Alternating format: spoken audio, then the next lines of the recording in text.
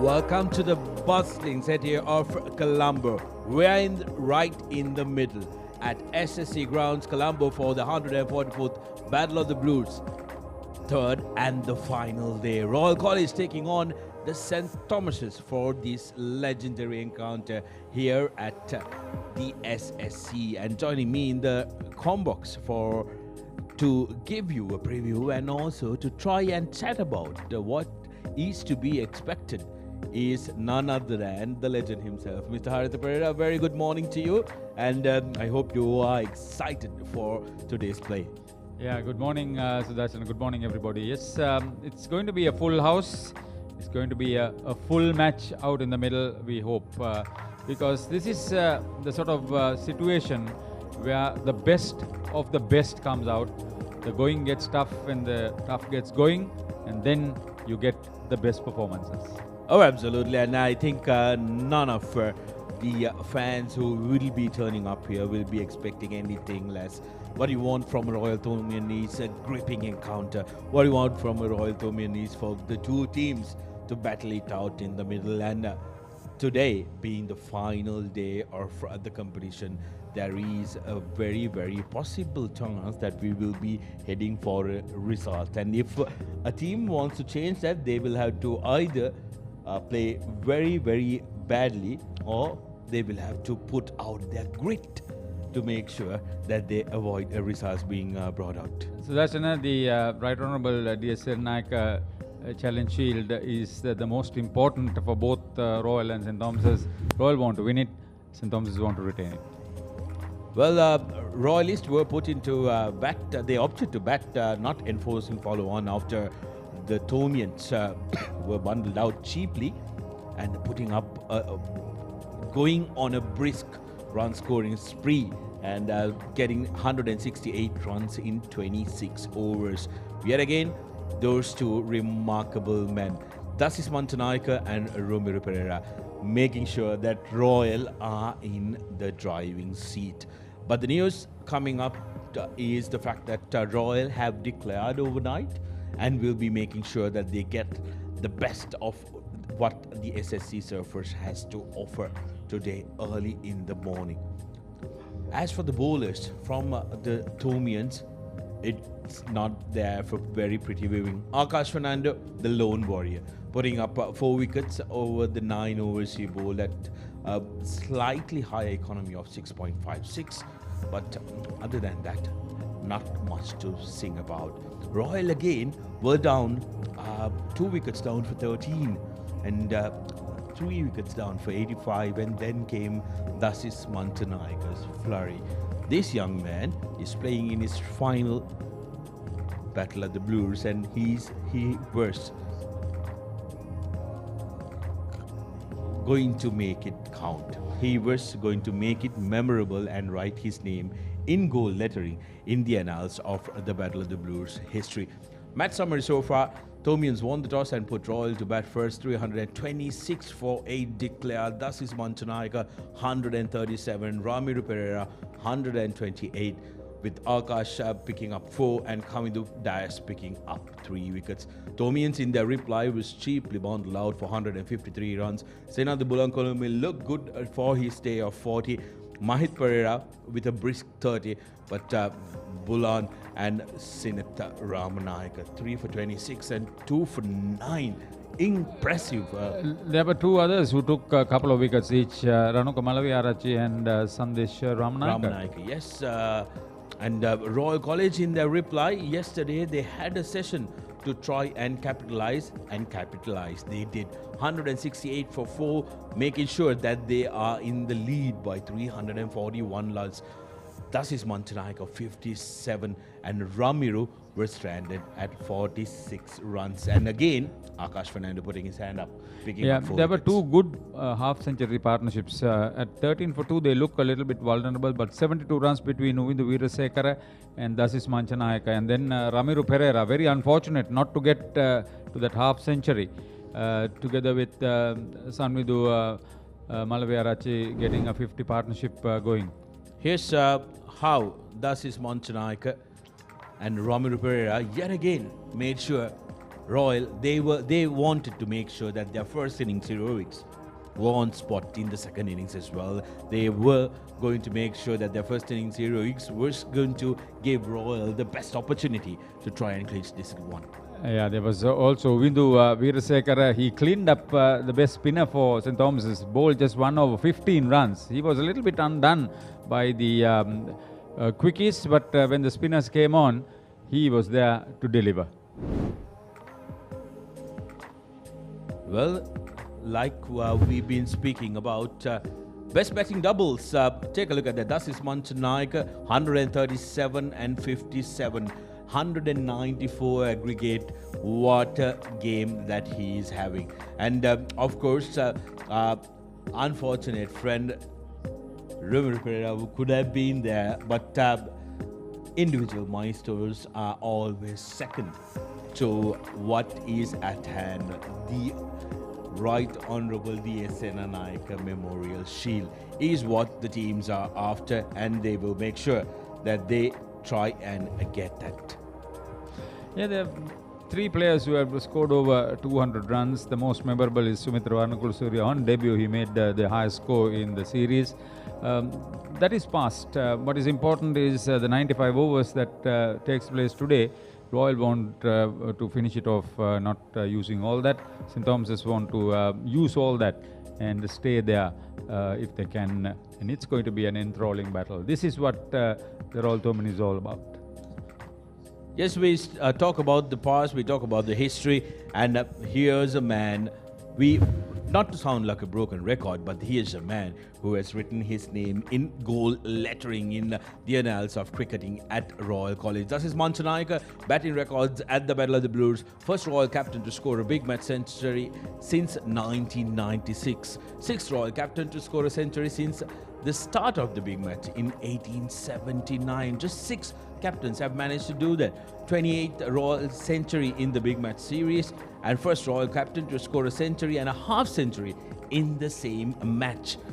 First captain to score a century and a half century in the same match since 1938, and only the second in the series. Absolutely brilliant, isn't it? The icing on the cake is number 3, the first captain to score a century and a half century. There were 2 others who scored a half century and a century, but they were not captains.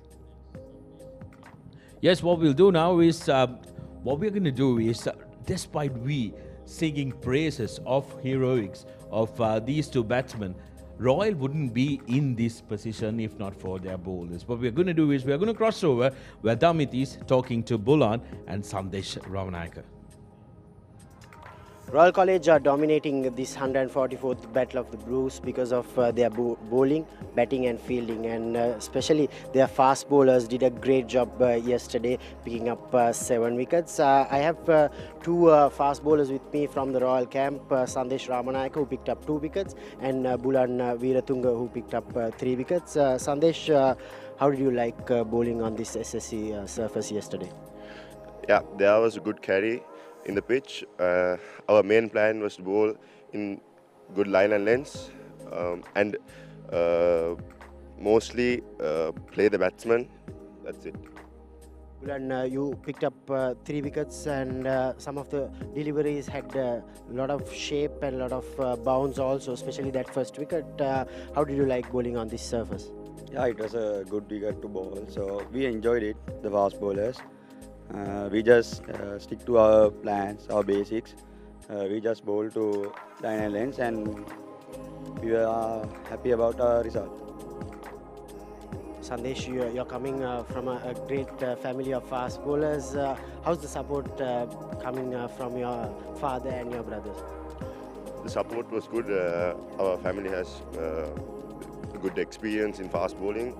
My father is a national player in Sri Lanka, so he's a fast bowling coach too. And I think they told me to put in good effort and stick to the plan as the coach has said. I think that helped me a lot. Now Royal College need 10 wickets to regain the Right Honourable D.S. Senanayake Memorial Shield. What's the plan going into the all-important day 3? Yeah, it won't be easy like yesterday, but we are trying our best to keep them to a low score and get all the wickets and hope to bring back the shield to our school.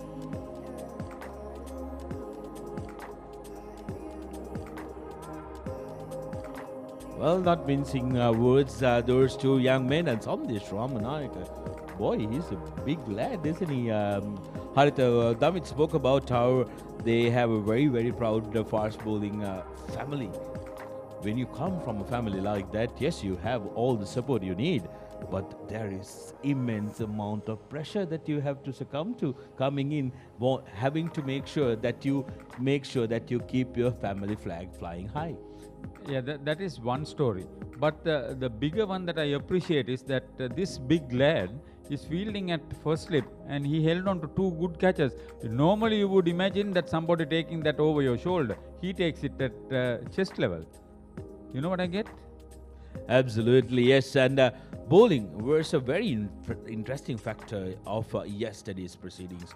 St. Thomas's College managed to pick up 4 wickets at the end, but Royal picking up 10 wickets, 14 wickets throughout the day was very, very interesting, Haritha.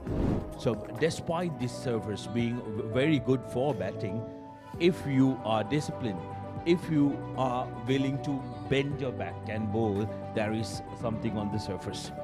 Yes, main thing is bowling line and length, and that was a good one. The Tomian captain picked up by Viratunga. This was a turning point. Brilliant catch by Dasis Manchanayak. It's not easy. You can easily drop those. Caldera and Bulankolumi had put on something like 40. That was the best partnership. And then wickets started falling continuously. This was another good catch by Javadana. You don't drop too many. This was brilliant. That was substitute Anush Polonovita. He was given out after a little bit of discussions. They went upstairs. This was another soft dismissal. Viratunga reaping the rewards of being line and length. Kavindu Dias went for a walk, never returned to the crease. And this was the last man on debut, the 14-year-old Abid Palihavadana, giving Bulan the 3 wickets. Then when they opted to bat, Sinet Javadana, second failure with the bat. This was a good catch by Romesh Mendis to see the back of Ovina Ambanpola after a brief stay. Veerasekara and then Manchanayaka after completing his half century. All 4 to Akash Fernando. Yes, terrific bowling effort from Akash Fernando. And the rest of the 10 players from St. Thomas's will have to make sure that Akash Fernando is not the standout performer today. They will have to make sure that they put their heart out. They grind it out with the Tomian, ever-famous Tomian grit. What we're going to do now is we are going to cross over and listen to what their captain, Romesh Mendis, have to say. Myself, Tisian Ehaliagoda and Mahit Pereira have scored over 500 runs throughout the season. Nathan Caldera, Akash Fernando and Charuka Pires have got over 55 wickets in the season. So I'm confident of my boys and we are ready to face the Royalists in the big match. So the reason for us to have a successful season is that we have a very united team, and we got a combination of many varieties in our team. So that's what I feel that we have gone so far in the season.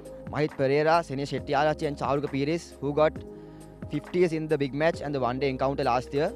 We got Kavindu Dias, who was the best bowler in the last year's big match, and that's a bonus for us. We've got Tisian Ehaliagoda and Abid Parnavitana, who are freshers, and they have done really well throughout the season. Tisian has got over 500 runs, and Abid has got over 30 wickets. So they have done their best for the team. And we got Nathan Caldera with over 60 wickets and Akash with 50 wickets. So all the players in the team have done really well, including myself. So we are ready and confident with the team. We are playing the match under a crowd for the first time. The 11 of us will be playing for the first time. So we are looking forward and we are excited. Well, that excitement might turn into a lot of pressure today. Being the last day, they have to bat out the day or get 374 runs, the highest score that they will have to chase in this tournament, in this season rather, for Tomians to try and draw out the game. We'll see whether the Thomians are able to do that, but it's a very, very difficult task. Haritha, there will be no wages to decide on whether they will be able to try and do that. What we'll do now is we'll go for a quick commercial break, but do not go anywhere, because on the other side we have so much more to chat about what is to be expected on day 3 of this 144th Battle of the Blues. See you soon.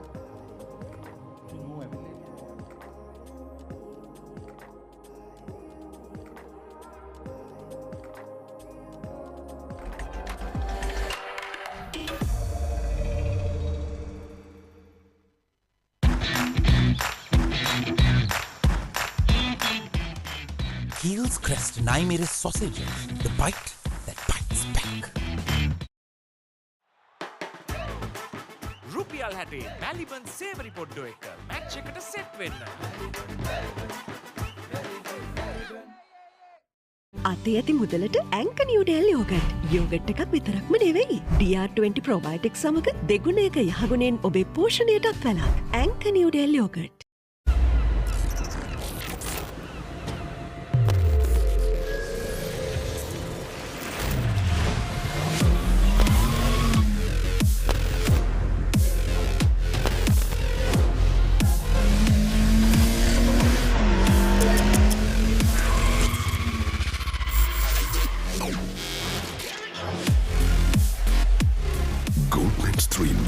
Wash and face cream 3-in-1 fix එක sharp look එකට trick එක.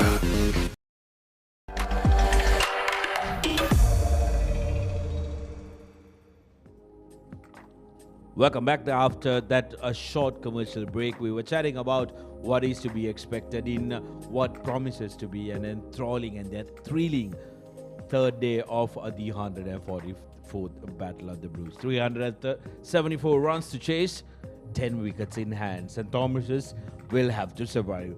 Royalists are going to be absolutely livid. They will want that shield. They do not have it at the moment. And the last time the Royalists managed to win the shield was in 2016. That was under the captaincy of Pandita Ratna. They managed to beat Poor Light, as you can see, to try and win that. Take a look at that. Absolutely brilliant stuff. That was after St. Thomas's had the bigger say in over the first 2 days. That's the game that is all about. It's nice to see that the people were happy to enjoy, especially after lunch yesterday, to get onto the field and have that big match feeling. Absolutely, and the Royals' joy was short-lived, just 3 years, as St. Thomas's managed to regain the shield under the captaincy of Sitara Hapuina. Here's how that happened. Shalin Dibel, who was very, very impressive throughout that tournament, made sure that the Thomians prevailed. And it was their moment to rejoice in the middle at the SSC. Moments and memories made for life, Haritha. And one team today will be wanting to make sure that will happen. That will be Royal. And Thomians, on the other hand, will not give up. If they come out to bat with a positive intent, then they might be able to try and salvage something from it. But if they come out with the intent of being a little too defensive, that's going to be their undoing. See, Sitara Hapuin and Shalin Dimel, they are helping out with the team this year round, so they know what this is all about, winning. But this is a question of battling it out. I remember a similar situation, and our commentary colleague Gamini Pereira batted through that last day.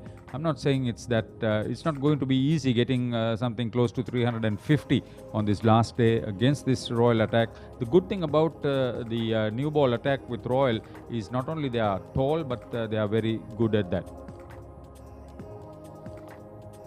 Yes, absolutely. It's not going to be easy, as we see.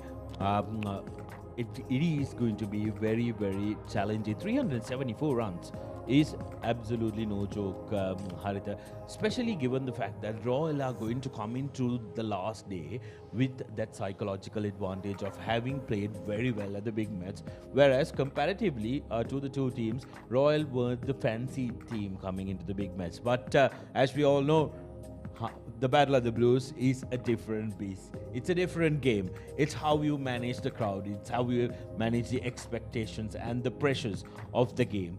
And this Royal team have really delivered when it counts. Yeah, when you come out to the middle, you must trust your instincts, you must trust your skills, and the wicket is not overly dangerous for batting. It's just that their bowlers have maintained a good line and length, and a little bit of indiscipline as far as some of the Thomian batters has contributed to their cause. They will learn. I'm sure the team analysis would have addressed the fact, and all you got to do is bat according to what is being delivered to you. And if that happens, and if that Thomian spirit and the grit is shown, not try to be overly defensive, but play to the demands. That is the key, to be positive in your approach, not reckless. Yes, be positive in your approach and not reckless. Words to live by for the Thomian batters. Now we are going to cross over to the middle, where Gamini Pereira is going to take a look at this third day pitch here at the SSC. Good morning, everyone. Another beautiful morning out here. Sun is beating down on us, blue skies, hardly any wind to speak of. We are in for another very, very hot one, I'll tell you. Now, the third day. This is the ball that both teams were using, the Duke ball. See the seam of this one. So that's why some of the Royal bowlers were able to move this ball off the track. They were getting some assistance and they used it beautifully, didn't they? So, what are the changes that we are seeing today? I'll tell you what. The green color, the freshness has disappeared. It's lighter in color. Yesterday, both teams were using their fast bowlers from Vidya Mawata end. Akash Fernando, Sandesh Ramanayaka, Malaviarachige and Bulan. They were bowling from this end. So, I'll tell you what, there are some foot marks that has appeared from both sides. This one is pretty much out, but this one might come into play. So the odd ball will turn and bounce. So the batsman will have to deal with that. Sinet Jayawardene and Tasis Panchanaka bowled from that end. They were very accurate too. So I'll tell you, there is not a lot on the pitch. In fact, it will be better for batting today. But St. Thomas's will have to have that mindset of batting the whole day out. 341 runs, that's a lot of runs, I'll tell you. They've got into this position not because of their skills, their poor decision making and negative mindset. Royal have had the advantage because they've got a very, very good skipper. Tasis Panchanaka, he's got a very good head on his shoulders and he takes positive decisions. So if St. Thomas have to see out a draw, I think win is out of the question, to be honest. It will be a miracle for them to win. So the pitch, I will conclude by saying there is not a lot. So if you are willing to bat and put your mind and bat positively, you can bat the whole day. So there you go, no demons in the pitch as given the verdict by Gamini Pereira. A very interesting point that he made about the foot marks that had been made by Sandesh Fernando and Bulan as well. Assisting Tasis Panchanaka and Sinet Jayawardene. Sinet Jayawardene could not deliver with the bat in both the innings, so he'll be itching, he'll be raring to go, he'll be wanting to make sure that his inclusion in this surface is justified. His inclusion, and as we see, as Gamini said, the greens are disappearing and the patches are starting to show, and this is the area on your top left corner. Those marks are the ones that he spoke about. Yeah, you must use your feet, but that is not to go for a walk in the park. Getting to 250 is possible on the third day at the SSC venue, but how many wickets you are going to lose, that is the story. As Gamini said, I don't think chasing 350 is going to be easy. If that is going to be the case, Royal would have bowled so badly. St. Thomas's will have to bat sensibly. They have to use the conditions very well. Royal are not going to give them any chances. They are going to press them every ball. So the concentration levels will have to be very good. You got to concentrate right along. There'll be a little bit of verbal pressure too. You got to manage all that. And there'll be a lot of pressure from the massive crowd expected today. So you'll have to shut all that out and then just make sure of what is being delivered. And that red cherry is a big story out in the middle for the batters. Yes, absolutely. The Duke ball that is being used for this encounter. Made sure that it does its work. Even late in the day, there was shape, there was movement, and there was something to be, something to stand up and take notice. Even for us, Sarita, later in the day, even if the bowler was willing to bend his back, there was assistance.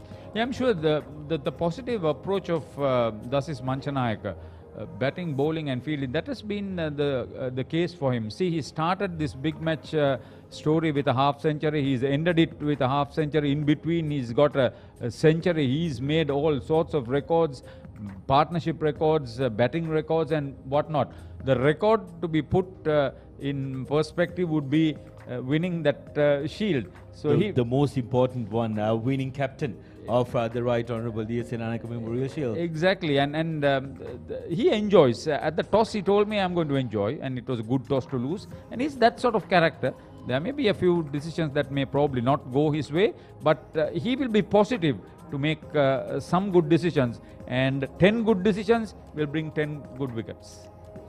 Well, as for the Tomians, they will be hoping and praying that those 10 good decisions are being made by the Tomians, and they will want to make sure that they manage that early exchanges of the day and not let the Royals fast bowlers get on top of them, because the Royal spinners are going to have a field day anyway. See, Netmin Dharmaratne is their key wicket taker. As a spinner, he has not had a bowl, but that is not to say that he won't bowl today. The story is that the Tomian top order is capable. Their middle order is capable. All of them will have to hit the straps today together. That is the key, to manage the pressure and to manage the approach. The decision making is on the part of the players out in the middle. You can give all sorts of plans and all sorts of advices as far as the coaching staff is concerned, but you are the executioner and you got to decide how to manage it.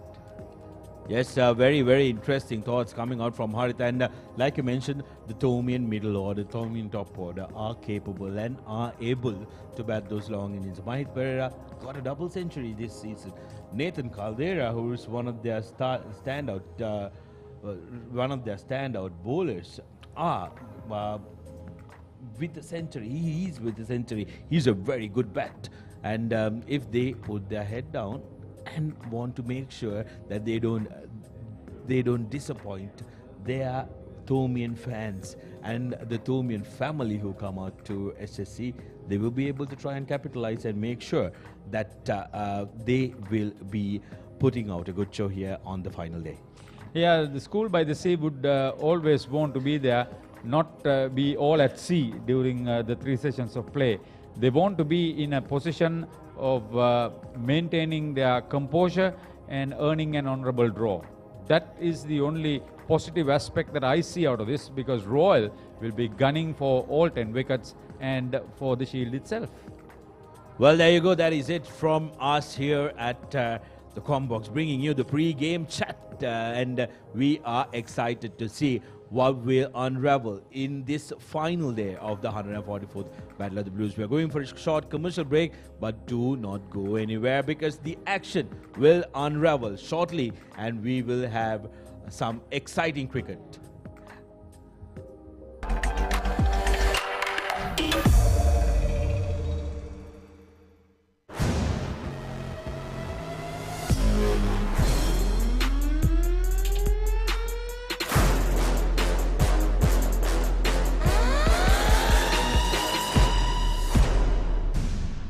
Hot and spicy, rasa the cream of kothum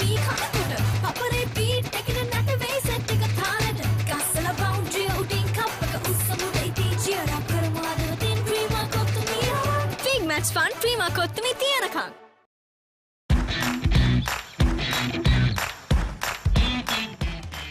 Keel's Crest Naimeris sausages, the bite that bites back. රුපියල් 60 මැලිබන් සේවරි පොඩ්ඩෝ එක match එකට set වෙන්න. අතේ ඇති මුදලට ඇංක Newdale yoghurt. Yoghurt එකක් විතරක්ම නෙවෙයි. DR20 ප්‍රොබයොටික් සමග දෙගුණයක යහගුණෙන් ඔබේ පෝෂණයටත් වලක්. ඇංක Newdale yoghurt.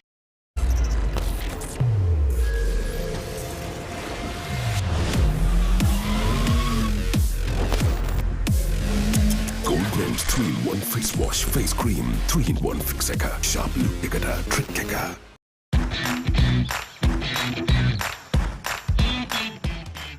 Keel's Crest Naimeris sausages, the bite that bites back.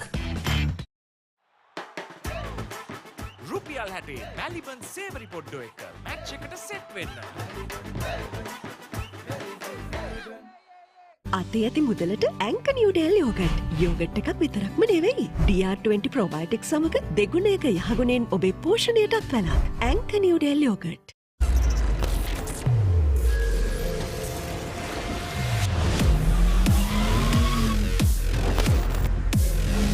Goldman's 3-in-1 face wash, face cream, 3-in-1 fix එක. Sharp look එකට trick එක.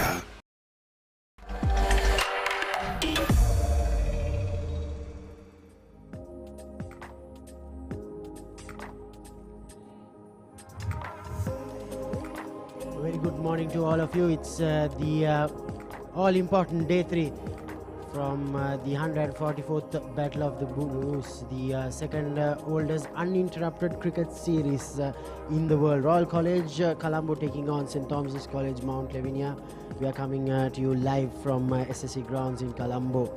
Day 3, and it's going to be an interesting day. Royal College, in simple terms, need 10 wickets. St. Thomas's College, in simple terms, need 342 runs. Very good morning to you, Harun. As a former Royalist and a person who's in charge of Royal College, this is the last evening, the third innings scorecard. Thus is Manchanayaka making another half century. Ramiro Pereira would have been another record. Yeah, would have been another record. I think this is why cricket is a team game, and that's what you learn out of it, where you learn to put the team first, not yourself. Absolutely, I think you put it very well there, Damit. It's all about playing for the team. The end outcome is not whether an individual scores a 50 or 100. It's about winning the match, and that is what all 11 players are out there for. They want to win this match. They know that the shield is at Mount Lavinia at present, and everyone is going to give their very best today to make sure that they are capable, or they will get the 10 wickets that they need to win this match. Akash Fernando has been the most impressive bowler for St. Thomas's College. Throughout the game, he has picked up a match bag of 8 wickets. So 168 for 4 St. Thomas's College, and but we've got the official confirmation that Royal College have now declared their innings overnight. There was a doubt whether they'll bat for another 30 minutes or so and bat St. Thomas's out of the game, but that's not the case. I think whatever the moisture on offer, the Royal fast bowlers will want to exploit if they are to win this game. I think overall, a part of the Royalists, a part of the Thomians, I think the entire cricketing fraternity in Sri Lanka and overseas also keeping a close eye on this game, Harun, and rightly so. We are in for a treat today. Absolutely, Damit. It's been fantastic 2 days that we've witnessed the brand of cricket both schools have played. Yes, there have been concerns over it from a Thomian point of view, but nevertheless, both schools have played some very good cricket. We see on our screens 2 very prominent umpires, umpire Ruchirpalli Uguruge and Lyndon Hannibal. Wealth of experience in officiating not only big matches but international matches too. Coming on to that point, like you said, it's not only the Royalists and Thormians out there over the world, it's every cricket-loving fan, has their eyes on this game just to, embrace and appreciate the way it is being played, the way it has been organized, and the camaraderie and that fellowship and brotherhood that we see between the two schools. I think that's what matters ultimately in terms of the sport. Cricket is the ultimate winner. In terms of the outcome and tradition, the Royal Thormian spirit is what carries a long way. The Royal team charging out to the middle. They have a great opportunity to put their names in the history books forever. This 2023 Royal outfit, can they bring the shield back to Reed Avenue, or can St. Thomas's College hold on to the shield for another year?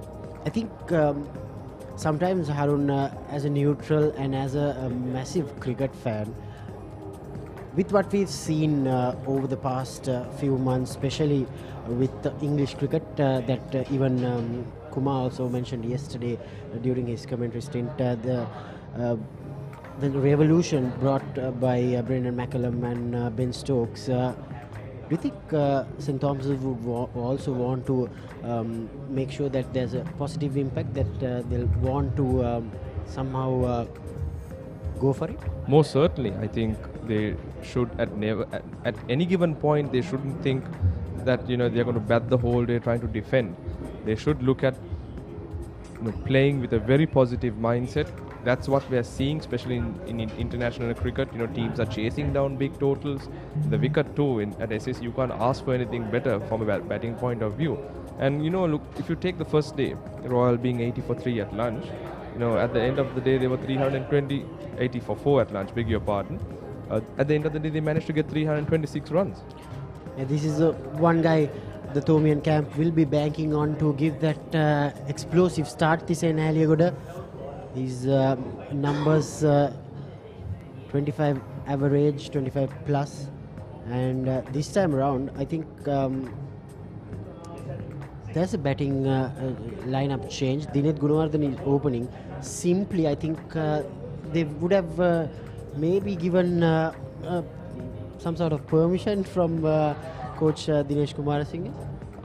From what I was told, Bulang Kulumi was out from the field for quite a long time yesterday, so I think he can only come into bat after he fulfills that time in the dugout.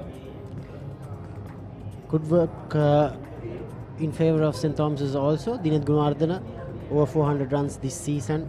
2 left-handers out in the middle for St. Thomas's College. It's day 3. Royal College, they've declared overnight they need 10 wickets to win this game, and St. Thomas's College need 342 runs to win the game. Ranuka Malaviarachi will commence day 3 from the Vidyamavat end. 95 overs to go. As daunting as it may sound, 340 runs is not a tough task, to be very honest. You play three full sessions, you can easily get 110, 120 runs per session if you bat at 3.5 to 4 runs per over. So momentum will be key. Yes, constant fall of wickets can obviously dent the scoring, but nevertheless an interesting day is to be seen between bat and ball, and it's going to be a cracker of a third day in this 144th Battle of the Blues.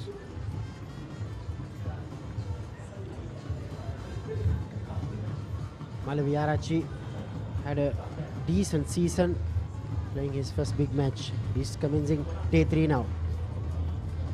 Starts off with a beamer, no ball, waist high, no ball. Would have slipped his fingers. The brand new Duke's ball. Oh, what was that one? Just slipped off the fingers, way over the waist. Oh, that went at head height. Quite dangerous. And a warning too has been given to Malaviarachi. He has to be careful. The margin of error is very thin. Just one more that he can do. Yeah, lovely shots of the mecca of Sri Lanka Cricket, Sinhalese Sports Club. The headquarters of Sri Lanka Cricket is also situated at Oh, SSC. that's wrapped on the pads. But it hit him above the knee roll, very close. That was going down. I think a very good call by umpire Pali Guruge. Good comeback delivery by Malaviarachi.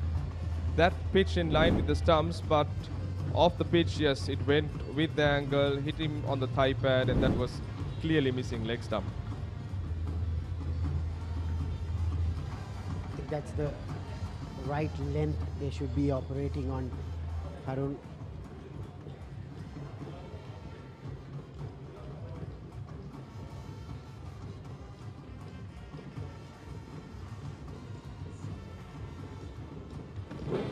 Oh, this time again he's wrapped him on the pads and he's gone! That's wicket number 1 for Royal. Thisane Ahaliagoda has gone without troubling the scorers. What a fantastic start for Royal. Boy, oh boy. Royalist will start believing. What a delivery. Oh, that was gone for all money. That was crashing in the middle stump. Brilliant comeback by Malaviarachi after bowling that quite a shocker of a delivery. The 2 comeback deliveries have been spot on. Second one has paid rich dividends. 1 for 1 St. Thomas's chasing 342.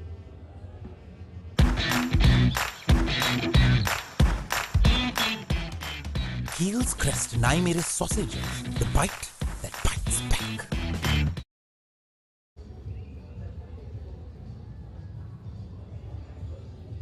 The captain is walking in.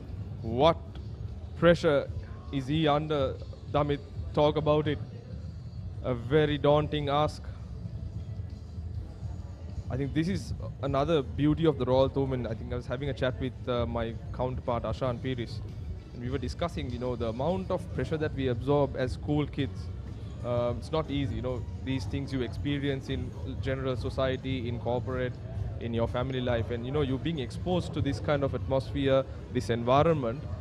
It's really a tough ask, and if you can come out of these battles, it really molds you into a very strong person. So a lot to watch. He's been a dashing right-hand batsman this season, 770 plus runs. So. He had a quite first innings, Ramesh Mendis, so he'd want to make amends and make sure that he starts off well, the Tomian captain. Strike rate of 71, a score of 117. He's had a very good season. He's got a leg gully, sort of a leg gully in place as well, Malaviarachi. This time, movement of the air with the angle. So now we have right hand, left hand combination. That was a peach of a delivery. That was crashing on the middle stump.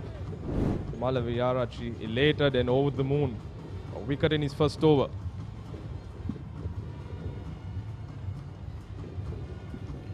I've been very impressed with this guy, Ranuka Malaviarachi. I think, Harun, when we showed that Royals in Anthony's game back at Reed Avenue a couple of months ago, that's when we saw him, Ranuka Malaviarachi, and he bowled really well.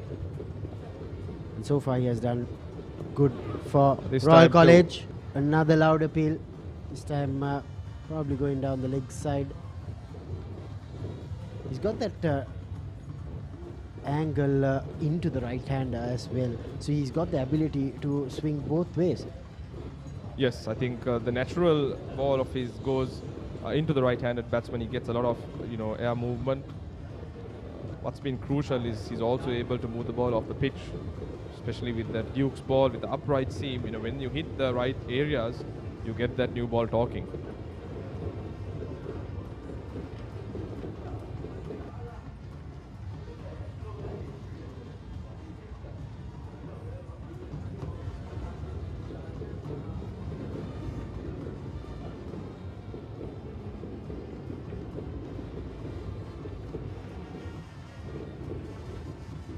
Oh, beautiful. Considering the start he had in that first ball, he has come back very, very well.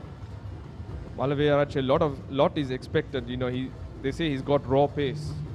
He can go off the radar at times, but when he gets it right, the batsman basically faces nightmare.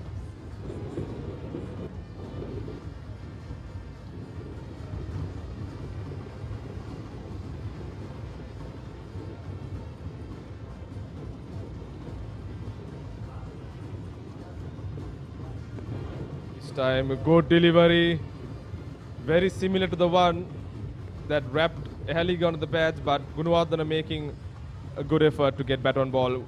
First over gone in the third day of this 144th Battle of the Blues. St. Thomas's 2 for 1.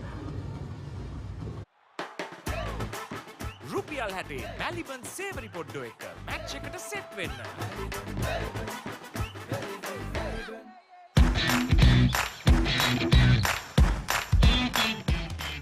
Heels Crest Naimere sausages, the bite that bites back. Big match fun, Prima Kottumi Tiyanakam.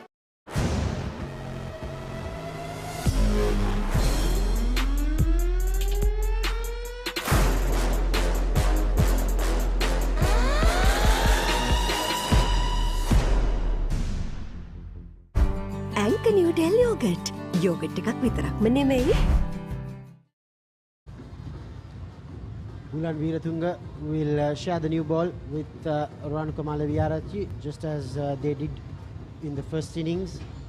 Picked up 3 crucial wickets in the first innings, Bulan Veeratunga. For me, I thought out of all 3 seamers, he was the most impressive for me. And he'll want to start off well in the second innings. Oh, what a start! Did that take the edge? No, that didn't. There was swing, there was movement of the air. Boy, oh boy. It's difficult out there. It's not easy. The first couple of hours on an SSC track in the morning, you get the ball to talk. That there was clear daylight between bat and ball as the ball passed the bat. What a start. Yes, indeed, I agree with your point. I think he bowled the best, especially that last spell, you know, to clean up the tail of the Thomian innings. He bowled fantastic lines and lengths, Veeratunga. Oh, this time too, he's bowling it up. He's doing the right thing. Mendy's walking with the shot. Yes. Like I said, you'll need nerves of steel, Damit, to really put on a good fight. And we are to see whether there'll be Thomian batsmen, you know, who will raise their hands up and put on a good show today. Because we want to see that from the Thomians' point of view. That's a much better strike from Ramesh Mendes. Straight down the ground. And they'll cross over for 3 runs. That'll do a world of good for the Thomian captain. Middling one delivery. Absolutely. Beautiful shot. Presented the straight bat. Sweetly timed and comfortably 3 runs to take the St. Thomas's score to 5. Veeratunga shouldn't be disheartened because that too was a very good ball. Full delivery, pitched up. He should be inviting the batsman to drive often. Gunawardena just faced the 2 deliveries. Veeratunga will be bringing that ball into his pads, so he'll have to be mindful about planting his foot across. Oh, good stuff. This is good stuff by Bulan Veeratunga. Interesting, I think from last evening onwards, we've been seeing the ball keeping a tad low as well, Dami. That's been an observation that I kind of spotted. That too might be in the back of the minds of the Thomians. Yeah, nevertheless, there's been good sun coming down on this pitch for 2 days, Harun. So I think there will be a little uneven bounce here and there.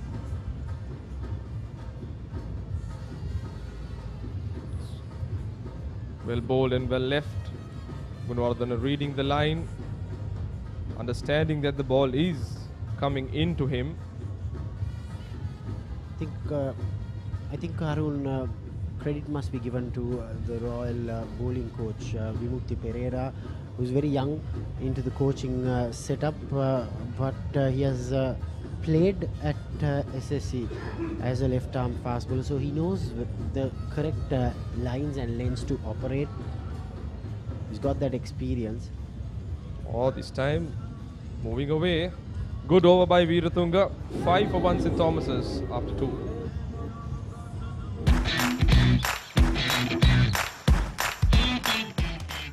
Keel's Crest Naimeris sausages, the bite that bites back. රුපියල් 60 මැලිබන් සේවරි පොඩ්ඩෝ එක match එකට set වෙන්න. අතේ ඇති මුදලට ඇංක Newdale yoghurt. Yoghurt එකක් විතරක්ම නෙවෙයි. DR20 ප්‍රොබයොටික් සමග දෙගුණයක යහගුණෙන් ඔබේ පෝෂණයටත් වලක්. ඇංක Newdale yoghurt.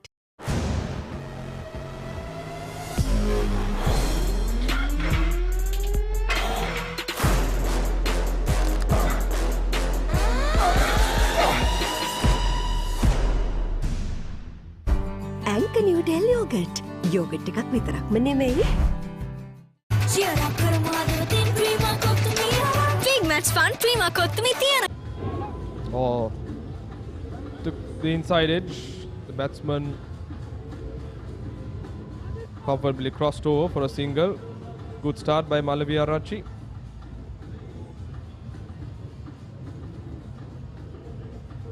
I think Mendes will have to be positive. He'll have to put his foot down whenever the opportunity is offered. He'll have to grab it with both hands and look to score runs. Because it's not going to be easy surviving, just prodding from one end. Now we have our on-field umpire from the Vidya Mouth end, Puchirapalli Uguruge, who needs no introduction.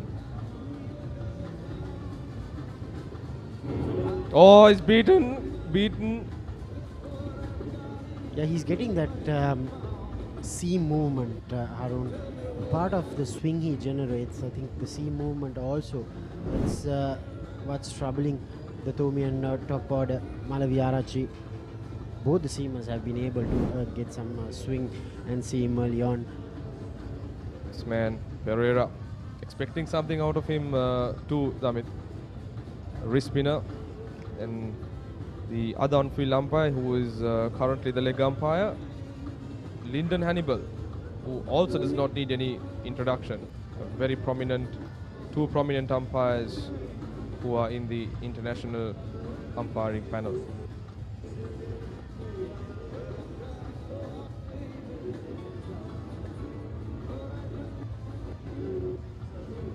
Yeah, for all those who are watching this live coverage on Dialog Television, the Papare.com, on the Dialog Viu app, Wow Super app. This is the second longest uninterrupted cricket series in the world.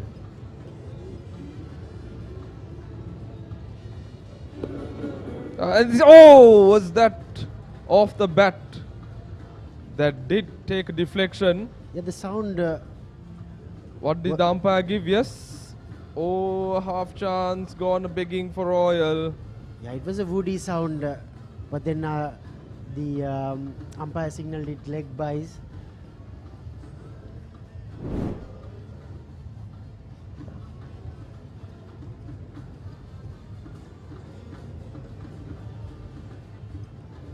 That did take a big deflection. Difficult to tell from here whether it was off the pad or bat. Yeah, clearly it was off the pad. That's what at least umpire Palligurage thought so. He was getting that ball to dart in. Now Malaviarachi trying to overcompensate. And as a result, that was way outside the off stump. It's heart in the mouth stuff here for St. Thomas's. Never easy, not easy batting on a third day morning when there is something still on offer for the bowlers. That first 2 hours is going to be very, very crucial, and the fact that we start 20 minutes early too will, play in their minds.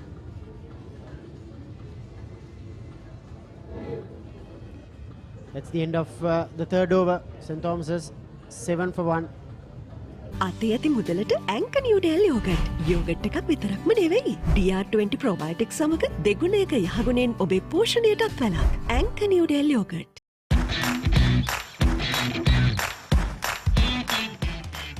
Heels Crest Naimeris sausages, the bite that bites back. රුපියල් 60 මැලිබන් සේවරි පොඩ්ඩෝ එක match එකට set වෙන්න.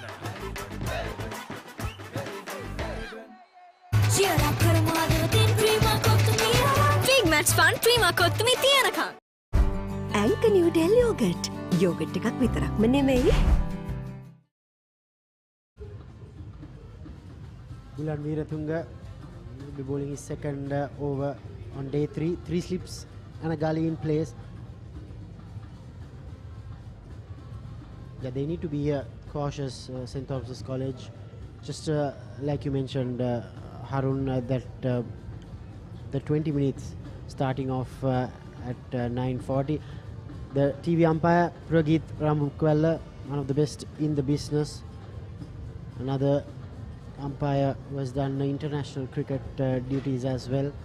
Then we have the match referee also next to him, Middle Labroy. 4 wonderful professionals, I think, very easy to work with.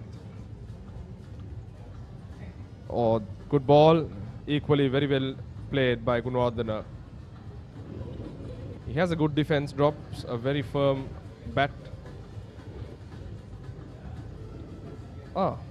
Young Dharmaratna, we are yet to see him bowl in this match. The highest wicket taker for Royal this season. I'm sure he'll come and play a very important role in this inning. Yeah, definitely. It's not only going to be the seamers, Harun. The spinners will have a lot of work to do. Edge, and he's caught!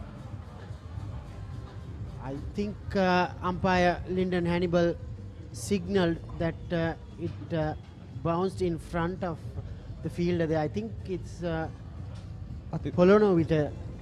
Is it Anush Polonovita? Yes. It'll be interesting to see what the soft signal is. They will definitely go to...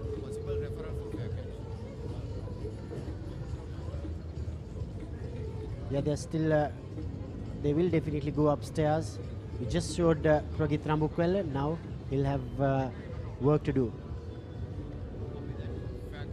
Yeah, so the... TV umpire director, we have an umpire referral for fair catch. Soft signal is not out. Start with the front foot, please.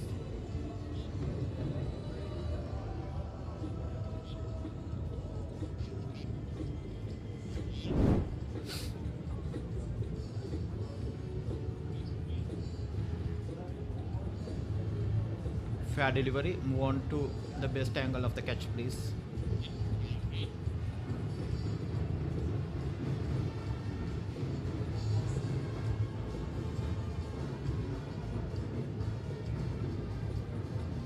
Show me that one more time.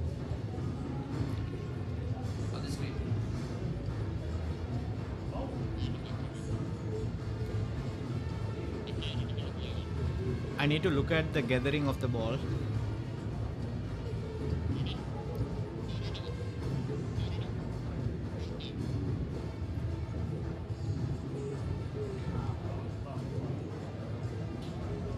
It's not clear. Take it backward.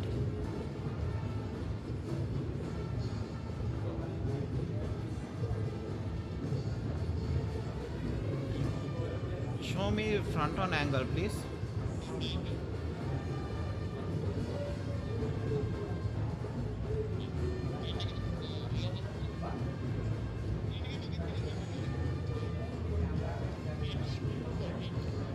Take it backward, frame by frame.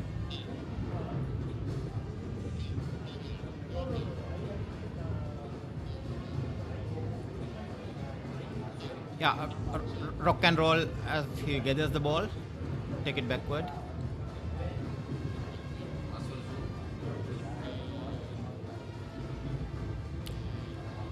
Yeah, zoomer please. Zoomer.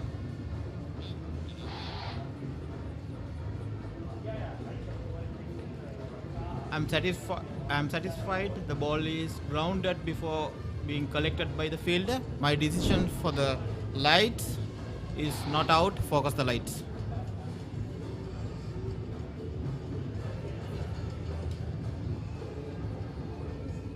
Yeah, that's the confirmation that it bounced just before Anush Polnovita collected it.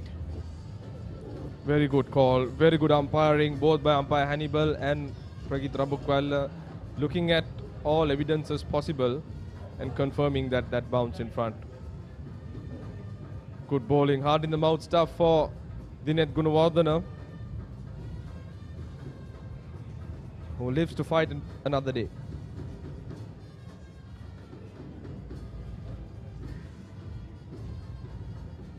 Yeah, great start from Royal College on day 3. They made sure that the Thomian batters play most of the deliveries. Oh, another fish.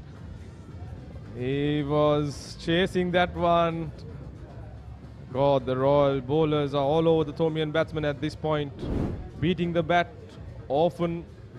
This time the ball not coming in, going away. Foot nowhere, not balanced, falling over. Good mind games played by Veeratunga, who has been by far the best fast bowlers in this match, along with Akash Fernando.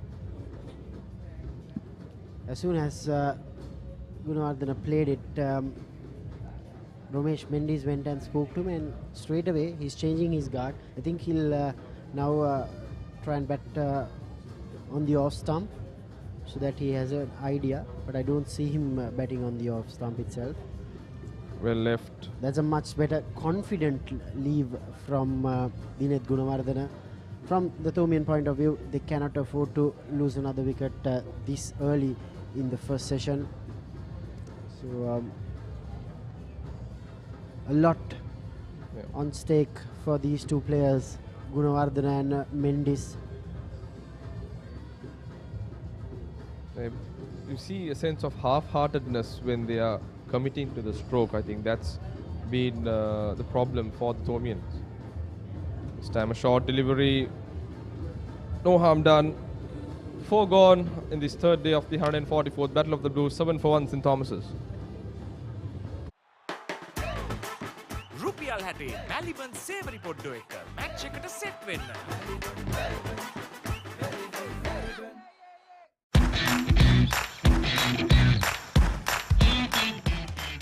Heels Crest Naimeris sausages, the bite that bites back.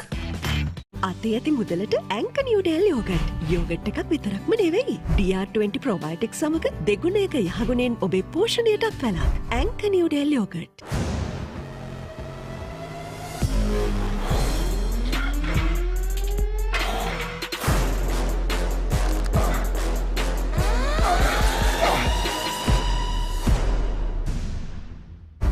ඇංක Newdale yoghurt.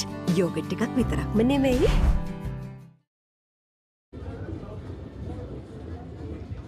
So 5th over in progress, Ranuka Malaviarachi will continue from the far end, runs in, short. A very good morning to you, Danushka Colombage. Very good morning, Feroz. The Royal College declared the first innings for 326 for 8. St. Thomas's all out for 153, and Royal College getting 168 again in the second innings and putting the Thomians in, and the perfect start you could ask for, Feroz. Absolutely, and I think the bowling has been good. Both Malaviarachi and Veeratunga bowling in right areas. This time outside off stump. There's still a bit of carry and bounce for the fast bowlers. And also they are getting a bit of movement as well, making use of the new ball, and much better start compared to the first innings, Feroz. The first innings they were a bit all over the place when they started, but this innings they are on the money. Absolutely, and I think they were quite excited to see the life on the wicket when they started bowling, especially the first spell. But ever since that, they've been right on the money, asking questions, and Ranuka Malaviarachi also has impressed. delivery wide outside the off stump, left alone by the Thomian captain Romesh Mendis. The Royal College with a very attacking field set with 3 slips and a gully and another catching, more like a leg gully kind of position. So in contrast to the Thomian field setting, I think this is a very attacking field, and currently Royal are on top and keeping the pressure on the Thomians, and Romesh Mendis will be key for the Thomians. Oh, beautiful shot on the up. Free flow of the bat. No nerves shown by Mendis. That should fetch him a boundary. Wonderful play by Romesh Mendis. Confidently rocked onto the front foot. Yeah, you see, beautiful drive. He's standing in front of the crease. Well stretched and free flow of the bat. In contrast to Dineth Gunawardena, who seems to be parked on the back foot, worried about the shorter delivery, and Bulan Viratunga has troubled him the most. Yeah, I think Romesh Mendis is very strong on his front foot. If you remember, he got out in the first innings off the back foot trying to push it on the offside. This time bowler stopped on his follow through. Umpire Ruchira Paleguru signalling dead ball. Maybe the batsman wasn't ready. He was still thinking about the shot. That was a beautiful cover drive, and played the old boys match against them, and he played some of those shots. Looked absolutely amazing, and the Thomians will hope that he will continue and get a big one today. Oh, there, the shorter delivery. He looked circumspect in the first innings. Too late moving on to the back foot. This time closer to the body, but Romesh dropped his shoulders and let it go. So who were the fast bowlers in the old boys team, Danushka? I actually didn't go on the day we were batting. I pulled my muscle, so... was it Sajid Kularatne and Nigel Adams? No, it was actually Taridu Fernando. Oh. And we also had Aftab Khada. Again, very well left. Good length by Ranuka. That's the end of 5 overs, 11 for 1.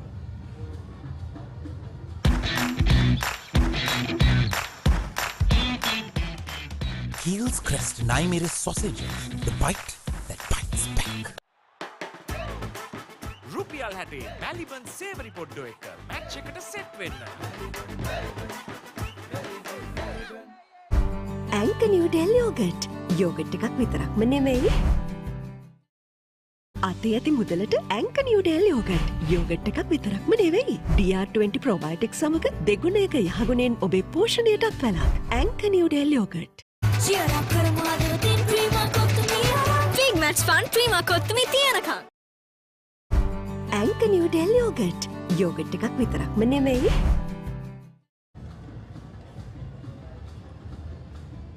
So 6th over in progress. Bulan continues pegging the outside off line of attack. Dineth, he seems to have the measure of Dineth. Keeps it straight and occasionally slants it across, getting Dineth to drive. There was one chance that fell just short of the gully fielder, Anush Polonovita, manning that region, the 12th man. This time again on the money, keeps working with the batsman. I think he needs to keep bowling, be patient. I think he's got something going on for him against Dineth. And maybe occasionally give that surprise bouncer, because Dineth isn't committed to on the front foot. Yes, Dineth Gunawardena. I feel he's not sure on the line just outside the off stump. He pokes his bat at it. So Bulan should keep it on that line, and he's moving slightly away from the left hander this time. Well left by Dineth Gunawardena. So Dineth Gunawardena has been amongst the runs for the Thomians. 419 runs this season. However, higher score of 47. So I think he is good at getting starts, and that's what he has done throughout the season. but he has to make it big today. He has to support Romesh Mendes so that as much as possible, maybe try and play out the first session, Feroz. Yes, I think he's shown some patience. Match referee Wendell Lebroy, the umpire. I think Bulan changes his line of attack. He's now going to come round the wicket. A different line of attack the batsman needs to contend with. This time short, gives that surprise delivery batsman was expecting. So last 18 deliveries, it was batsmen have only been able to score 4 runs, and that was that beautiful cover drive by the skipper Romesh Mendes. The bowling's been good so far. I think they can do better by making the batsmen play a bit more, Feroz. Most of the deliveries, the Thomian batsmen have been able to leave the ball alone. I think that's the reason why Bulan changed his... Oh, this is poor. I think it's correct to come round the wicket, change the line, make the batsman play a lot more.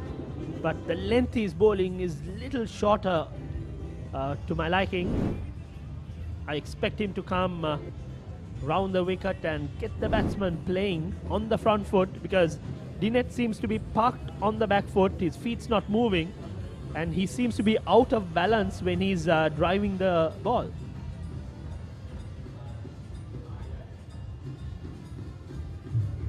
Bulan to continue.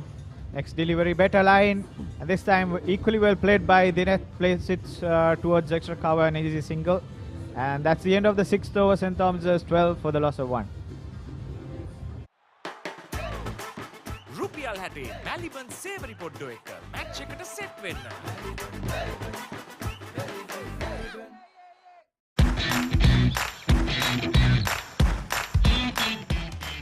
Heels Crest Naimiris sausages, the bite that bites back. අතේ ඇති මුදලට ඇංක Newdale yoghurt. Yoghurt එකක් විතරක්ම නෙවෙයි. DR20 ප්‍රොබයොටික් සමග දෙගුණයක යහගුණෙන් ඔබේ පෝෂණයටත් වැළක්. ඇංක Newdale yoghurt.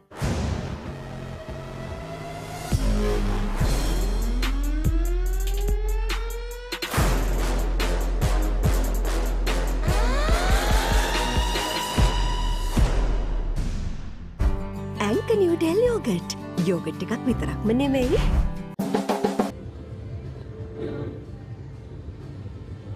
Ranuka Malaviarachi continues. This time worked well towards fine leg by Dinette. Gets a single and gets Romesh on strike. 7th over in progress. So Thomas is 13 for 1. I would like to see how Sandesh Ramanaka goes, Feroz. I think I was very impressed of how he bowled yesterday. I think he got the most bounce of this SSC track, I think, because of his height as well, and he had very good rhythm. So I'm sure he would trouble the Thomian batsman. However, if these two manage to bat out the first hour, I think batting will get easy as the day goes along. As you know, once you get set on this SSC track, it's very hard to get your another delivery way outside your stump. Like I said, they're not making the batsman play enough, Feroz. Yes, slight adjustment in the field. Third slip was moved towards the extra cover region to counter the cover drive being played by Romesh Mendes, and a leg slip also have been brought in. Ranuka seems to bowl an outswinger when he slants his across the right-hander, but when he bowls straight, it seems to come on with his arm like an in-swinger. And mind you, he has an open-chested action, so the tendency is for the ball to come into the right-hander. It takes an extra effort to get the outswing going if you're a open-chested fast bowler. So Feroz, Royal came in maybe as underdogs this time. However, they have dominated from the second session on the first day onwards. They have been on top. Goes to show that when you come to the Royal Thomian, anything can happen. Spot on, Danushka. This time again, nicely driven on the front foot. Romesh seems to be confidently rocking on to the front foot. He's comfortable driving and no premeditation. He seems to be playing the ball on the merit. I think the real battle will be when Sandesh Ramanayaka bowls to Romesh. Because there is a little bit of bounce given Ramanayaka's height, and he bowls in good areas with a lot more control than the other two fast bowlers. This time again, beautiful shot. Beautifully played by Romesh. On the front foot again. I think that's his favorite shot, Feroz, and I think the plan, what the Royalists are trying to do is they know that he will play it, so they are trying to get him out, trying to get him to play that shot and make the slips come into the game. But Romesh Mendes equal to the task, getting right to the pitch of the delivery and hammering it for a boundary. So he moves on to 12 of 18 balls. So St. Thomas has 325 runs to win. You think they would get there if they bat the whole day? I doubt it. With what I've seen so far. That's a better length, but the line is outside off stump. End of 7 overs, 17 for 1.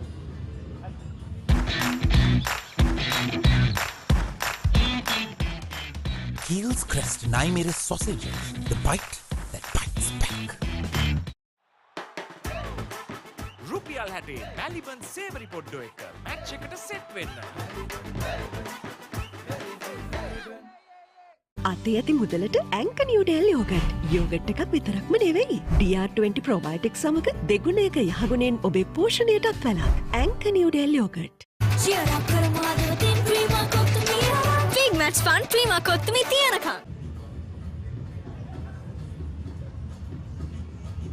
So welcome back. Bulan will continue. The 8th over in progress, 17 for 1.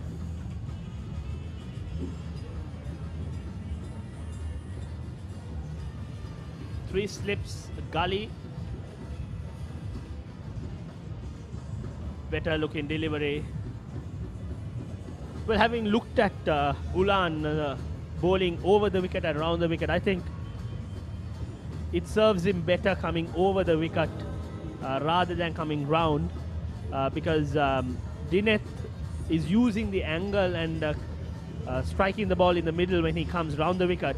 But when he's over the wicket, he's not sure whether to play inside the line or whether to go fishing. So I feel he's more attacking when he bowls over the wicket. Exactly, and the movement we saw him getting when he was bowling over the wicket, we cannot see it now.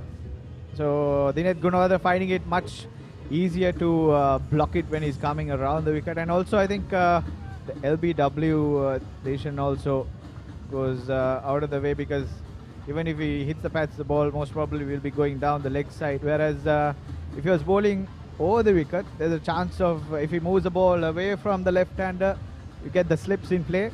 If it comes in, the LBW comes into play. So maybe the Royal captain, something to think about. But Bulan continues round the wicket, this time shorter. So I think Bulan's pace is not enough to really trouble the Thomian batsman. With the short one, it's easily left. So like we spoke about, Feroz, Dineth Gunawardene, the last 5 innings, 28, 20, 57, 38 and 10. He has got starts in all his last 5 innings. However, it's important that he goes on today. He's currently on 3 of 24 deliveries. He has to go and get maybe 50, 75 runs, support Romesh Mendes. I think if these two get the Thomians to lunch, Thomians will be in a much better position. And this next delivery played nicely towards the extra cover as the score moves on to 18 for 1. What do you think of the weather, Feroz? A bit cloudy today. Yesterday we had clear blue skies. Compared to yesterday, there's a bit of cloud. I think the Thomians have started the rain dance, hoping and praying that the weather can come in between a Royal victory. But there's plenty of cricket left, 9 wickets. It's never easy getting a side out at the SSC. Coming back to the game, I think Romesh is probably going to face Bulan for the first time. A better delivery, wrapped him on the pad. That looks plumb. The dreaded finger goes up. Beautifully bowled by Bulan. That kept a little low. Came on with the arm and struck him in front. And the skipper, Manchanayaka, goes towards Romesh Mendes to console him. Went across, kept low and struck him. That would have hit the leg stump. The umpire takes his time and then the dreaded finger goes up. Bulan is on a run. Beautiful bowling by Bulan. Romesh departs for 12. St. Thomas's in deep trouble.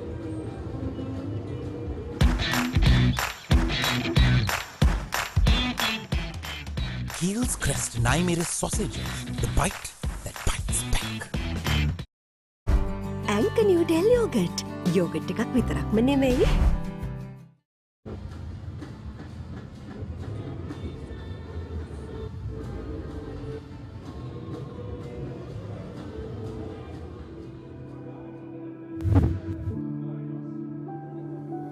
The new batsman walking in is Senadi Bulankulame. He scored 373 runs, a best of 63, an average of 16. Strike rate indicates that he is willing to spend time. The opening batsman had to drop down due to not being on the field for sufficient time.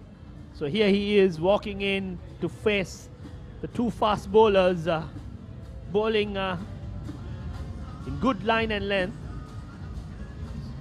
I think Bulan, he's better off coming over the wicket, even to a left-hander, because his natural line and length is quite straight, and he gets the ball to dart into the right-hander.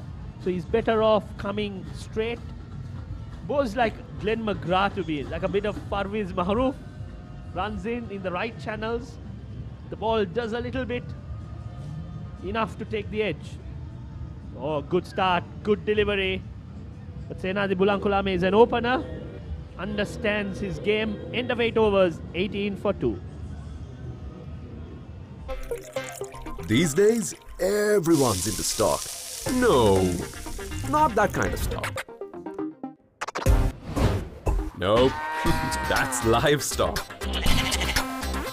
Not this kind of stock either. I'm talking about stock that's exciting, exhilarating, regulated, and so easy to manage. Buy and sell stocks with convenience using Genie. Genie, log on to life. Big match fun, prima kottumi tiyanaka. 2 LBW decisions for the two top order batters. Thomian second innings from either side. As the first bowling change is affected, Sandesh Ramanayaka brought in for Ranuka Malaviarachi. 2 for 60, has not had many games, but he could be quite a handful. As we say, very good morning to Gamini Pereira. Very good morning, Haritha. Very good morning, everyone. Yeah, St. Thomas making the same old mistakes that they made in the first innings. There is a technical flaw that I've realized. Got the radar wrong. Even the first innings, Haritha, I think some of the batters are reluctant to come on the front foot. This was another incident that was about 5 meters, didn't get up that much, but see, his front foot gets stuck and the back foot is up. It's very difficult to adjust. As a batter, why it's such important, why it's so important to have a good base that will improve your balance. Better Nicely looking shot. punched. Better looking shot for the moment it hit the bat. Yeah, that was a good stride forward and got close to the ball. Dinit Gunordana, that will calm his nerves a little bit. That's his first boundary. A juicy half volley. Coming back to the point I was making about this, the footwork. Even in the first inning, some of the batters were getting caught in the slips. It's very easy for a batsman to play the ball when you want that ball to be, then you will play. There is sometime, the bowler is going to outthink you, and he's going to give you the length and the line that you will least expect. For that, you need to have balance to adjust. Some balls might keep low, some balls might bounce a bit more than you expect. That's where the balance comes in. If you do not have the balance, you cannot adjust. And yeah, this is a good one because they took one of the slips out and protected the cover region where Gunodhana was particularly severe. Yeah, what you are trying to mention is that you get that fraction of a second more when you have the right balance, time to play.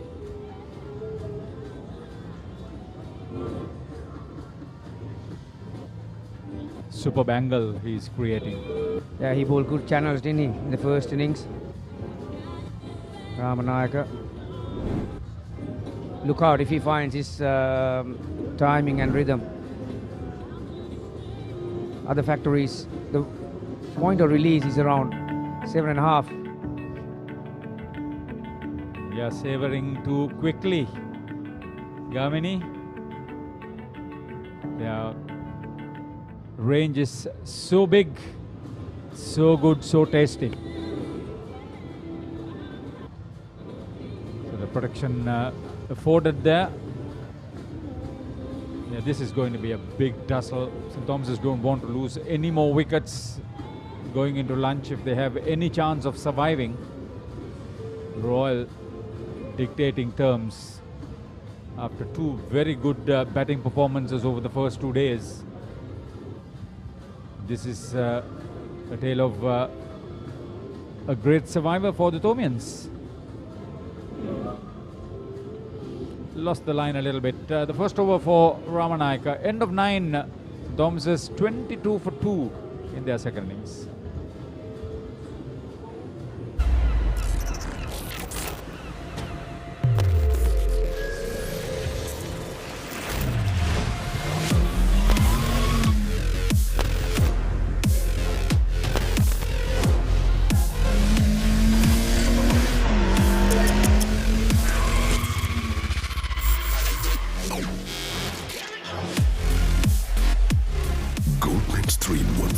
And face cream 3-in-1 fix එක sharp look එකට trick එක Anchor New Del Yogurt. Yogurt එකක් විතරක්ම නෙමෙයි. Yeah, so much so for a very confident Royal captain at wide of mid-off. Good looking shot from Bolankulame. Nice way to get off the mark. Look for 3 and get it quite comfortable. Oh, that's a boundary in the end. Should feel confident. That was a good stroke. It was on his pads, but to have his balance and make good contact. Yeah, he's one batter in this lineup who likes to get on his front foot. Bulankulame. Good wrist those were. It was there to be put away. Handsome looking shot to get off the mark, like you mentioned. Top scorer in the first innings. He made hard-working 40. Yeah, that's it. Last 5 innings, that's the top score. He will want to get a lot more than that. I was talking about Dasis Manchanayaka.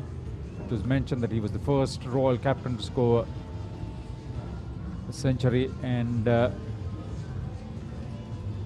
half century in the big match. The first captain ever to do that in the series goes back to 1937.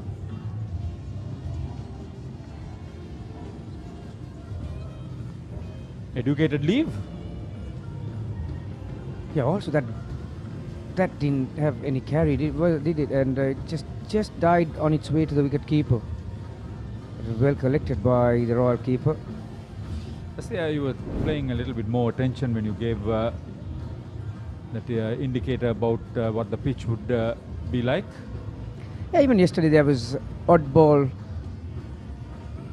stayed low, but there is no excuse on a track like this. It still looked very good for batting.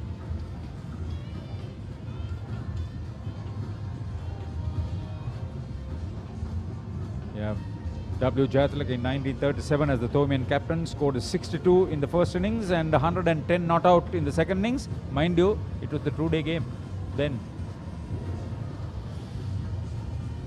Yeah, incidentally, Haritha, no one, both schools I'm talking about, has ever scored 200 runs to win a match in the fourth innings. I mean, obviously, cricket has evolved so much. The conditions and the equipment and the outfields have improved at least 3 runs per over, really, when you look at it. In the air for a while, but short of the fielder.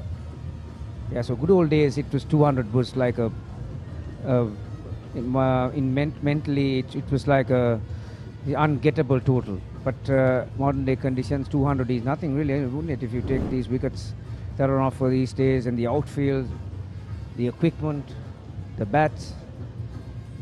But it's an interesting stat that no one has got 200 to win a match. Yeah, even after the 3 days. There are a couple of others who has made 150 in this big match series. We will come to that later on. He's maintaining a good line and length, Bulan Veeratunga. No wonder he picked up 3 wickets in the first innings. Bowled well in good channels.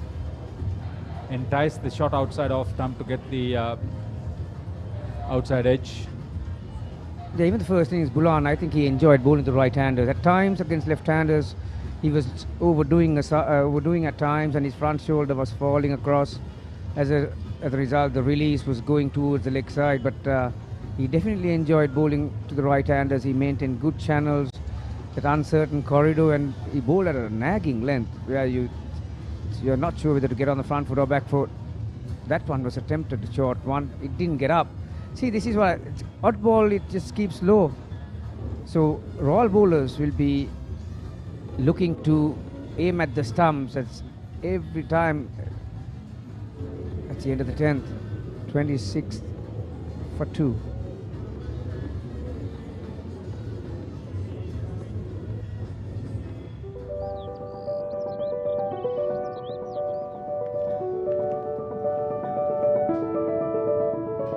Yeah, you get goosebumps when you see some of these.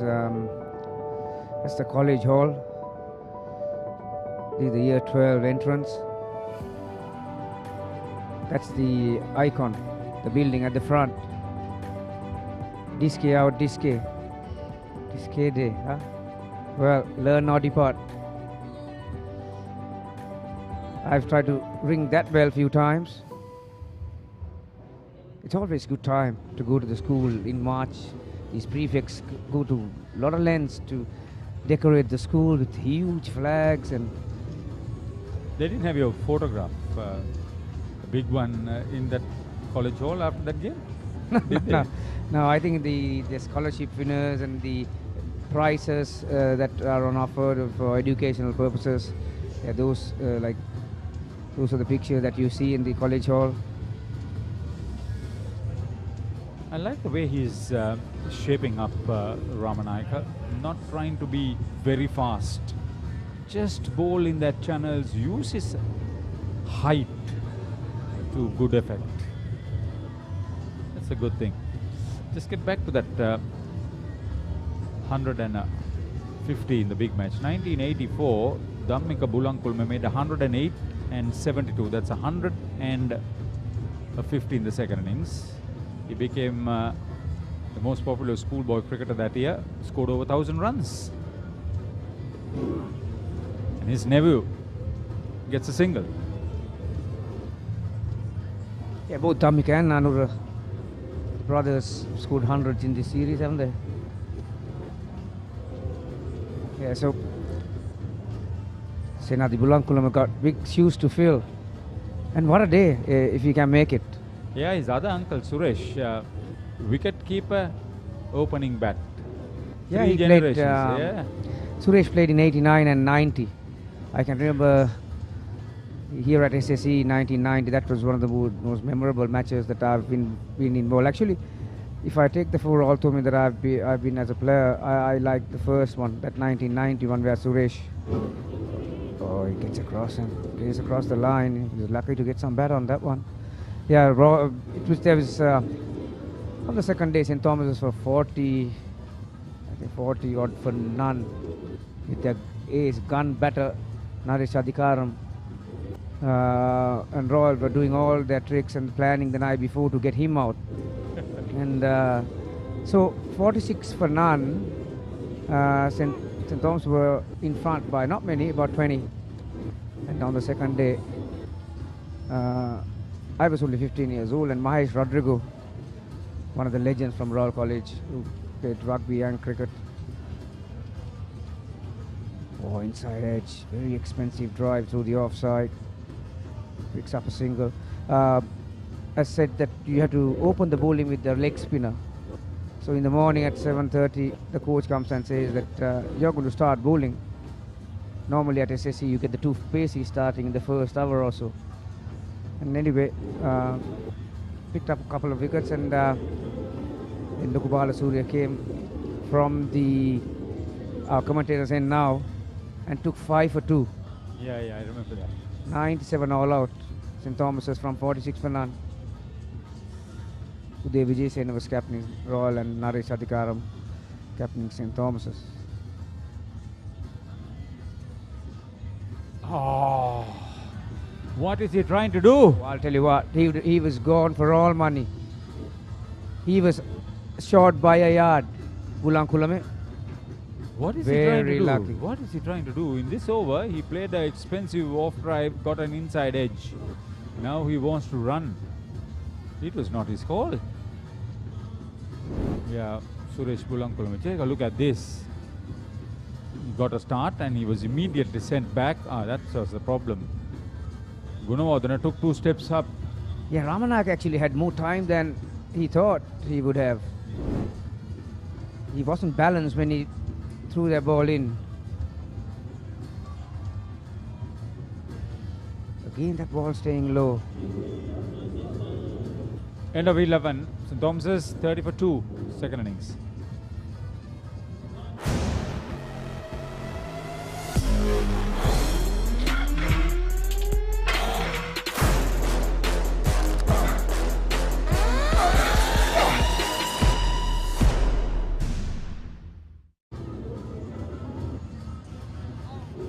It's not a bit overcast. It's not a bright and sunny morning.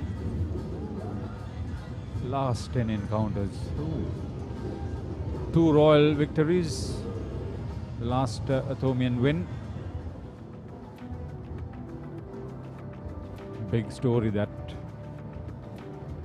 there were some interesting draws in between. In between, you're dead right. And I think a couple of times when St. Thomas had gun sides and Royal were looking down the barrel, but the rain saved them a couple of times, I believe, in the last 10 years. But St. Thomas has been in the 140th one. They've got the shield in their hand. This is the most important silverware both teams are waiting for. They have a lot others going. Royal Thomian Regatta, the rugby, the hockey, the football, the tennis, all that pales into insignificance as far as the cricket is concerned. Change of wins for Ranuka Malaviarachi. The last one to score 150 for St. Thomas's was Jeevan Mendes in 2001. Went on to win the Prince Charles School Cricketers Award. Now King Charles.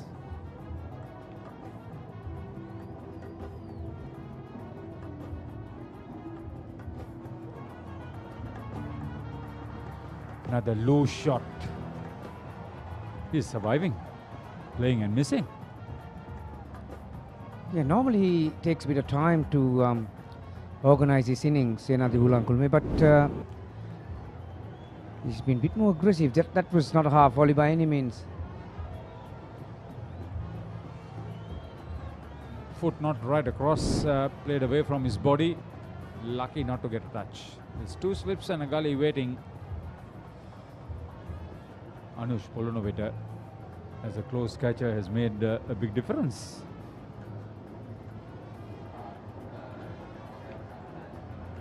Yeah, I'll if I'm batting, if the ball going towards Polonovita's way, I will start walking, because I saw here Royal Anand, the Papare.com covered that match, didn't we?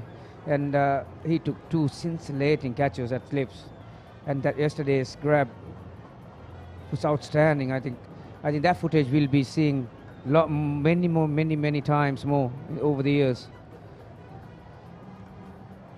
Do you think Netwin Dharmaratne will get a ball today?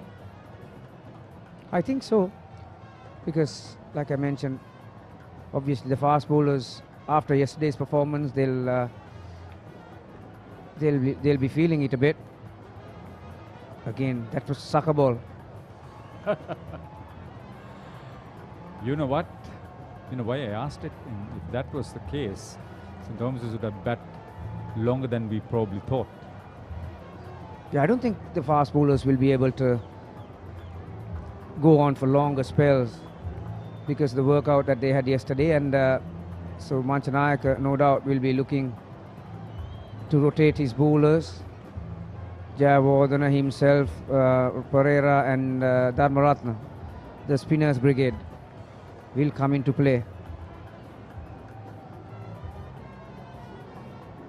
Well, to leave outside off stump, the last 3 deliveries were comfortable, well outside off stump. Yeah, my mind goes to 1983. Chulaka Amarasinghe was the captain. Rochana Jayawardena single-handedly batted and bowled Royal to a famous victory. Isn't he with the team, Chulaka? He is. He's in the advisory committee. I saw this morning Devin Padmanathan was there as well. That's well bowled. That came back. Little bit outside off stump. So good variation to end the 12th over. St. Thomas is surviving 30 for 2 in their second innings.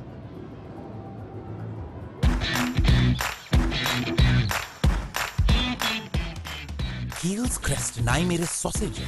The bite that bites back. රුපියල් 60 මැලිබන් සේවරි පොඩ්ඩෝ එක match එකට set වෙන්න.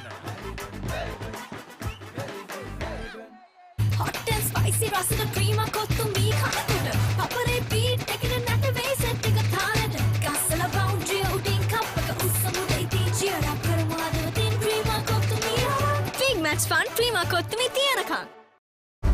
Anchor New Del Yogurt. Yogurt එකක් විතරක්ම නෙමෙයි.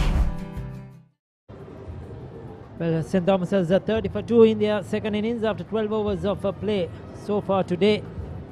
It has been a real struggle for the batters, and Royal have been on the mark, picking up 2 early wickets. One of them, Romesh Mendis, the captain. Their fast bowlers, the seamers, have done a very good job so far. Very good morning to all our viewers joining us on the Papare.com on Dialog TV. If you're watching from overseas as well, third day's play, the final day of this 144th Battle of the Blues, and it's an interesting contest. St. Thomas are looking to survive this day, try to fight it out, and the Royal looking for that incredible win if they can get or bowl out the Thomians. Another appeal, there have been a few of those today that have gone past the bat, and the bowlers have shown interest, but not the umpires. Ruchira Palliaguruge this time says not out. Good morning to Shashaka as well, joining us in the commentary. Morning, Ricky. Match seriously in favour of the Royalists, I'd say. I mean, it's theirs to take it from here onwards. They've been really disciplined with their bowling so far. Even in the first innings, they were extremely good in the channels that they bowled with. All 3 fast bowlers have been very commendable, Ricky. Especially Ramanayaka. He's got that steep bounce, bowling in awkward lines and lengths. That's a good looking shot though. That was the foolish delivery. And quick to latch onto that one, Dineth Gunawardena. That was well played. Now that will take him into double figures, and that's probably the best shot he's played so far in this 37 ball innings for this morning. Slightly over pitching this time, and he was quick to latch onto that. Ramanayak, as he has bowled the back of a length, isn't it, right throughout, and with his height getting that bounce you were talking about, but this time deciding to go full, and the batter doesn't miss out. Yes, his natural length would be just short of a length, obviously because of the height he has. But however, I'm pretty sure the Royal think tank has obviously advised him to bowl a bit fuller, especially with this Duke's ball, because it tends to move quite late when it's pitched up. You go, this time dragging the length a touch back, but outside that off stump, and it's good to see him going. He was out for some time with an injury, missed a few games this season, and making a comeback into this Royal lineup in this all-important big match. He's bowled well. He did that in the first innings. Important cog of this Royal lineup, and certainly their pace trio has done a wonderful job.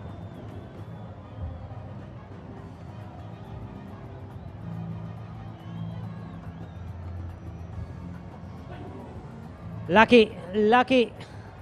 That could have gone on to the stumps. Dineth Gunawardena having a charm life. Yes, very streaky there by Dineth Gunawardena. Foot nowhere near the pitch of the ball. Just trying to caress it through the offside. Well, it was signalled as byes by the umpire. That's an interesting call.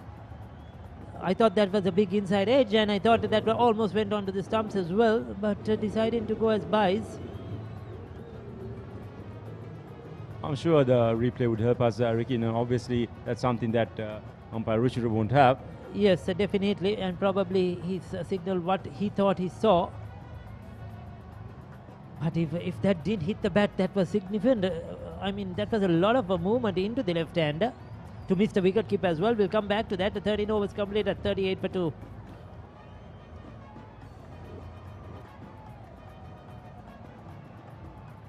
Well, we have Sudarshana down there on the grounds in one of the tents probably, and he has an interview for us.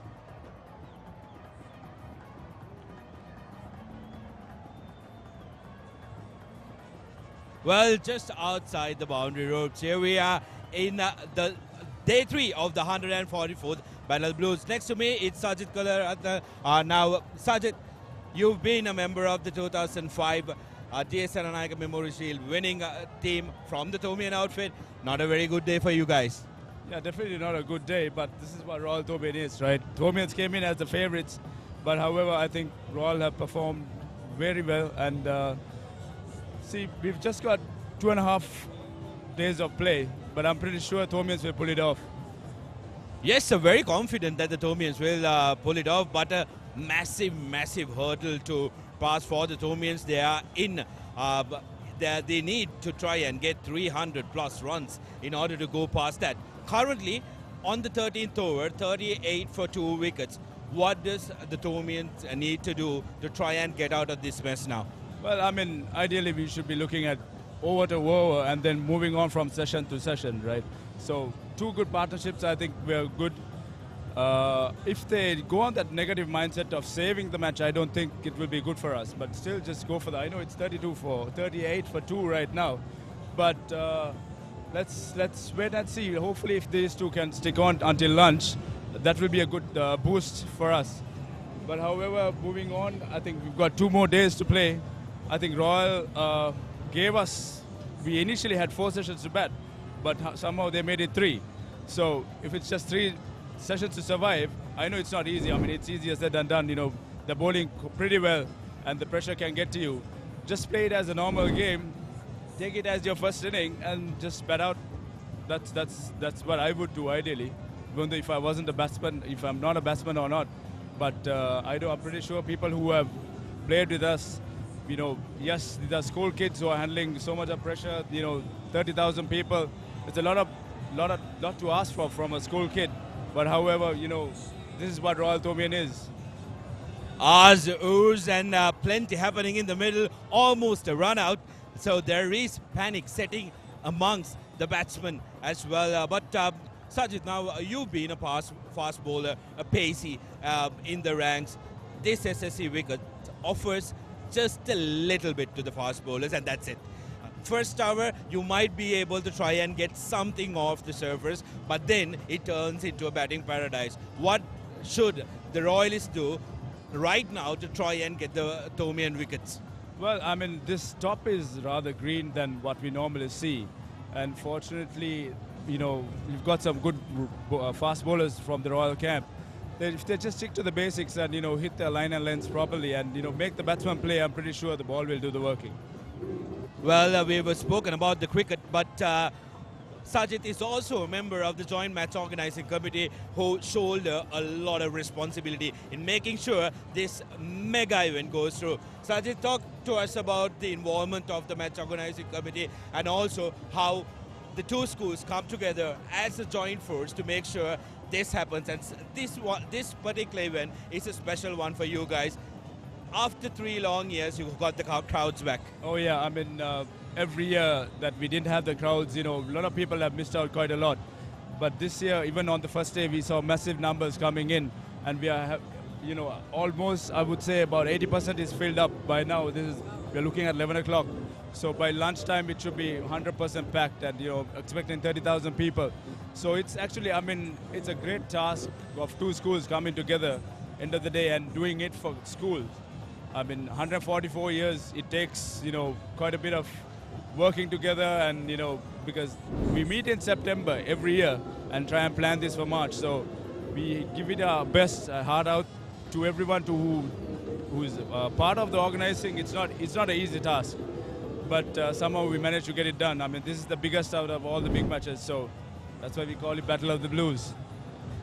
Well, fair to say, the mother of all big matches, like you said, they start planning in the month of September. Fair to say, so for some of them, it's their second job, isn't it? From September up until March, it becomes your second job. Definitely, it becomes your second job. You know, you need to balance your family and your job as well. So, I mean, we spend a lot of time. Come January, March, actually, sometimes we don't feel the time going either, because everything is big match, big match, big match. So, I mean, everybody who's involved knows this, and they want to do it with some kind of passion. If not, we won't be able to do it. So props to the Joint Organizing Committee, and I mean, end of the day, it's for the boys who are playing out here. So that's why we put in our heart and soul into this, so that everybody who comes here enjoys it and have a good time. Brilliant, Sajid. Thank you so much for talking to us. We really do hope that the Thomians might be able to salvage a draw. And that's it from here. Now, it's 13 overs completed. St. Thomas's 43 for 2.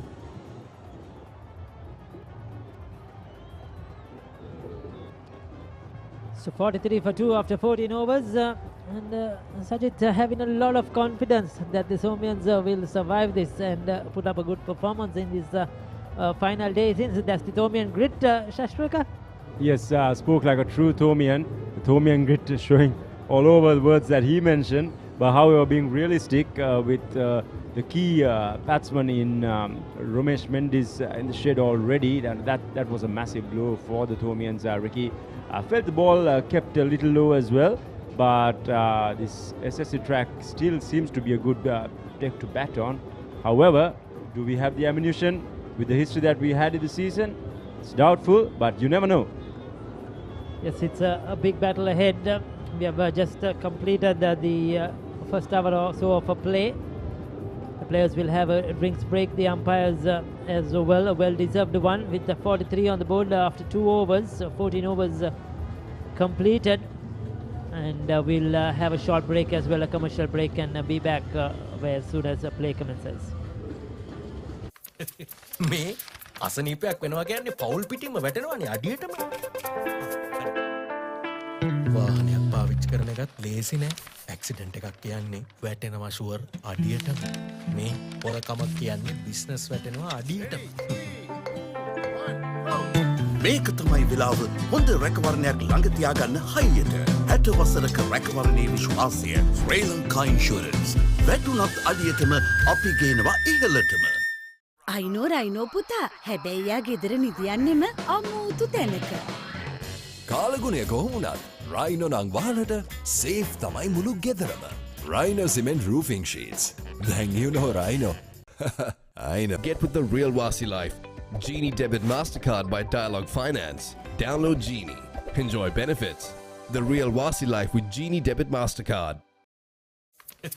මේ අසනීපයක් වෙනවා කියන්නේ පවුල් පිටින්ම වැටෙනවානේ අඩියටම. වාහනයක් පාවිච්චි කරන එකත් ලේසි නෑ.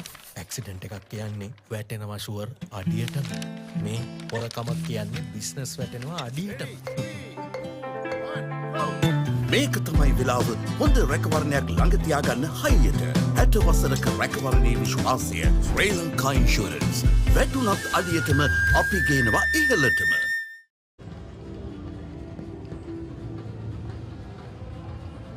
So there you go. The St. Thomas's batting card. They lost at this inning. They got an early LBW to Ranuka, and then Bulan struck as well, picking up that key wicket of Romesh Mendis, the skipper, out for 12 as well. So Dinet Gunawardena has faced 41 deliveries for his 15. Sena the Bulan Kulma batting at number 4. He was off the field for a while yesterday, so could not open the innings. He's the regular opener, came in at number 4. A wicket apiece for Malavia Rachi and Bulan Veeratunga. Sandesh Ramanayaka 3 overs for his 11 runs. He will continue from the Vidya Mavata end.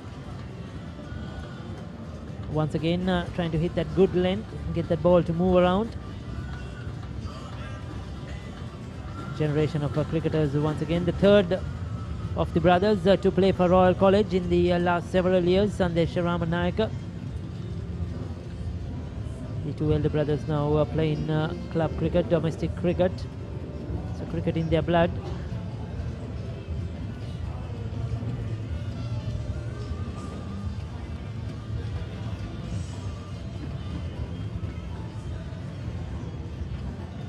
So very good chance to be there for Ramanayaka, just outside off stump on a good length. Ball moving slightly away from the batter. He's trying to exploit the weakness that Dinet has showed even in the first innings as well. I'd say he tends to prod his front leg down the track and search for the ball outside off stump. So that's never a good thing to do, especially with a moving ball. However, let's hope that he manages to find his way through. Batting is all about finding your way in the middle. So let's hope that his fight continues. That's short. There we go. What a brilliant effort there by the fieldsman. He grabs it. And that's the third wicket down for the Thomians, Ricky. Oh, what a catch that was. I was just searching for the ball. I thought that had disappeared to the boundary, Shashrika. But he's hung on to that. He's pulled off a blinder. Is that Pereira? It's, I think, Uwindu Veerasekara that has taken an incredible catch at square leg. It was short. He went for the pull and he thought he middled that well. I think that was a fielder's wicket. Yes, it was asked to be hit. Both hands. It was going over his head. He was off the ground as well in the air, and he's taken a fantastic catch. This is the brilliance you need to win matches. This is the sparkle that Royal College needed to break this partnership. Dinet Gunawardena caught by Uwindu Veerasekara of Sandesh Ramanayaka for 15. It's 43 for 3.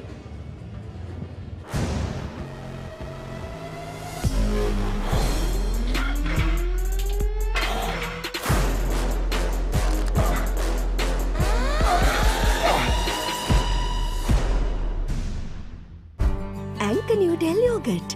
Yogurt එකක් විතරක්ම නෙමෙයි.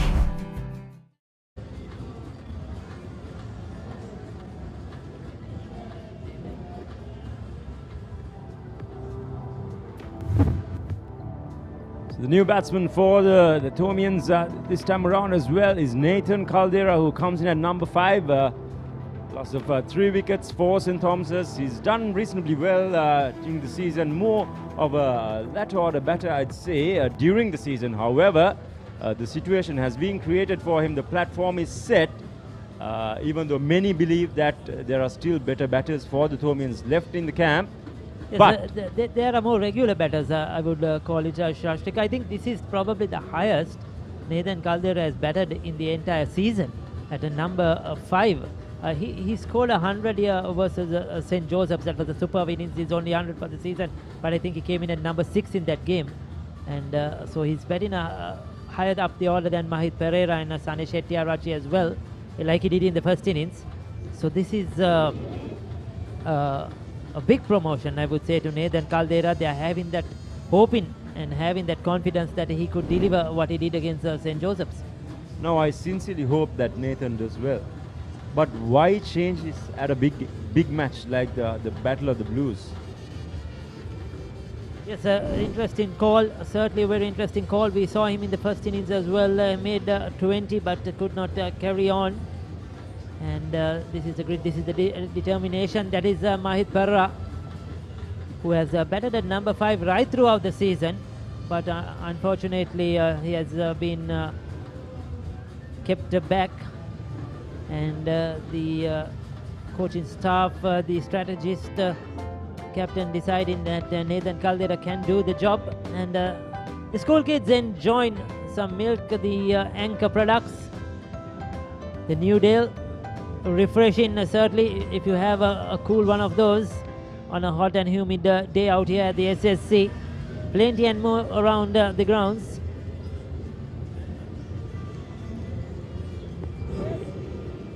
But this is fantastic effort, a fantastic effort by Royal. Their fielders have backed the bowlers so far. 15 overs completed, 43 for 3. අති ඇති මුදලට ඇංක Newdale yoghurt. Yoghurt එකක් විතරක්ම නෙවෙයි. DR20 ප්‍රොබයොටික්ස් සමග දෙගුණයක යහගුණෙන් ඔබේ පෝෂණයටත් වැළක්. ඇංක නිවඩෙල් යෝගට්.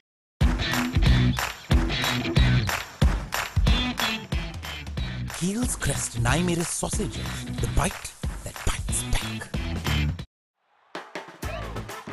රුපියල් 60 මැලිබන් සේවරි පොඩ්ඩෝ එක මැච් එකට සෙට් වෙන්න.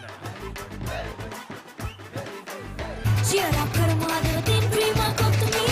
Big match fun Prima Kottu Mee තියනකම්. ඇංක නිවඩෙල් යෝගට්. යෝගට් එකක් විතරක්ම නෙවෙයි.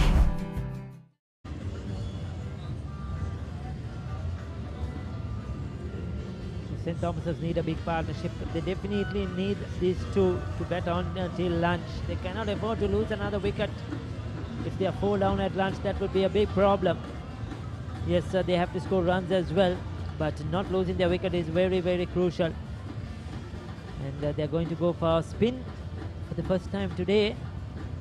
Sinet Jayawardena, Sri Lankan under-19 cap, been given the ball. Much was expected from this bloke with the bat in hand, but unfortunately was not able to deliver. However, he can make amends. He's a part-time offie, grab a couple of wickets, put the team on top. The stage is set for him. The field would suggest that Ricky generally would angle the ball away from the right-hander, so don't think he's going to get much turn out of this track. Not many spinners actually have managed to do so, but anyhow, Sinet to Bulankulama. There we go. Sliding away. And Bulankulama likes to drive through that offside. He's predominantly a front foot player, likes to play through that cover region, mid-off region. And they're hoping that the one will go straight through, get that outside edge. That's the tactics. They have a plan for each and every player, the Royalist. And they have stuck to their plans in this game overall, and they have succeeded so far. Now a leg slipper comes in, is it, or a short leg? So once again a straightaway change in the field. A mid-wicket comes into the circle. He was deep on the boundary. Now the Royalists should not be complacent, Ricky. They're dominating this proceedings so far. They have to capitalize. They have to make sure that their main bowlers are in operation so that they have better chance of picking up wickets, especially against the newer batters. Think about it. 2 wickets from here before the lunch break. It's all but over for the Thomians. So let's sincerely hope that the Royal think tank has a plan in Sinet Jayawardena bowling. I'm assuming he's not one of the frontline bowlers, but the captain has a plan. Just 5 singles, 5 runs in the last 18 deliveries for the Thomians. They have been really cramped down here by the Royalists. They pick up their 6th single now in the last 19 deliveries. 1 to end the over, 16 completed, 44 for 3.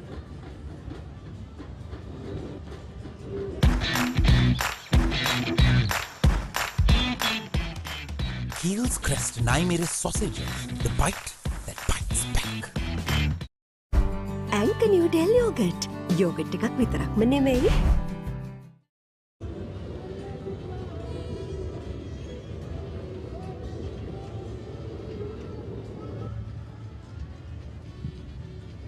Game day pulse check. When was the last year St. Thomas's registered a win in the Royal Tournament history?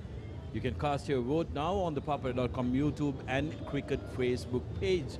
Both of us here know the answer and will not give it to you. When was the last year St. Thomas's won this game outright? That should be an easy one, yes. Next up, we will have this young man, Mahit Pereira, raring to go. But he'll hope that he doesn't have to go to the middle anytime soon as Sandesh Ramanayaka continues from the Vidyama at the end. Senadi Bulankulam and Nathan Caldera, both of them have a massive responsibility on their hands. Absolutely. And St. Thomas is not with their backs to the wall. Certainly the batsmen have to put their hands up and then come up with a sterling performance.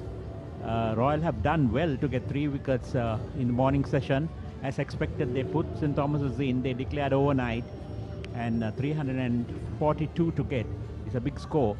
But probably St. Thomas's needs a Halangoda at this moment. Well, to be very recent, what St. Thomas's need now is Dasis Montanaik and Rumiru. Exactly. Pereira to that SQ partnership. Here's a tweet from a person who's no stranger to the affair. Bhanuka Rajapaksa tweeting, missing the Royal Tournament big match so much, closely keeping updates on proceedings via the live stream. Congratulations to Captain Dasis Montanaika and Romero Pereira, who both scored incredible hundreds. Keep going, boys. Oh, that's a close one. Massive shout. Umpire Paliguru is not interested. Shakes his head. That was pretty close. There have been very close calls, and Paliguru has stood firm with his decisions. And Royal bowlers are bowling a probing line outside the off stump, and the Thomians have been fishing outside the off stump, and they have been fortunate so far not to nick any of those. Like Bhanuka Rajapaksa, if you want to get featured on our live stream, keep going, boys. Keep attacking and believe, says Bhanuka with the hashtag Roito. If you want to get featured, if you are missing the game but still want to be part of this, all you got to do is just tweet your message with the hashtag Roito, and we will try and feature you on this incredible telecast going all around the world. And thank you, Bhanuka, for being part of this. We know that you will be definitely keeping a very, very close eye on things, especially given the fact that your old alma mater is on course to one of the famous victories. He can smile, Montanaika. Nothing he has touched has gone wrong so far. Definitely, he has led from the front. He has been very quick to make decisions, and we see Sandesh in a bit of pain. I think on his follow through he fell down now. Oh, the throw. I think it's Romero. Oh, yes. Romero, yes. Man on the ground, shot on the heart, close to the heart, is it? As Manchanaika says, the funny side of it, but certainly it must be painful. Yeah, no doubt it's painful. I really hope it's not as bad as it looks, but it's going to take a lot more than to take Pereira away from the game. Here's the batting card so far for St. Thomas's. This and Haliagoda went cheaply for a duck. Dinat also 15 offered a little bit of resistance alongside the skipper Ramesh Mendes.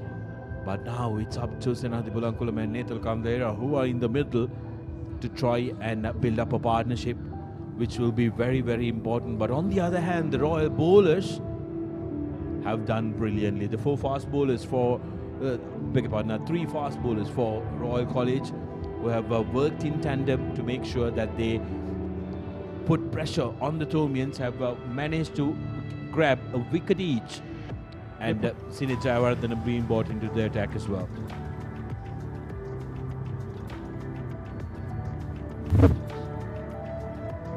Three wickets in the morning for Royal College. Here's how they felt. Brilliant work, good bowling being... Yeah, they kept the ball up to the batsman, and the batsman certainly kept guessing. And there were one or two balls, particularly two LBWs. That's a brilliant catch down at backward short leg.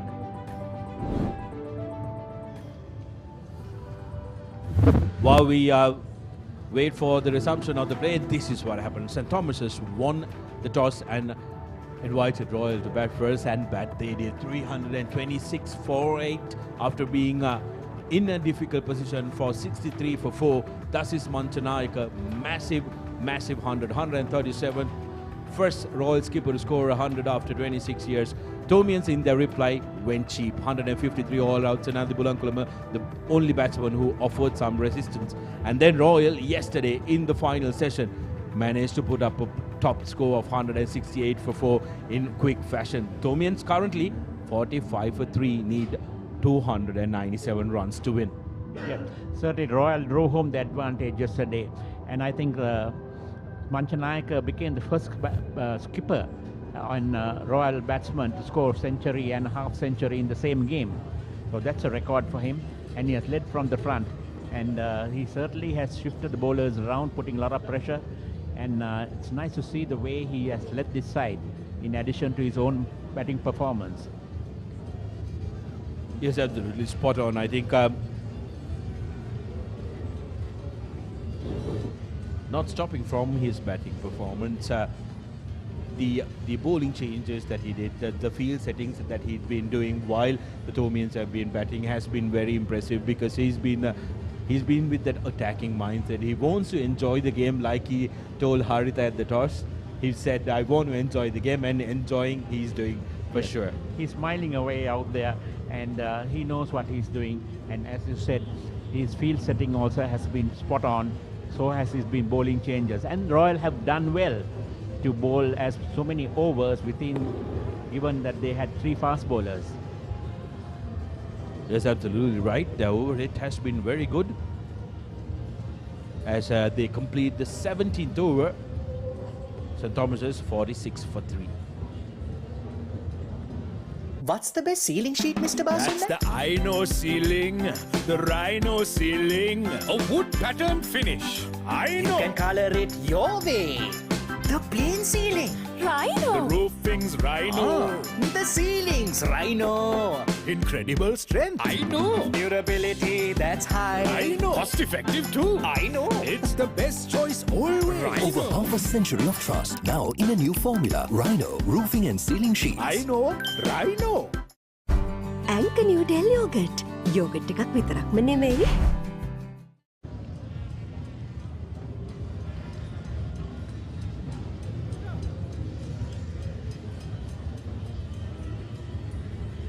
Sinet Jayawardena to continue from the tennis court end.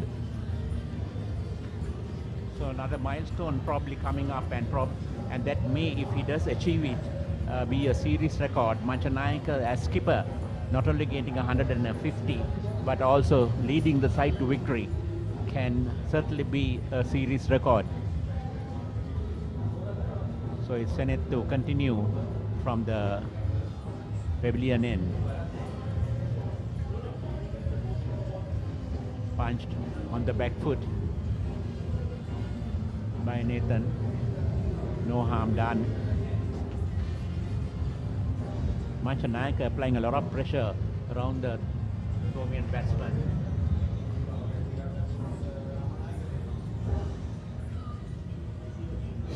So that ball is threatening up and causing a bit of concern for the batter, because there's one ball goes straight through and the other has slight turn.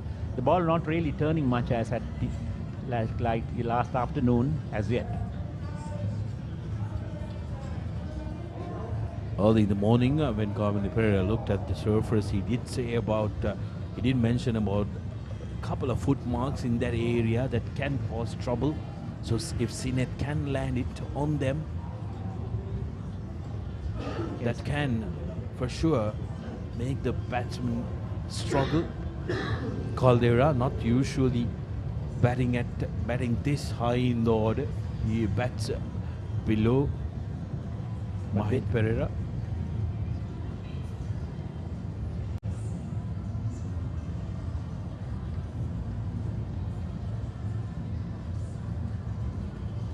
So easily put away for a single. But the Royal bowler is not afraid, this particular the spinners, to throw the ball up. And I think when they do bowl with that loop, they tend to get a better grip, and the slight turn, whatever the wicket offers, is there for their advantage. Here's how the big surface looked at the beginning of play today. Third day surface, the green has disappeared somewhat. Confident leave that time by Bolankulama. 18 completed. St. Thomas is 47 for 3.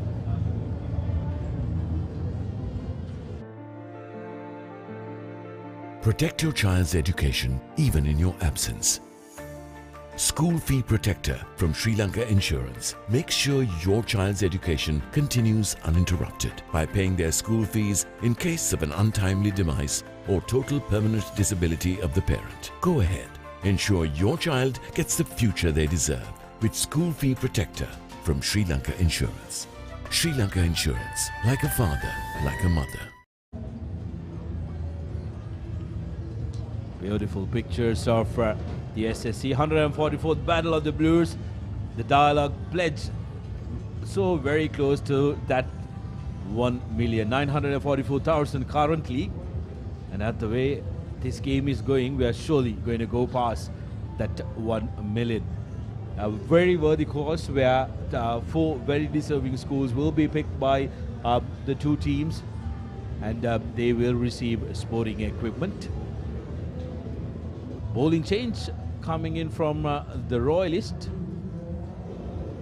and Bulan Viratunga will continue from the Vidya Mount end. 5 overs so far. Very good economy, and he picked up a wicket as well. Good delivery to start off with, and equally well put away by Nathan Caldera. That will give him a lot of confidence. His first 4, and beautifully played down the wicket.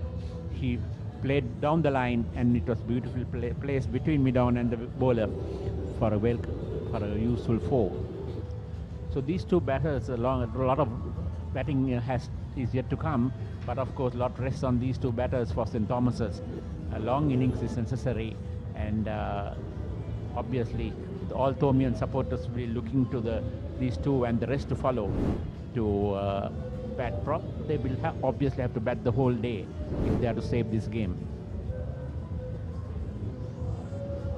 Yes, more than the runs that the batters can try and accumulate, they will be more interested on the time that they can spend in the middle, how long they'll be able to spend. A partnership, like you mentioned, is the need of the hour for the Thomians. Need to try and dig for that Thomian grit to try and prevail here. Absolutely.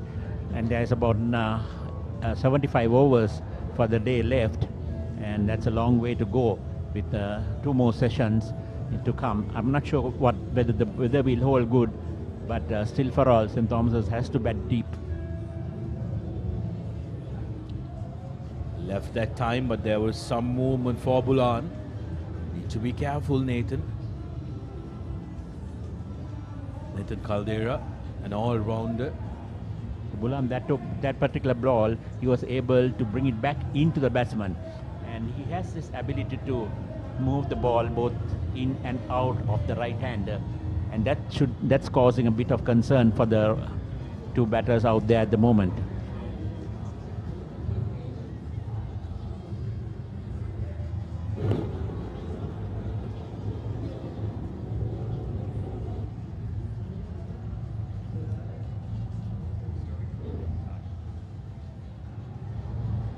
291 runs to win for St. Thomas's College. I don't think they'll be too bothered about the runs.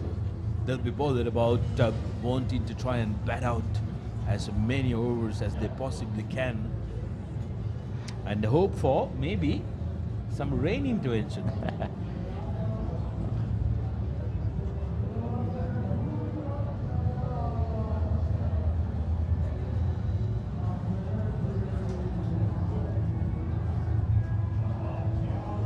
Beautiful stroke. Good intention shown by Bulankulama, especially in the first innings as well. He showed that he wanted to try and make amends for not being very fluent with the bat throughout this season. Got a 40 in the first innings. Now he's showing that he belongs here and he wants to make a change. Good positive approach. Got to the pitch of the delivery, used his feet, and lovely stroke. Definitely. Bulankulama playing that shot very perfectly, and he finds the gap always when he goes on the front foot and he's over the ball in doing so.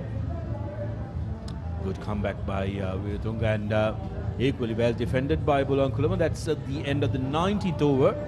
St. Thomas's 56 for 3.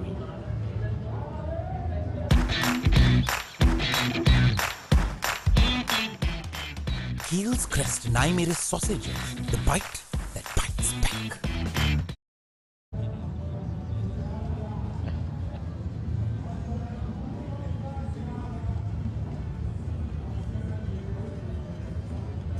Well, we've been informed that the Twitter accounts are buzzing. Looking forward to a royal victory, says Lishan, enjoying the live coverage from Saigon, Vietnam. From messages coming in from all around the world. Thank you, Lishan. And if you too want to get featured on our feed, all you got to do is tag hashtag Roito and tag the Papare Sports Twitter handle, and we will try and include you in the coverage. Lishan, we are absolutely thrilled that you are enjoying this coverage as much as we are enjoying it, bringing it to you. We have Royalists tweeting in. Let's get some Tomians.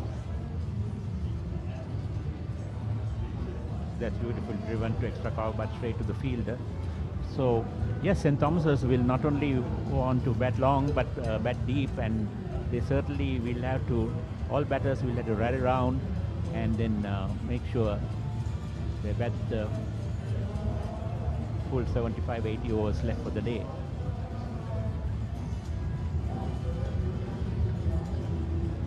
Sinaj Jayawardena onto his third over, just 2 runs given away. Couldn't do much with his bat, but he's really putting his hand up as the preferred spinner.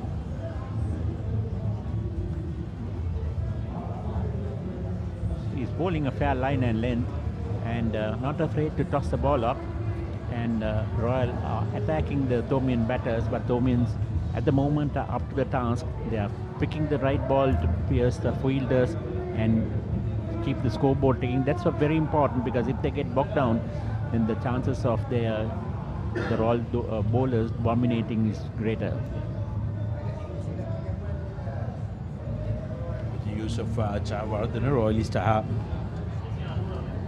carrying on a very good, very decent over 8. Just over half an hour to go in this first session. They've managed to get in 20 overs.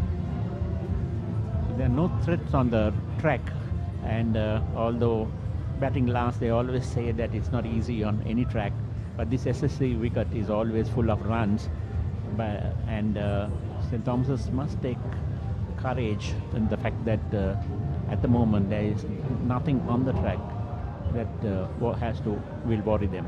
Caldera gets on a knee, a big shot. It's good intention shown by Nathan Caldera, who collects 2 runs for his trouble. 20 completed. St. Thomas's 58 for 3.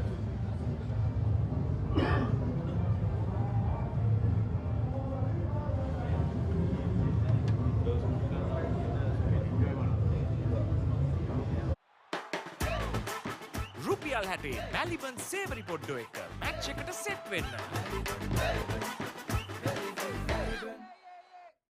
අතේ ඇති මුදලට ඇංකනියුඩෙල් yoghurt. Yoghurt එකක් විතරක්ම නෙවෙයි. DR20 ප්‍රොබයොටික්ස් සමග දෙගුණයක යහගුණෙන් ඔබේ පෝෂණයටත් වැළක්. ඇංකනියුඩෙල් yoghurt.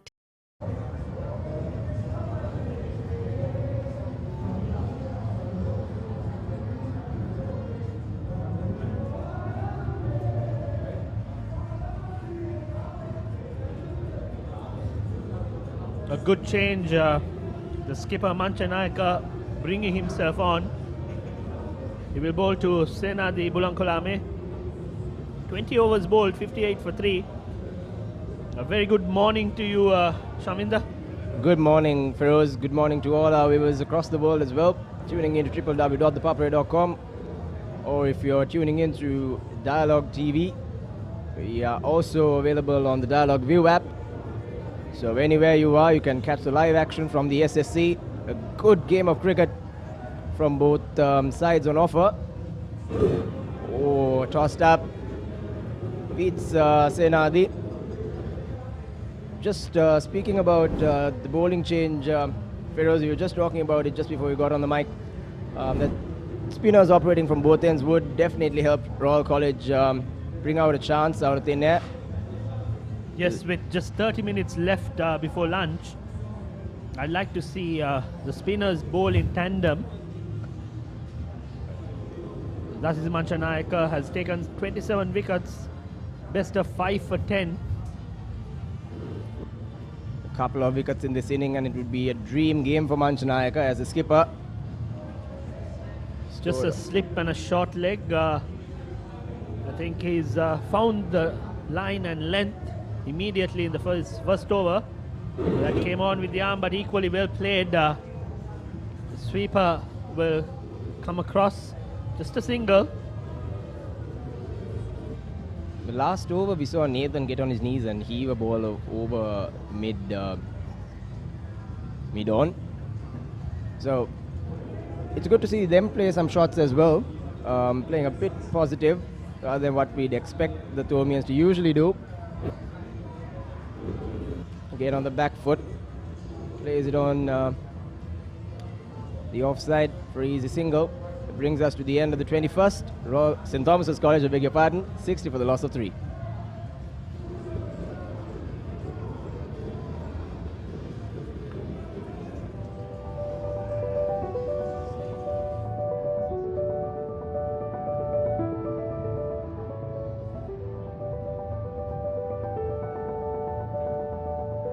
Royal College Cycle Parade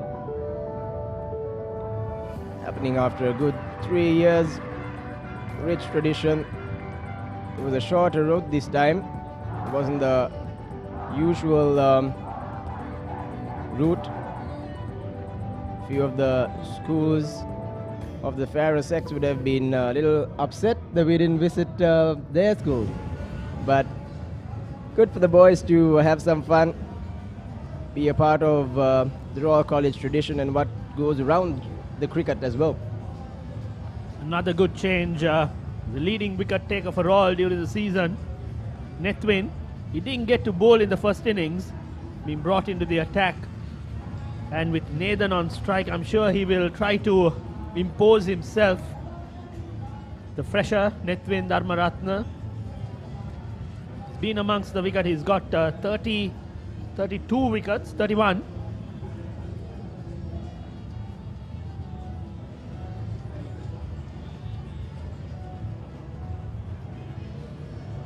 Nethwin Dharmaratna to bowl his first delivery. Very, very interesting action. It's all limbs. Right on the money, gets the thickish outside edge. He will have some purchase off the wicket.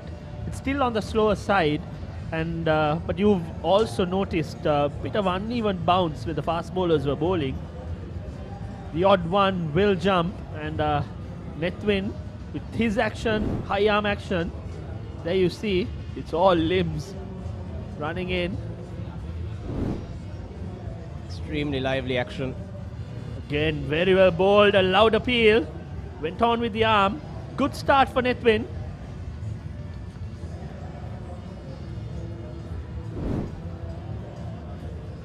Tossed up just outside off stump. Oh, Inviting the good batsman delivery. to play at it. Good delivery by Netvin. Good couple of deliveries to start off is again well. outside off stump. It's been a good start. So Shaminder, I'm sure you had a very late start today. I heard you were woken up by Damit. I'm sure you must be hungry as well. Oh, foolish delivery. Not played with conviction. Straight towards mid-on. Batsman crossover for a single. So you've got the Naimeris right in front of you. I'm sure you're hungry. The bite that bites you back. The Royalists have bitten back strongly. Thank you very much. Good stuff. Hats off to Keels. Oh, definitely bites back. Bites back.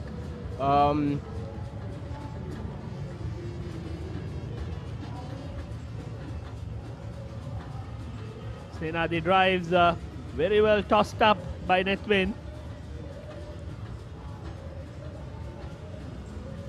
I think the chili and the spirits have upset Shamin the Dias. It definitely bit back. Oh, this time foolish. And he's caught the full toss. Getting him a wicket. Netvin tossed it up. That should have been hit out of the park. Senadi Bulamkulame mistimed it towards mid-on. There you see, juicy full toss. But straight to mid-on. Catching practices. And the batsman departs. The fourth wicket falls. St. Thomas's in trouble. This time Royal biting back with a juicy first toss. A gift of a delivery and a gift of a wicket.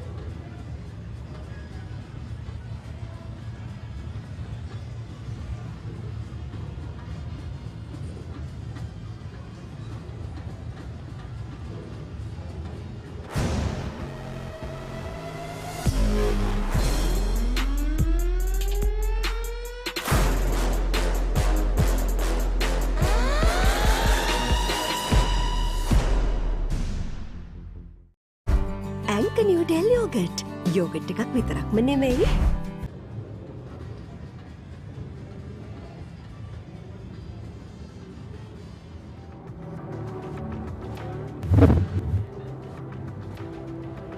That brings St. Thomas's key batsman, Mahit Pereira, been amongst the runs, 22 innings, 572, with a good average of 33.88, best score of 152. The weight on his shoulders, everything relies on how Mahit bats. Nathan is also an accomplished batsman. So these two are key for St. Thomas's. And Dasis will continue. The two spinners bowling in tandem. Spinners always do bring that odd opportunity up, even with a full toss. Just unsettles the batsman. Nathan and Mahit, as you mentioned, a lot will depend on them. We have the replay of the wicket. Juicy full toss. Should have easily found the boundary instead. Found the mid-on fielder. Comfortable pickings. That's a good start for Netvin. First wicket in his very first over. Did not bowl in the first innings, but this time around been brought into the attack, and he's had some success. Nathan on strike, and Dasis will bowl a slip and a short leg fielder. This time worked well off his pads. I'd like to see the sweeper cover being brought into the 30-yard circle. 25 minutes left for lunch, and you've got to apply the pressure. 4 wickets before lunch. one more, and then Royal will be on the driving seat. They need to get that sweeper coverage, and Mahit has just walked in, and you should be giving him easy singles. I don't understand the current concept of having people on the diff. This time went on with his arm. Thus is not looking to turn the ball. I think the surprise delivery is the one that turns. It'll definitely be good to put some pressure on Mahit and Nathan, even though Nathan has faced 29 deliveries. This time shot on the back foot. Valiant effort there by the cover point fielder. Deflects, but just a single. I think Royal has a varied attack. 3 good fast bowlers, a left arm spinner, a right arm leg spinner, and 2 off spinners. They definitely do have a good bowling lineup to take the entire batting lineup of St. Thomas's back into the stadium.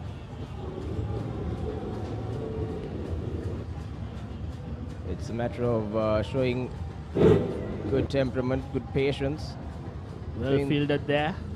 Doing the little things right. Crowds just starting to come into the SSC. It's a warm, sunny day. Good conditions for cricket. The wicket has played quite well. Just guided on the back foot. No runs added. Brings us to the end of the 23rd. St. Thomas's College, 4 down for 65.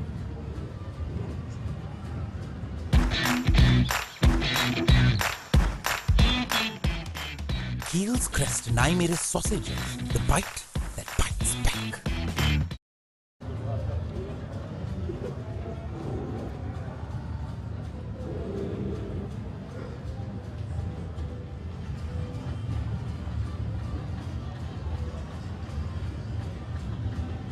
So there's a Prima Kottumi guess and win promo going on as well.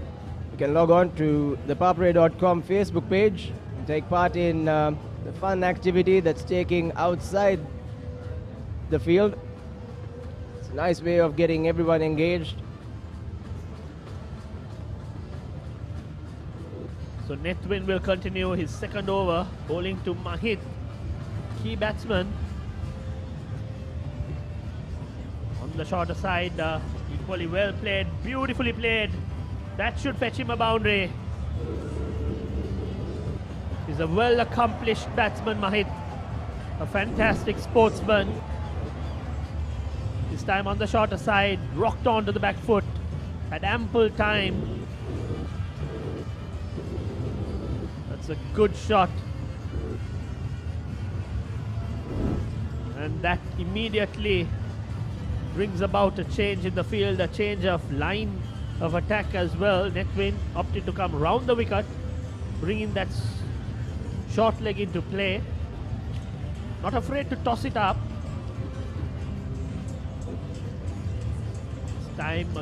This time it went on with the arm. A quick single. That's good to see the Thomians looking to take the quick single and get off strike. They definitely look to rotate the strike now, Feroz. Put the pressure back on the bowlers. Fielders will have to be on their toes. Good approach by Nathan and Mahit. They both look a bit more settled now. Both are attacking batsmen. They will not just hang in there. They look to accumulate. And as far as St. Thomas's are concerned, they just need one good partnership to bring about some sense of relief and confidence back into the camp. They just need to take it by the session. Oh, beautifully bowled. There was a lot of flight tip on that occasion. And it took an inside edge. The short leg came into play. But this time, it went a lot finer. There you see. Very well bowled. Oh. Very unfortunate.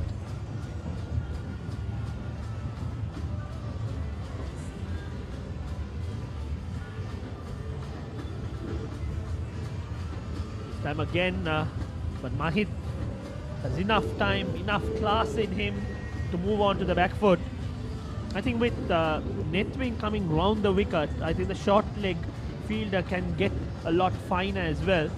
And as we speak, the skipper making the adjustment has moved him a lot finer than what he was before. Mahit also bowls very wide off the crease. Well, this time shorter on the back foot. But there's ample protection. The deep midfielder runs in. Just a single. So that's the end of 24 overs. 73 for 4.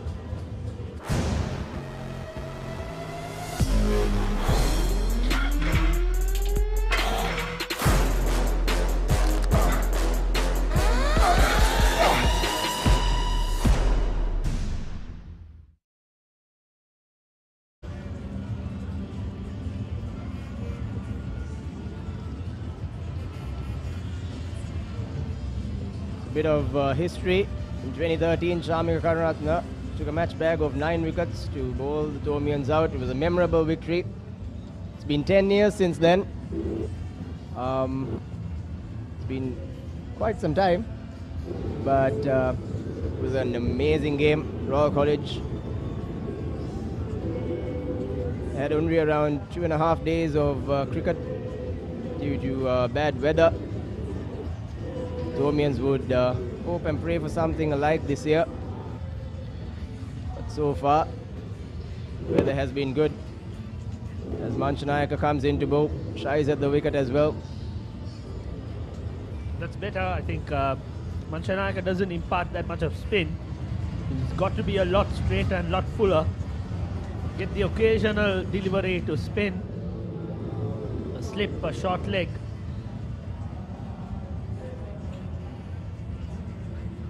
I think the way Dasis Manchanayaka bowls, the short leg should be a lot straighter. It doesn't turn that much. And in the line of attack, he's better off having the short leg field a lot straighter. Oh, that was a risky shot. He should know better, Nathan. It's coming on with the arm, it's not turning, and with the slip in place, tried to play a cute little delicate late cut. Fortunate enough to miss it. This time much better, a good looking drive. Not afraid to play shots. St. Thomas's require 268 to win. Royal on the other hand needs 6 wickets. Manchanayaka is varying his pace quite well as well. The last delivery tossed up, previous one on the faster side. Trying to create that doubt in the mind of the batsman. And Mahit and Nathan so far up to the task. Making some adjustments on the field. This time again on the offside, played on the front foot. Sometimes it may be better to get the short leg fielder towards silly mid-off, just to prevent them being committed on the front foot and looking to drive. That creates doubts. Oh, that's plumb, that's gone. Big wicket. Came on with the arm. That seemed quite straight. Unless Mahit had got an edge, it looked quite straight. Dasis knew it immediately, ran towards the point region, celebrating long before the umpire had raised his finger. We'll have to wait and see. Oh, that looked straight. Dasis was celebrating. Whatever he touches turns into gold. What a game for the young man. What a game for the young lad. Big, big wicket. That of Mahit Pereira. He was looking good. Just a short stay, but he looked accomplished. But unfortunately, misread. Dasis Manchanayaka is not looking to turn, as we said. Went on with the arm, and that would have struck middle and leg. Mahit departs. St. Thomas's 74 for 5.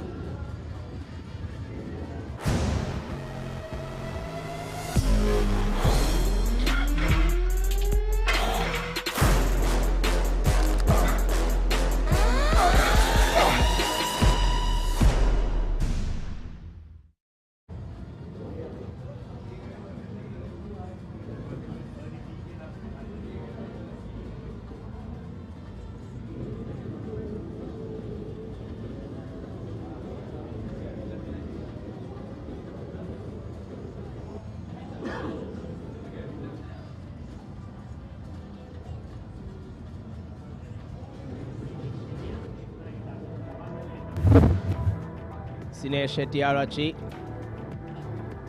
is the new batsman in for St. Thomas's, played 15 games and amassed 360 runs with a best of 72.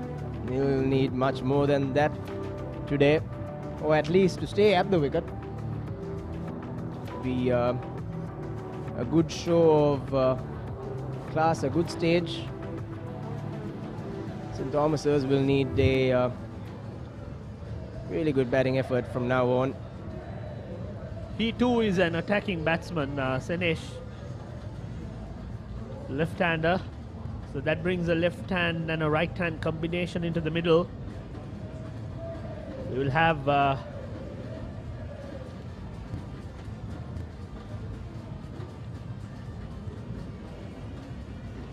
this time on the pads.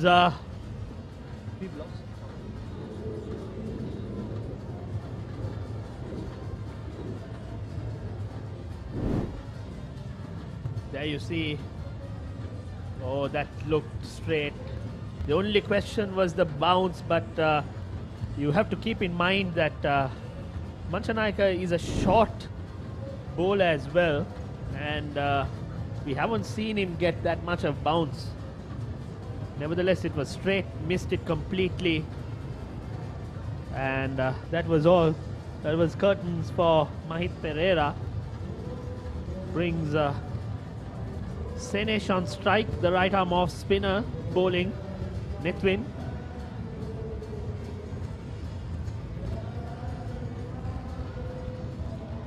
This time you see a bit of bounce when you bowl on the commentators, the tennis court's end.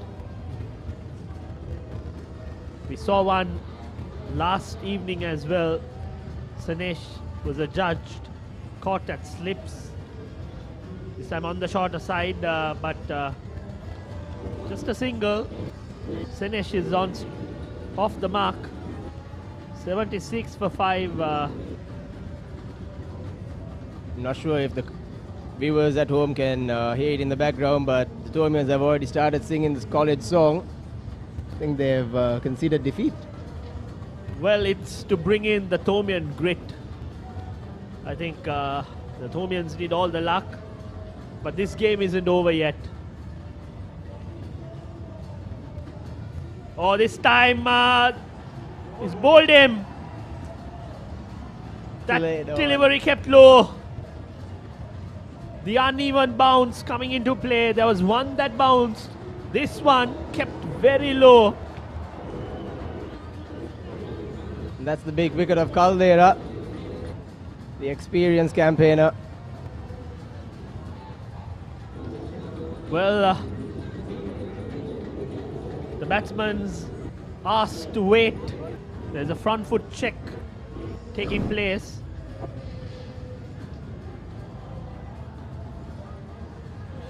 That's in. Satisfied, fair delivery. Just in. Fair delivery.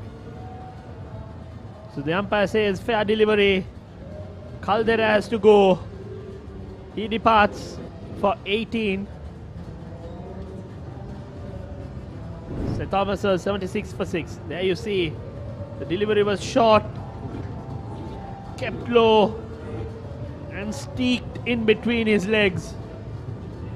And Dharma Ratna celebrates. Caldera departs.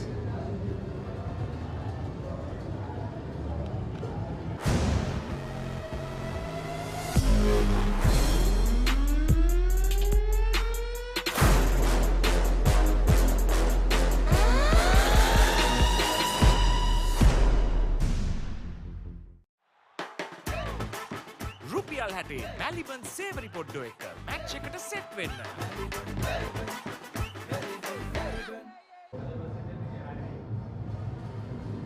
Charco Pires walks out to the middle. Probably the last recognized batter for St. Thomas's College. He's a bowling all-rounder with over 300 runs this season.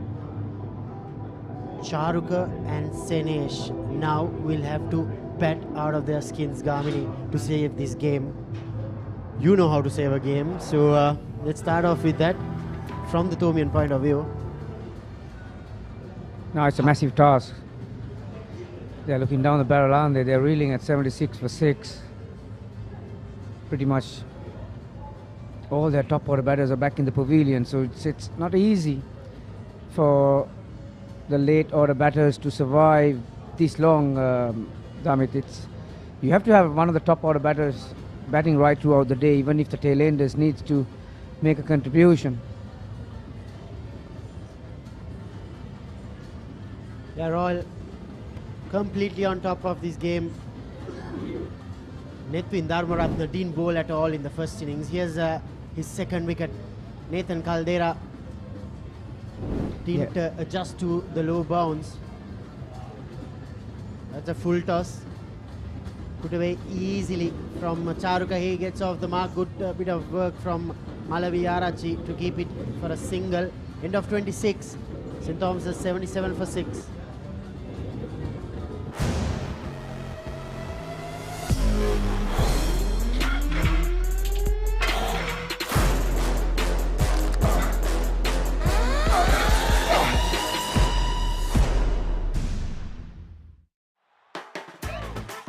රුපියල් 60 බැලිබන් සේවරි පොඩ්ඩෝ එක match එකට set වෙන්න.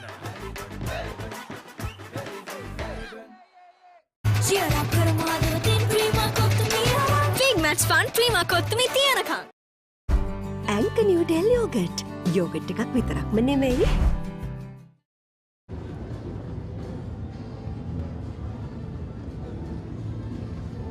The golden arm of Dasis Manchanayaka. For the past 2.5 days, Gamini, he hasn't done anything wrong at all. Yeah, I mentioned it in the morning when I did the pitch report. It's not only the skill that's gone fine.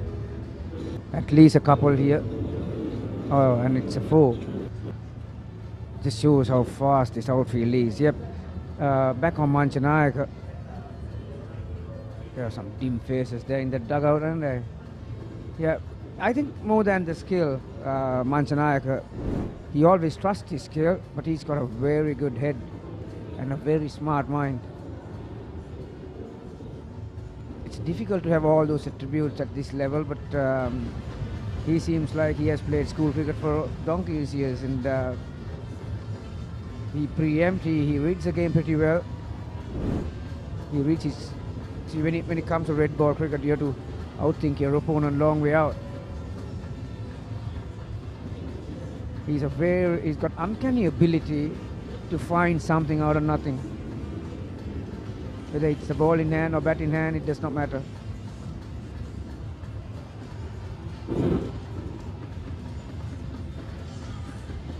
If you saw that delivery again, he bowled behind the crease. A very smart player. Great prospect for Sri Lanka cricket for the future as well. Thus is Manchanayaka. For everyone watching this on Dialog Television, on the Papare.com, on the Dialog Viu app, or on the Wow Super app, make sure you remember this name. Thus is Manchanayaka. Just a couple of minutes left for lunch, Gamini. Time to maybe bring in a seamer? Yeah, maybe I think you're right, maybe for 1 over. That was a sucker ball, flight and delivery outside the off stump.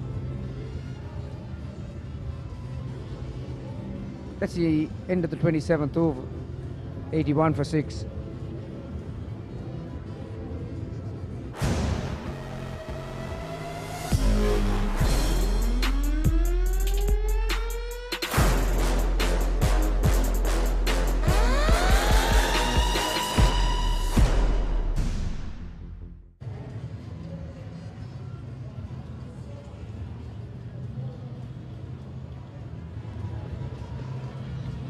In 1990 and in 1991, Royal College recorded consecutive wins but had to wait 15 years for their next win, which came in 2006. Gamini, you have memories of those 2 games? Yeah, 1990 was my first year, and 91 all had a very good side. Beautiful transfer his way down to the back foot to Sanesh. Yep. This is the last wicket that Caldera. It's not only the length that he didn't pick the speed out of the hand. He was way too late on it. See how he had to adjust?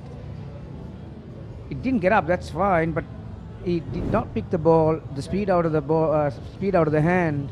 He was way too late on it. That was a downfall.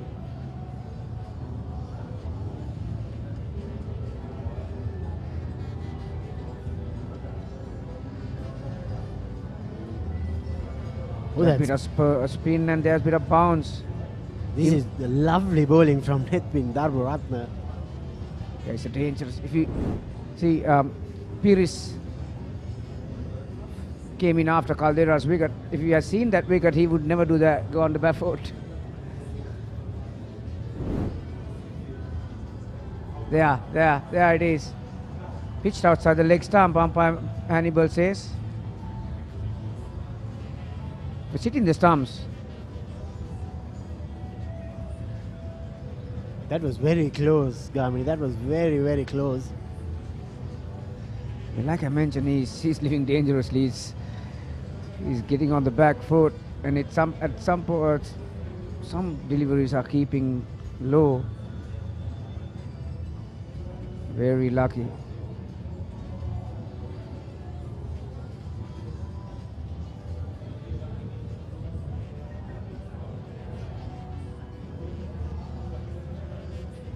That's better. Get the front foot out and try and play it before it spins.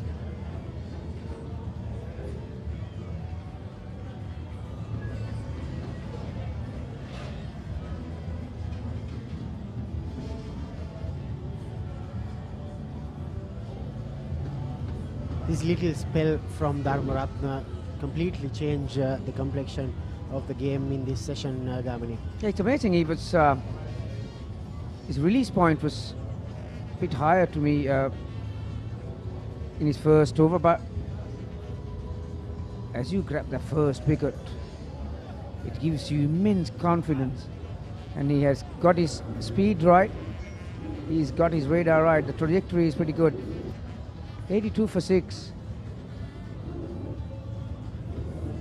අයිනෝ Rhino පුතා හැබැයි යා ගෙදර නිදියන්නෙම අමුතු තැනක. කාලගුණය කොහොමුණත් Rhino නං වාහනට safe තමයි මුළු ගෙදරම. Rhino cement roofing sheets. Then you know Rhino. I know.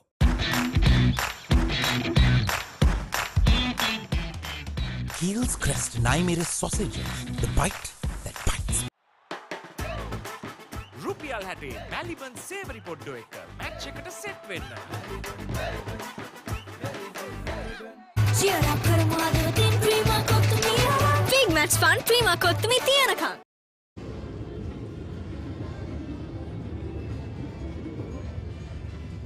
This is a good move. Just before lunch, Royal skipper have made a smart move. He has brought his wrist spinner. Sometimes, Gamini, I think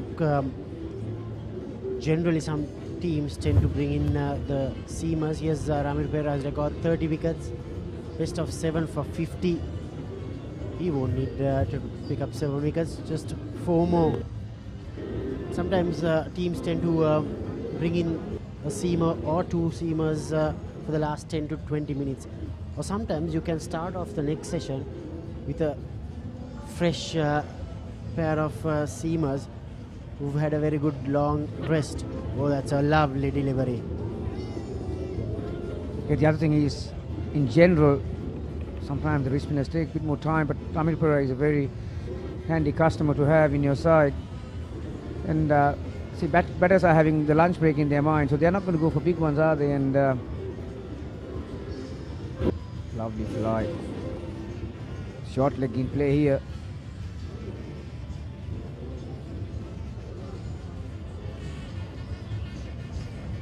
Ulfat Uwais says double match එකට එන්න හිතාගෙන දැන් වරෙල්ලා මොකද double ගහන්න match එකක්. Yeah, it's going to be a tough lunch for the Thomians, especially in their camp. Yeah, So far, we haven't seen the entire crowds coming out to the ground so far on day 3. I'm sure. Yeah, generally, Damit, that's a wrong one from the back of the hand. Sanish, being a wicket keeper, he read it off the hand. Yeah, normally on the third day, Damit, I think unofficially it starts around 12 because it goes after the match as well. So, and after effects from the night before on Friday. So your day tends to start around lunchtime.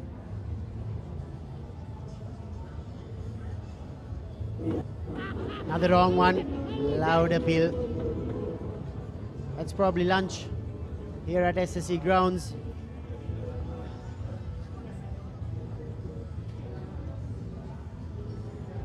St. Thomas's College 84 for 6 on day 3, the first session. Royal is, as always, having a word at the Thomian batters, just letting them know, have a good lunch because we are coming back at you after lunch. Yeah, actually from the very first day, these two teams have played with very good spirits, haven't they? And there were some moments where the skippers of each side encouraging the opponents as well. And again, it's a fantastic session for the Royalists. Apart from the first 1.5 hours on the very first day, Thomians haven't had anything to go with the way the Royalists have got the rubber of the green, and the two umpires walking off. So from the second session on the first day till now, Royal have won 6 sessions in a row. So even if St. Thomas win the next one, it's an uphill task for them to save this match. This will take a mammoth effort if they want to draw this match from here on end. Here's the batting card. None of the batters have gone past 18 runs. Nathan Caldera, so far the highest run scorer for St. Thomas's College. A sorry looking batting card for the Thomians in the second innings. They've got starts. Dineth, Senadi, Nathan all have batted for 39 or more deliveries, Garni. So they've got their eye in and then they've given it away. Yeah, that was the difference in the first innings too. In contrast, Royalists had 2 guys to go on and got big ones, didn't they? None of the Thomian batters were able to convert their starts into big ones. But credit should go to the Royal bowlers too, because they've got a very good skipper. There you are, Ranuka and Bulan again, Sandesh, all 3 fast bowlers are among the wickets. And this time around, Dasis Manchanayaka, 1 against his name, and Netwin Dharmaratne, 4 overs. The 1 ball could have been dispatched to the DS grounds, but he got a wicket off that one. But since that point, he got his confidence back and picked up the second one. So all in all, it has collectively it has been a very, very good bowling effort. Royal College having a lead of 341 runs, declared overnight and started off day 3, and they got off to a brilliant start courtesy of Ranuka Malaviarachi. Got a plum in front. That was the first scalp in the very first over. Yeah, Mendes came at number 3 in the second dig. Played some delightful drives on the offside. That was the second one.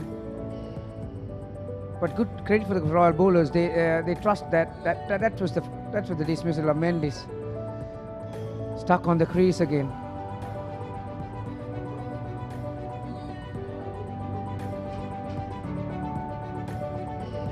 Dineth Gunawardena, he too got off to a good start.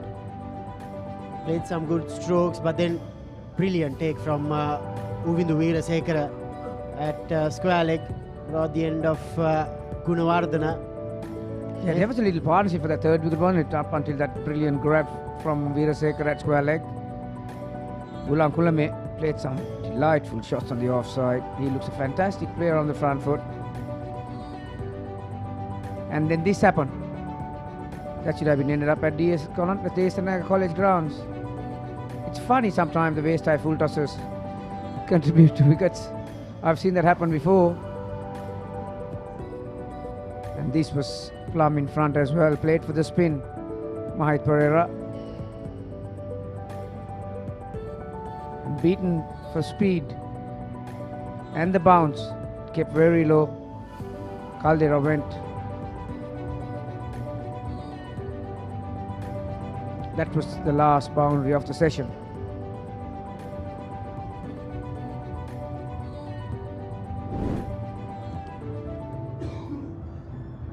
The 144th Battle of the Blues. Royal College clearly on top. St. Thomas's need 258 runs to win. Royal College need 4 more wickets to win and regain that Right Honourable T.S. Senanayake Memorial Shield. Royal 326 in the first innings. St. Thomas's bowled out for 153. Royal then made 168 for 4 declared, and now St. Thomas's 84 for 6. We have 2 more sessions coming your way. Let's see whether St. Thomas's can win at least 1 session or at least extend the game to the 3rd session. But so far, a part of that first session, Royal have won rest of the 6 sessions. Yeah, it's a sorry looking draft if you're a Thomian. Royal, since winning that 2nd session, they have not looked back, have they? They have dominated this game in all 3 departments, and not technically and tactically as well. They have outplayed their opponents hands and heels. I think from the Thomian point of view, this could be their worst game, worst performance of the season, and Royal's best performance of the season so far. Since they've been put under pressure in that 2nd session on the first day, like I said, Royal never took their foot off the pedal. And I think again and again we have been mentioning this. Royal got a very, very smart captain, and he's handling his troops and he's leading from the front and he's demanding high performances, and they're responding. Yeah, that is Manchanayake. Clearly the difference between the 2 teams with the bat, with the captaincy, and in all aspects he has led from the front, as you correctly said. 2 more sessions, Gamini. I think it's very highly unlikely that St. Thomas's can force a draw, but if you were the Thomian coach or the captain, what would you say to your boys in this lunch break? Well, always you can talk about incidents that has happened before in the series, and famously Mahinda Halangoda and C.P. Richards did it in the centenary encounter, but different conditions, different teams of course, and it's a difficult task, but you got to back yourself, and all you need is to win maybe the first hour or so, because they have not been able to win, not even, forget about a session, they have not even been able to win 1 hour since that lunch session on the first day, and so let's try and win the first hour, not give a wicket, and get the Royalists to think differently. And obviously Royal will come out with all guns blazing after lunch. Maybe fast bowlers will start the proceedings, and spinners will have a break. If they can see the fast bowlers off and then come back to the spinners, so like that, work in little periods, and once you start gathering some momentum, then the game is on again. So, and you think differently. It's amazing sometimes that little 1 hour periods can do to your mind, technically and tactically. I think the Royal seamers cleaned up the tail in the first innings very quickly, and that's what they must be aiming. There are some excellent deliveries from the seamers in the first session. They tested the Thomian batters from the first delivery itself. A very good example when you see these highlights. Royal bowlers have had very good control with their length.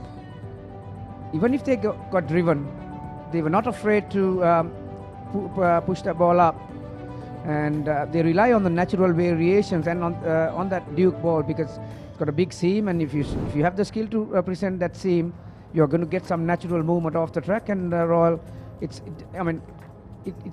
pitch offered a bit, but you still have to have the ability to land it there. So that's where great cricketer and an average cricketer differs?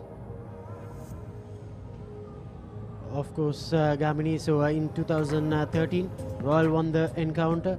2016, Royal won once again. And in 2019, St. Thomas's regained the Right Honourable D.S. Senanayake Memorial Shield. Since then, 3 consecutive drawn encounters. And this is the 144th Battle of the Blues. I think when you look at this chart, Gamini, we've seen 3 results in 10 games. So most of these teams have played good cricket for the past 10 years. Royal in a very, very good spot to regain the shield once again. They are. They've got one hand on the shield, haven't they? But they deserved it. Like I mentioned, from that after the very first session, the Thomians were on the back foot, but they have contributed their downfall immensely. It's not only the brilliance of Royal side led by a brilliant mind. I thought St. Thomas's took very poor decisions, very poor options with the bat in hand as well as with the ball in hand. They set very negative fields, and I know some people might not like what I'm going to say, but they try to deliberately delay proceedings, and it was quite visible. So when you have your mindset in that manner, and it's very difficult to come back, you need to have a good head. So that has been a big difference as well. Indeed, Royal College need 4 more wickets to regain that Right Honourable D.S. Senanayake Memorial Shield back to Raid Avenue. So we'll be back after 30 minutes or so, Gamini, after the lunch break. So stay tuned to the Papare.com, Dialog Television, on Dialog Viu app, and on the Wow Super app for the post-lunch session of this 144th Battle of the Blues between Royal College and St. Thomas's College. Thank you, Gamini.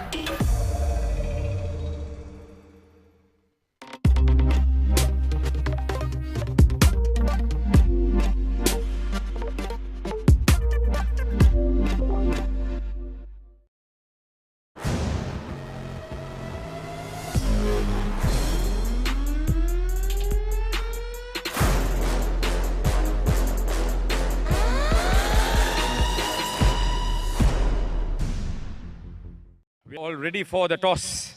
We've got match referee Mr. Brendan Kurupu. The Royal captain Tevindu Senaratne will toss the coin. Thomian captain Tevin Iriyagama will call. Gentlemen, heads is the call. It's tails. It's tails. Congratulations, Tevin. Tevindu, what are we going to do? We're going to bowl first. The one of the 144th battle. Perfect start. Outside edge will bring the first boundary of. This time is driven Peshley. Positive. Beautifully driven. That's Shalin Dimel at its best. Lucky once again. Played across the line. Dilmin Ratnayaka departs. Bit of bowling from Patiratna. Bowling. Gets off the mark neatly. Good looking shot. A bit hesitant in the start. Nice to boast of. First ball is stopped. He's gone. Ravindu De Silva has taken on it done. I think what he did was he went wide of the crease and just... Oh, that was in the air for a while, but away from that slip fielder. Run it down to the boundary. Works it off his pads neatly. Is that going to... That is Hoik to mid-wicket, and that tent, the thoroughbred tent. Well, Shalin Dimel will definitely want to come back for the second. He will do so. It's been just pulled inside by Lahiru Madhushankar, but the batsman will get 3. But more importantly, it's another half century in the big match for Shalin Dimel. This is a very responsible knock. This is not the way usually Shalin Dimel scores 50.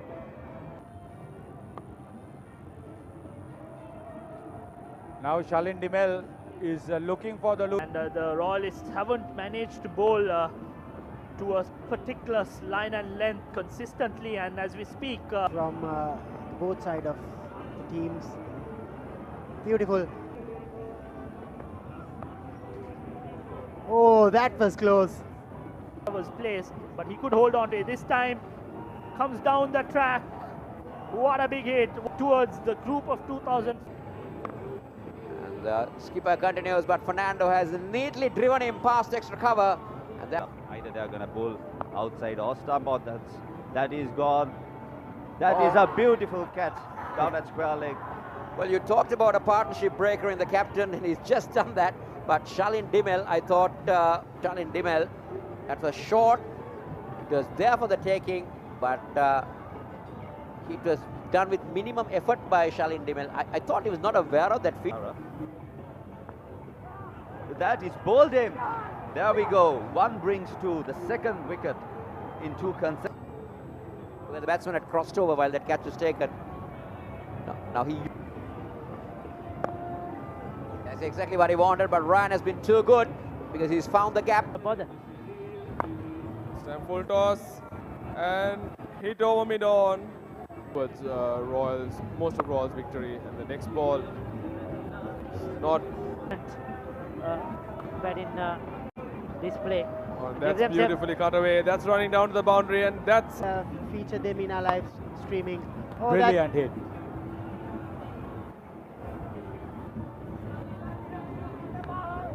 Was it another chance?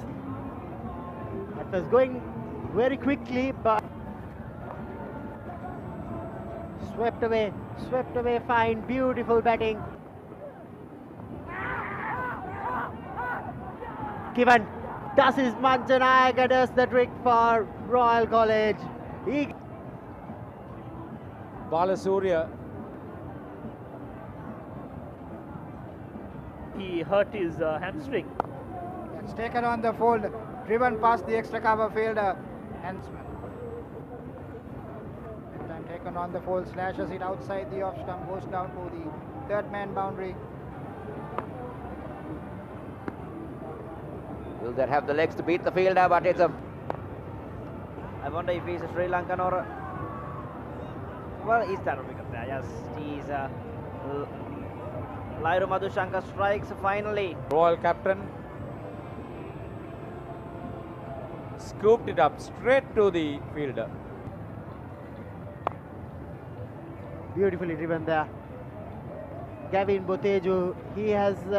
He's had a good outing today, but then again, the next delivery, it's quite unfortunate. A good ball. Again, Patiratna goes short, and this time Manisha has found the gap. Beautiful play there by Gavin Boteju. Running down. They've rotated the strike pretty well. That's the half century for Gavin Boteju. His maiden half century in big match cricket. He's playing his first game. Brilliant knock from the young lad. And again, you could see that... Oh, that's a direct hit. How close could that be? How close could that be? Now he's gone upstairs. Direct hits always excite me. It still says decision pending, but there is a lot of celebration. Oh, there comes this. Outside the off. Oh, there's a loud appeal. And the dreaded finger goes up. Yes, Rodrigo, LBW. That's the second wicket of Patiratna. The lengthy balls. Another look, right in front. Oh, that's hammered through extra cover by Iriyagama. This one is a full toss, but couldn't make use of that one. There's a misfield. Oh, there's a chance of a run out. This could be curtains for Gavin Botheju. There was a lot of yes, a lot of no's. And the basic rule is if you have a hesitation, get back to your respective places. But that did Tied to his left and stopped the ball.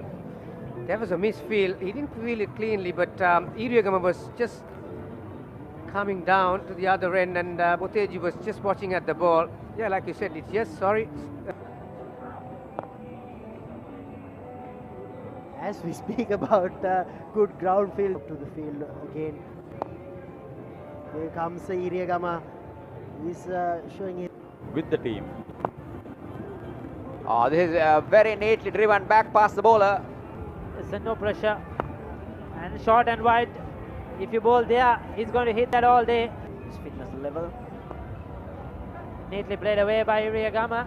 He'll pick up a single. Will he come back for two? Yes, he will. Bowling side with two of their bowlers over 50 wickets. Is that another boundary running there? Well, Colombo. Oh, played fine. That could run down. Oh, Trevin Iriyagama is gone. I think he's Kamil Mishara, quick to whip off the bails. We'll take a look at that. Oh, brilliant work by Kamil Mishara. Well bowled by Kishan Balasuri. Unfortunate for Trevin Iriyagama, but that 47 runs means a lot to St. Thomas's, and I'm sure it will mean a lot to Trevin Iriyagama as well. Well played to Trevin Iriyagama and Kanistan Gunaratnam. Yes, he'll regret it. Trevin Iriyagama will regret it. For playing for the St. Thomas's first 11. Beautifully driven. That's the class of Kamil Mishara. Didn't try to overhit that. There you go. There's your answer.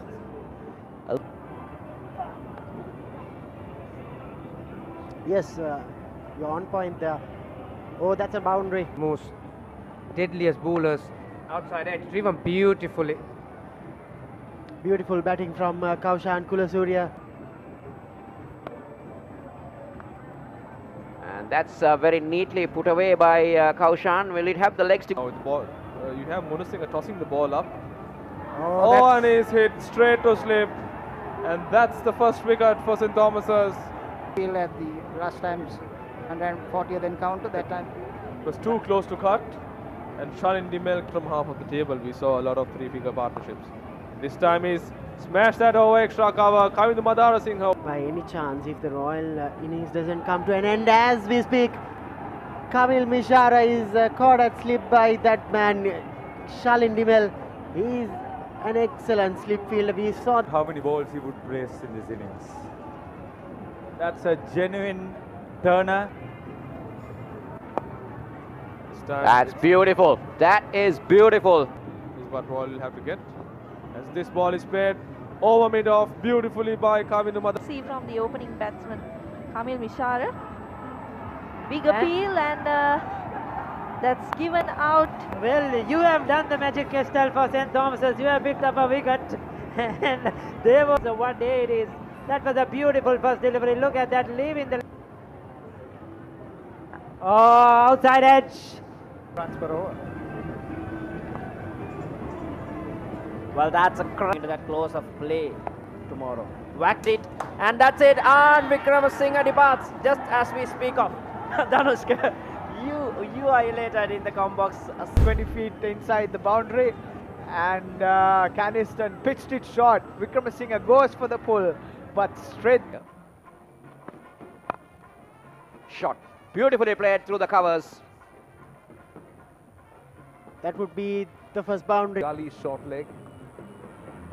Don't give him width. Now this is really poor bowling. Will run away to the boundary. Done is they've removed the second slip. This is over the top, just over the top. And it should be stopped inside the boundary. No, it's not. Go in the over. Bowled him. That was drifting onto the leg stump. I'm not sure whether he turned. What I felt was that Pathiratna got too much inside the... Went for the sweep, keeping the leg stump open. Good morning, Kosala. I think, yeah, that's they've done one thing right. They've got the close-in fielders right, as you mentioned. And this is Senaratna smashing.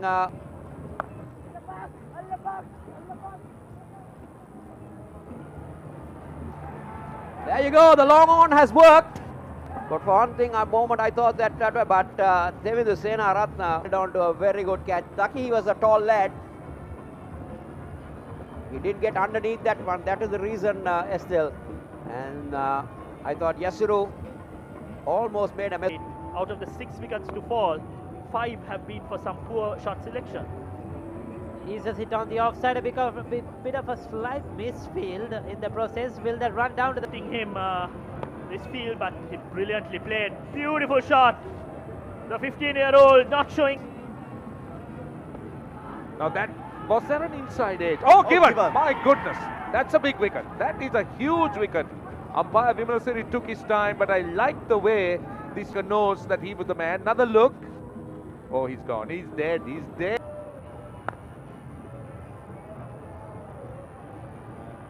Beautiful drive through the covers on that occasion. That's right. It's neatly driven away by Madhushankar. Will it have the legs to go all the way? There's a diving effort down in the deep. And he's delivered a poor... To declare again. That's India. But took their time as well. Didn't go for declarations or quick runs, as that one is clipped off his bats. This time it's... And try to get some wickets, maybe declared around 340. Beautifully played. That's a fantastic shot. He's shown some guts. Madhushankar gets an edge past third man. He's running down the boundary line and it... Leg spinner. But I think if you're a good enough player, and I think he has proved to be good enough. By the two schools. Short and Lairu Madhushankar. You know, put his foot down there. There's the edge and that's been caught. Madhushankar's innings has come to an end. Singer did the rest. Not a lot of footwork from him. What a way to get off the mark.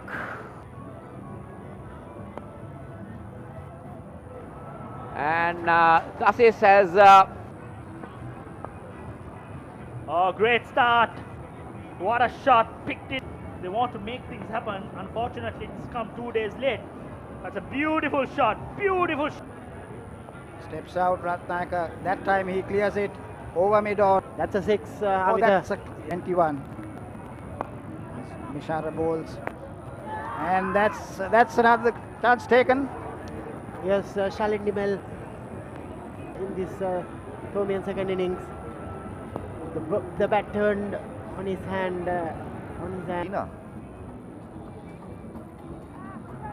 Yes, that's the end of Dilwin Ratnayaka dancing down the track.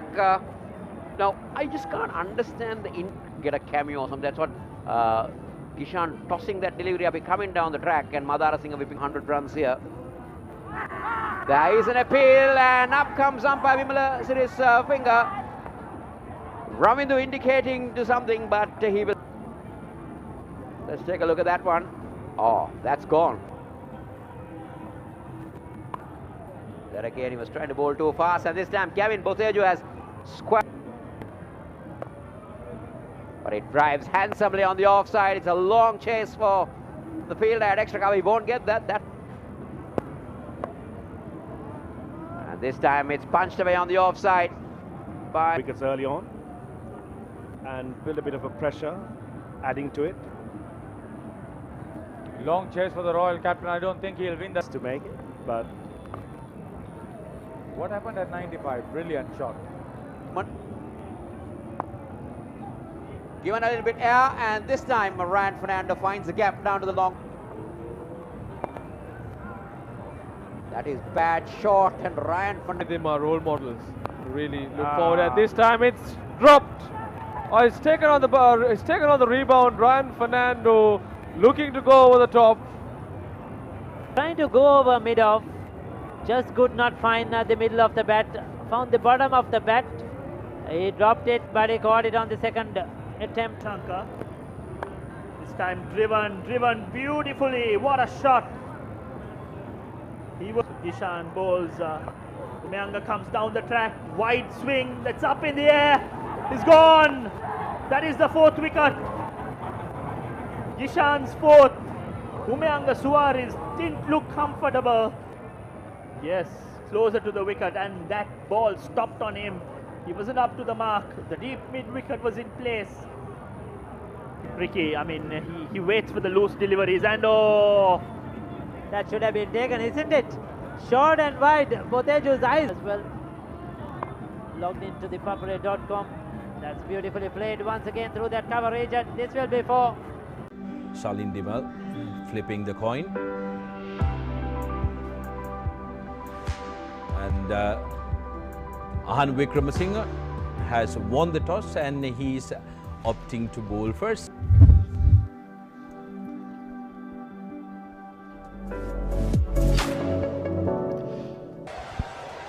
Well, it's going to be Kavindu Patiratna to start proceedings from the commentator's box in or the tennis court end of the SSC on this 142nd Battle of the Blues.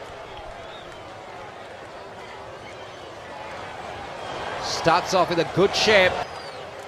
And has made records in the Royal Tournament. Appeal for an LBW Palyawardena.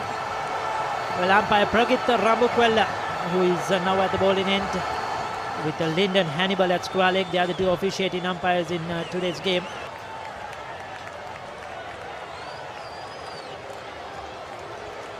Oh, that's a beauty. That's a beauty. Got the outside edge. Probably did not carry to the wicket keeper.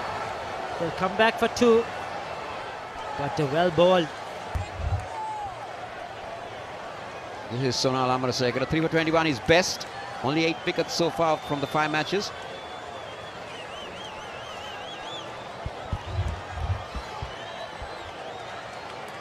That's close. That's close. Success for Sonal Amarasekara straight away. He has waited for this opportunity for a long time, especially in the last 1.5 days in the dressing room. Just faced a few deliveries put on by the bowler, making the batsman play on the stumps. And that little bit of a movement is given out LBW without scoring. Balanced or a more prominent side coming into this game compared to the Thomians on paper. Up comes umpire Hannibal's finger. That is the end of the Thomian captain. We'll have to wait and see, but a prize wicket, a big wicket. Shalin Dimel, the Thomian captain. Well, he was hit in front. Probably clipping the leg stump. Probably umpire's call. Umpire Lyndon Hannibal saw it better than what we see it from here. And he thought that was going to hit the stumps. Sonal Amarasekara. Much outside edge this time. Gully fielder, easy catch. This is good stuff. Pitching it up, swinging it away. Departing. So Thomas is losing their third wicket. Again, that is very well bowled by Sonal Amarasekara, keeping it full. Again, the slip cordon doing their job. A good catch at the slips. The experienced Ryan Fernando goes. St. Thomas's 8 for the loss of 3 wickets. Two fast balls of Royal have been top class. Fuller that time looks very, very close. There's no doubt about it. Naked eye, it looked plumb in front. Wickets. Look at that. Head falling over. Cardinal error for opener. I should say this must be hitting middle of middle. Easy decision. Pragit Ramukwella, captain. Pardon, opener Anup Palyawardena departs. Beg your pardon, Senator Tiarachi can't counter-attack under these circumstances. That's much fuller. Nicely played by Kanison Gunratnam. So they're getting the 2 runs. Good chase by Captain Ahan Wickramasinghe fielding at mid-off. Patiratna is coming around the wicket to the left-handed Palyawardena. Yeah, like I said, he's been there for 25 balls. That's beautifully driven. Firmly struck. Batsmen are back for the second. That's a well-timed cover drive. Any other day, that would have hit that ball there. 3 slips a gully. Cover point, mid-off on the offside. Mid-on. Short mid-wicket and a long leg on the leg side. Firmly driven, pass mid-off. Wickramasinghe gives chase. You see the first boundary. Shows how slow these outfield is. Batsman back for the third. Very often people misread when you have moisture on the track that it's not going to have turn, and when there's grass, it's difficult to turn. Wow, that's a gift. It's hit through mid-wicket. Will it run to the boundary? And it will. Wow, just inches short, and the batsmen are back with the third. Poor effort from the Royal. There was no one to support that fielder who was chasing the ball, really. They bowled a good length. They've brought the stumps into play. The batsman had to play. That's pretty close as well. Yes, the umpire, Linton Hannibal, has raised his finger. To shape up, he was batting well. There you see. It's Fuller. Oh yeah, that's Plum. It's going to hit middle stump. Good decision by Linton Hannibal. I think he has had a good day today. Along with the Royal fast bowlers who have been pitching it full and getting the ball to do the...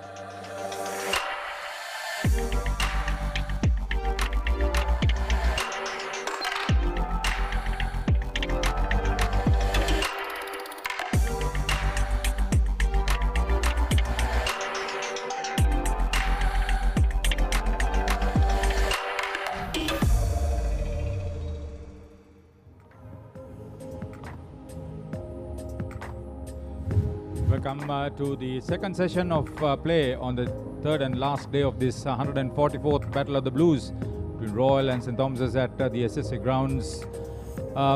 It's looking at a right Royal victory, as we say. Good afternoon to Feroz Ahmed. A very good afternoon to you, Harita, as well as our viewers. Big story this.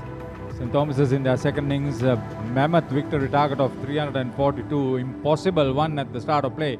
In 95 overs, they have lost 6 wickets for 84 in 29 overs in the first session.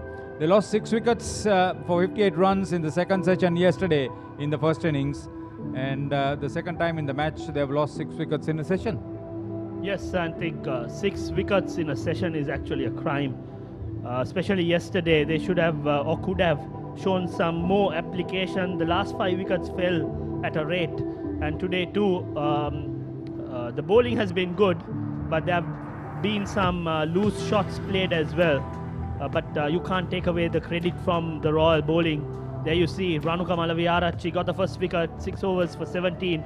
Bulan 2 supported, 1 for 18. Sandesh got a big scalp when the partnership was threatening for the third wicket. And then Dasis Manchanayaka got the big breakthrough of Mahit Pereira, was adjudged LBW. And Nethwin Dharmaratne, who didn't bowl, the leading wicket taker for all during the season, came in and got a couple of wickets. It's been good bowling change and brilliant captaincy as well by Dasis Manchanayaka. Yeah, 3 LBW decisions so far in the innings, which means that there is a sense of uncertainty of the minds of the batters, either to play forward or back. This was the big wicket, and then a second LBW to see the back. Vinith Gunawardena then was brilliantly caught by Umidu Weerasekara. The shot was on all right. Senadi Bulankulama gave Dharmaratne his first wicket. Substitute Dinara picking the wicket. This was Dasis Manchanayaka claiming Mahit Pereira. And finally Nathan Caldera bowled through his legs. That kept low, but it wasn't a good shot considering the circumstances. The match summary so far: Royal College was put into bat, scored 326, backed by a couple of centuries by Dasis Manchanayaka and Ramiro Pereira. Akash was the pick of the bowlers for St Thomas's, 4 for 55. St Thomas's in the first innings collapsed, 153 all out. Senadi Bulankulame, lone effort of 40. Bulan got 3 wickets for 26. Royal in the second innings did not opt for the follow-on. There were many questions asked, but they opted to bat, and bat they did. Dasis Manchanayake again top scoring with 57. Akash again being amongst the wicket, 4 for 59. And currently St. Thomas's 84 for 6. Nathan the top scorer with 18. And you've got the 2 batsmen, Sene Shetty-Arachi, who's looked good for his 4, and Charu Kapir is on 5. Every batsman has got a start. It's just that they haven't gone on to make big innings. Yeah, Netwin Dharmaratna didn't have a ball in the first innings. See what a difference he has made, picking up a 2 as a fresher.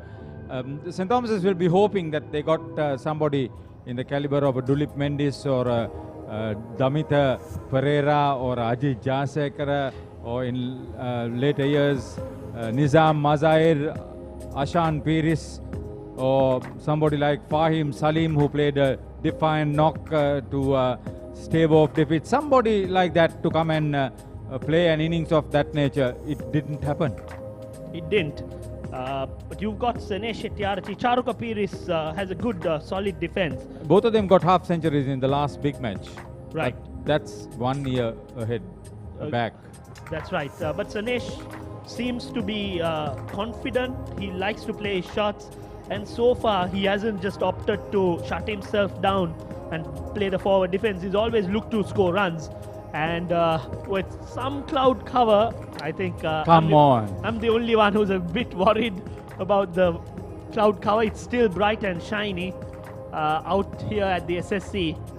But these two need to put down and bat, and this is the best session to bat, the post-lunch session. However, there is some uncertainty on the wicket. There is a bit of uneven bounce, and the Royalists will look to capitalize on whatever that's on offer.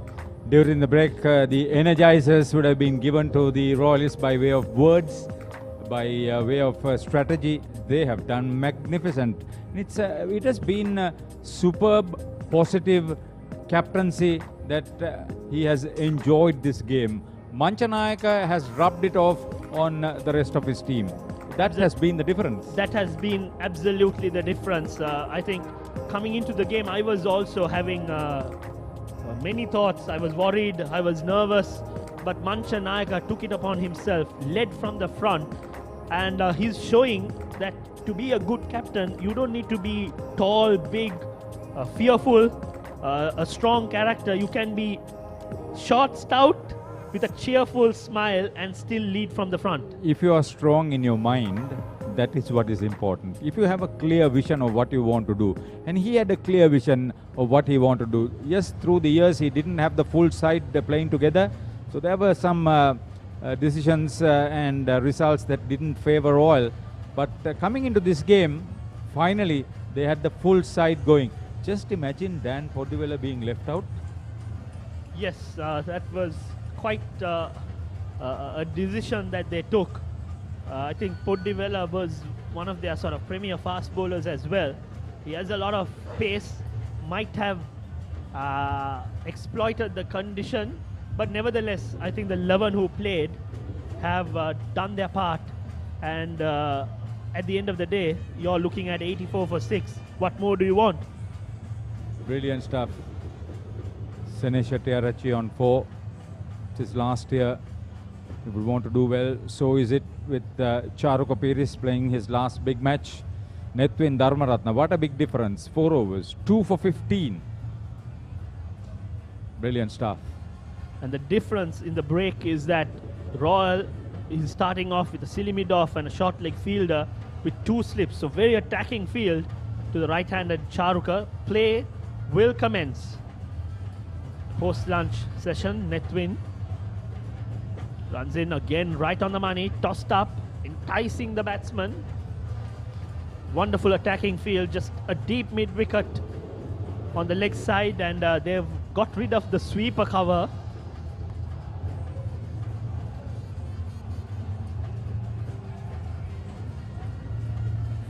Again, right on the money. Good bowling by Netwin, starting off from where he stopped in the previous session. I feel for Romesh Mendis. I'll tell you why. Good delivery. The short leg coming into play. His father, Manoj Mendis, in 1992 scored 124, the highest score by a fresher for the Tomians. And then he followed it up with another century the next year.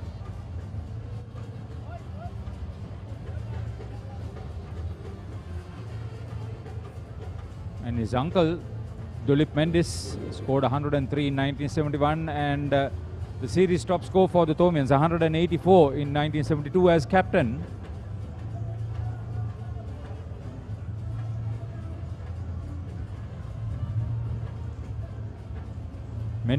Romesh Mendis collected a pair the last time he played a big match, and this time he's captain, staring at defeat. I'm sure the many royalists who played with the senior Mendisas would have had a lot to say on how Dulip ripped apart the bowling, as well as Manoj Mendis. I think there were some fearful players. End of 30 overs, 84 for 6.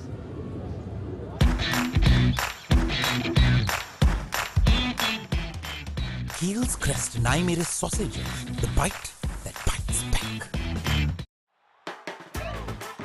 රුපියල් 60 මැලිබන් සේවරි පොඩ්ඩෝ එක match එකට set වෙන්න.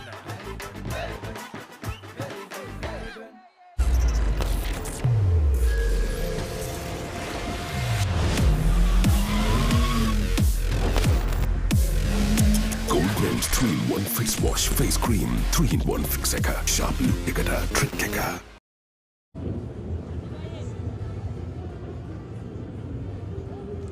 Massive crowd, capacity crowd, enjoying a wonderful day. Couldn't say that all Tomians are enjoying the cricket out in the middle. Never mind, they would enjoy the atmosphere. They were at the 144th Battle of the Blues. The most these two can do is probably delay the inevitable. Ramiro Pereira. Very unlucky not to get his name into the record books as a player who scored a century and a half century in the big match. And it would have been a superb record when two teammates did that in the same big match. Yes, but in the end, I think it was magnanimous for him for opting to declare. And individual records are important, but nothing like the wonderful glory of winning a team sport. You rejoice the team achievement more than your individual achievements. Dropped it short and Hettiarachchi very quickly onto the back foot. Plenty of open spaces because of the close-in fielders. Long chase for Bulan Veeratunga.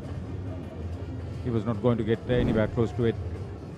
The difference is that Royal have opted to go for a very attacking field. You had the sweeper car in the first session, irrespective of whether the batsman was new to the crease. This time, I think slight change, a deep point being placed to prevent that short delivery. Again, this time well bowled. You look at Senesha's batting stance. He's crouched. He has a strong bottom-handed grip, and he will be strong on the sort of shorter side. He holds the bat right at the bottom, so it's a sort of an indication that he's strong on anything short. Not to say that he's not a good driver of the front foot.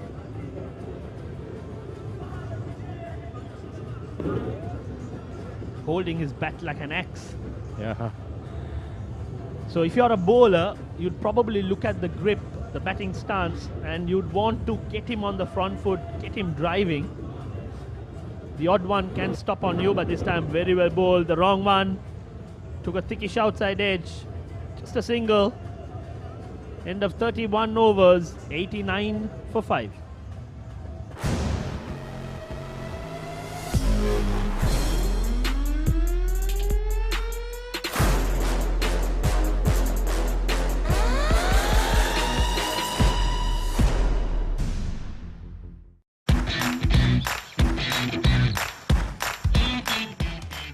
heels crest Naimere sausage, the bite that bites back. Big match fun Prima Kottumi Tiyanaka. Anchor New Delhi yogurt. Yogurt එකක් විතරක්ම නෙමෙයි. Just to place on record, the match commissioner is Leelanand Kumarasiri, the Assistant Secretary of the Sri Lanka Schools Cricket Association. Match referee Wendell Lebroy. On-field umpires Ruchira Palya and Lyndon Hannibal. Television umpire Pragit Rambukwella. Few of the darker clouds that Feroz was a little bit concerned about. Not very threatening for the moment. Chamara de Souza is the fourth umpire. Again on the shorter side, just a single. Sinesh quick to pounce on anything short, rocked onto the back foot. We spoke about his low stance, strong on the back foot, a bottom-handed grip. Bowler needs to toss it up, get him driving more often. This time. Wendell Lebroy, the match referee, some character he is, I'll tell you. Younger brother of Graham Lebroy, also a very fearful fast bowler, attacking bat. A wonderful character. Pragit Rambukwella, wicketkeeper bat from Nalanda. Alumni of the University of Colombo. Yeah, the scorers Hemant Arya Vikram for Royal and Tushar Kure for St. Thomas's must be having very different feelings about this three-day encounter.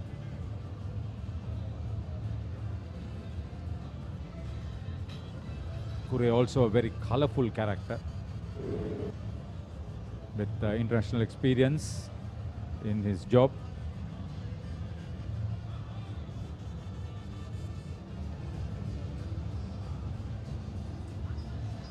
Dharmaratna round the wicket and creating the angle outside off stump.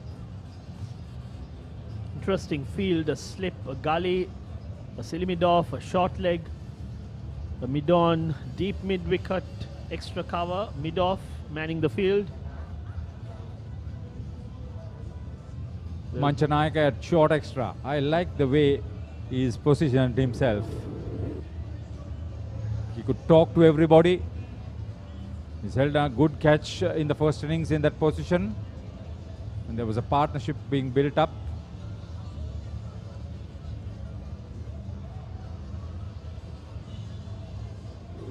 That was short, came very slow to the bat. Played on the back foot, end of 32 overs, 90 for 6.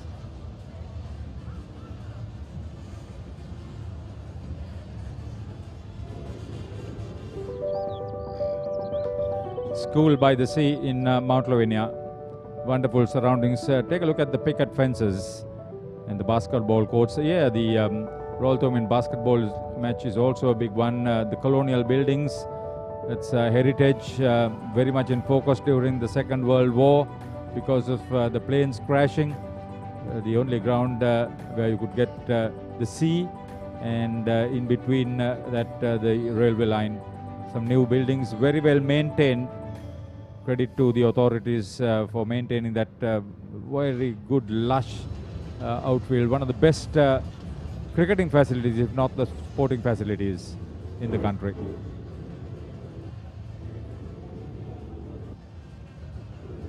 So Ramiru, the right arm leg spinner, will continue. Sinesh, he's on double figures, scored 10 runs. Royal require 4 wickets to win. On the shorter side again, punched on the back foot. But there is protection. A deep point fielder placed. Nethwin collects. Just a single. Brings the right-hander. I think the right arm leg spinner needs to bowl a lot more against the right-handed Charuka. We've seen him bowl the googly as well. Yeah, he's a very deceptive delivery that, and he tries to disguise it very well. That's a good attribute for somebody who can bat very well too. It's his approach. Royal have outplayed St. Thomas's in this encounter. in all departments, and one of the main factors has been their approach, a very positive approach. So this is good. I think the mid-wicket fielder has been taken to the offside, enticing the batsman to play across. Good attacking field, just a mid-on, and is there a deep square leg? Just a mid-on on the leg side, and catching short leg fielder, and this time straighter, enticing the batsman. It was clever variation. He didn't try to give too much of air on that, the flight. Quicker through the air, in line with the stumps. So the batsman has to play.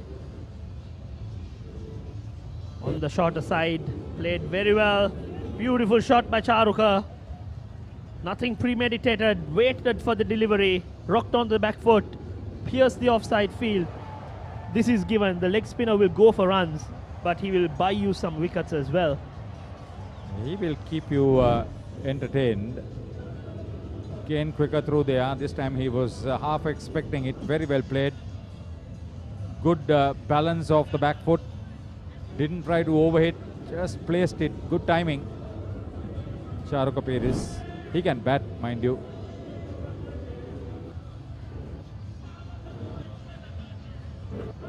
Better delivery, equally well played. So St. Thomas's 95 for 6, end of 33 overs.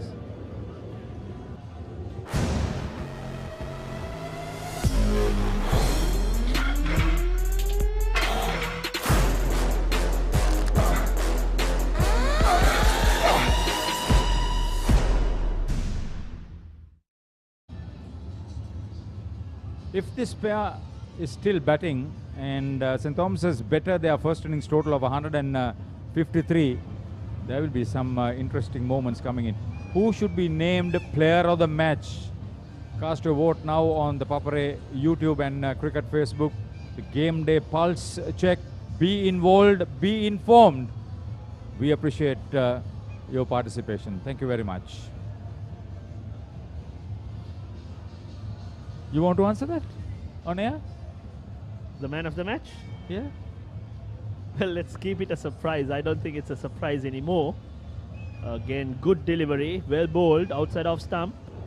Sanesh lets it go.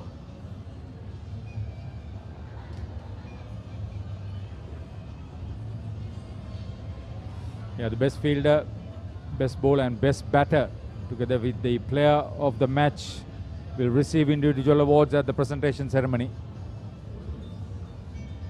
That was slow off the wicket. Must appreciate what the joint match organizing committee has done together with the sponsors, the service providers.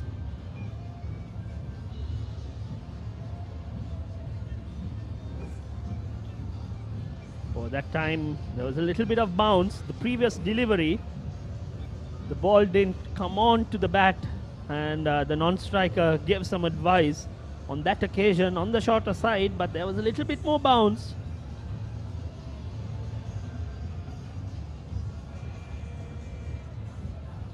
From the edge of the crease. Very well fielded, very well fielded. The cover point fielder anticipated when the ball was dropped short, ran across a couple of yards to his left, and in the process prevented that single. There you see shot. That was well stopped beautifully. Was that Bulan? Yes, the fast bowler Bulan giving his commitment on the field. Good anticipation. This time bowler comes over the wicket. Good change. I'd like to see him bowl over the wicket a lot more. Get the batsman to play across. Is good field placement as well. And maybe try to see how Sineth also fares, because Sineth bowled well against Sanesh the first innings. Again on the shorter side this time, punches it, gets a single. This time it was a lot better into the gap. That is the end of 34 overs. St. Thomas's 96 for 6.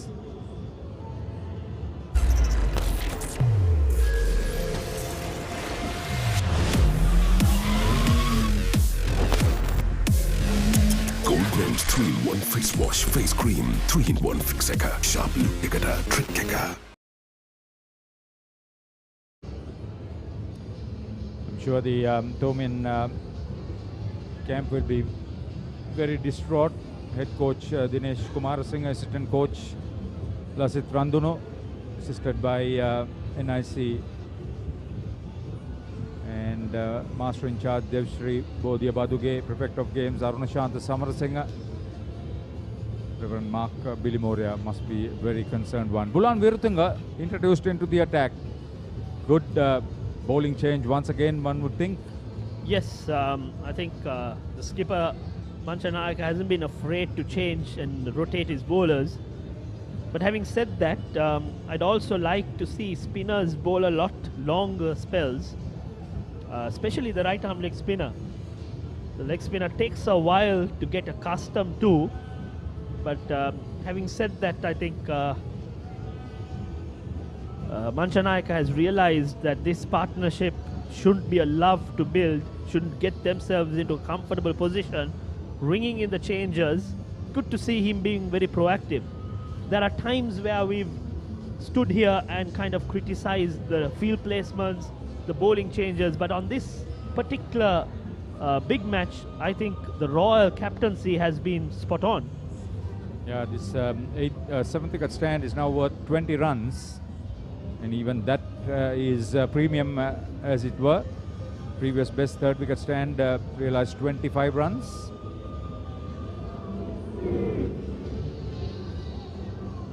We spoke about St. Thomas's, talk about Royal also. Head coach Ruan Soiza, assisted by Charit Fernando, Vimukti Pereira and Kavidu Madarasinghe. Master in charge Aruna Prashanta, prefect of games Riaz Aluha. Happy man he should be. Principal RMM Ratnayaka.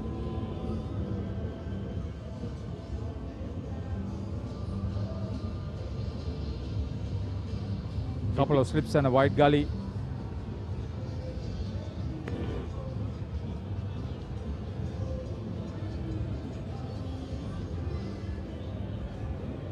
Never run on misfield, they say. Well, Senesh seems to be quite strong on the back foot. Had ample time. Seems to be well accomplished. He's been amongst the runs, scored over 350 runs. And right now, he's showcasing his Thomian grit. They batted sensibly since lunch to be comfortable in their mind.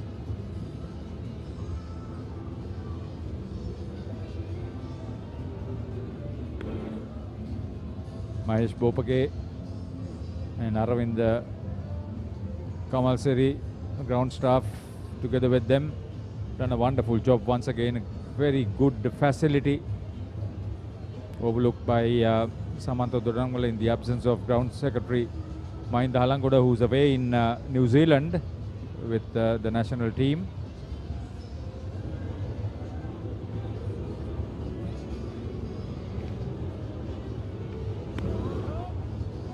Watching it very carefully. Well, right now, I think the wicket has settled, and fast bowling, you can see the batsman has an ample time to play the straight bat. Yeah, that's the stuff you want to enjoy. Maliban cheese bits, the chick bits and the Crisco. A lovely taste, salty taste. Anytime for everyone. Oh, short. Batsman tried to pull. There again you see the ball is dying on the keeper. You see the umpire signal one bounce for the over. That was a good change of strategy. Pace and bounce by Bulan Viratunga. It got Senesh Entiarachi interested. Normally you would leave it, but he wanted to play it.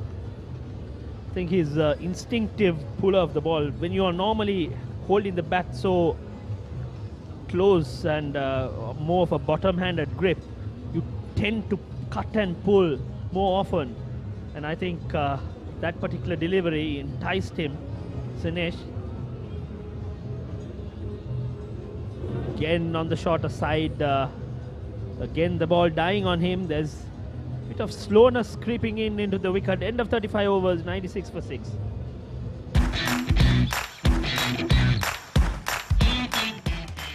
Heels crest nai mere sausages, the bite that bites back. රුපියල් 60 මැලිබන් සේවරි පොඩ්ඩෝ එක match එකට set වෙන්න. අතේ ඇති මුදලට ඇංක Newdale yoghurt. Yoghurt එකක් විතරක්ම නෙවෙයි. DR20 ප්‍රොබයොටික් සමග දෙගුණයක යහගුණෙන් ඔබේ පෝෂණයටත් වැළක්. ඇංක Newdale yoghurt. Big match fun Prima Kottu Mee තියනකම්. ඇංක නිව්ඩෙල් යෝගට්. යෝගට් එකක් විතරක්ම නෙවෙයි.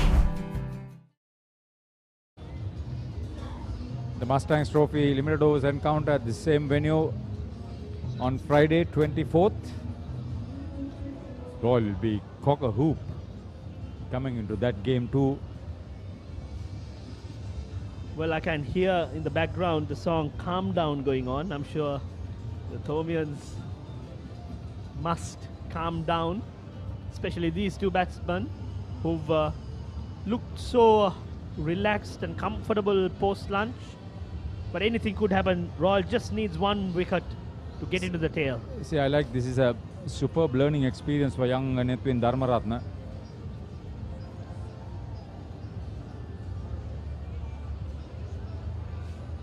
How he's going to contain, not leak too many runs. Not that Royal are too worried about runs at this stage. Plenty of runs in the bag for them to play with. But yes, 4 close catches in addition to the wicket keeper. Oh, not afraid to toss it up. Tossed it up, got the inside half of the bat. I'd also like if he can come over the wicket, use a different angle, get the batsman driving, and there you go. Took the inside half, well tossed up.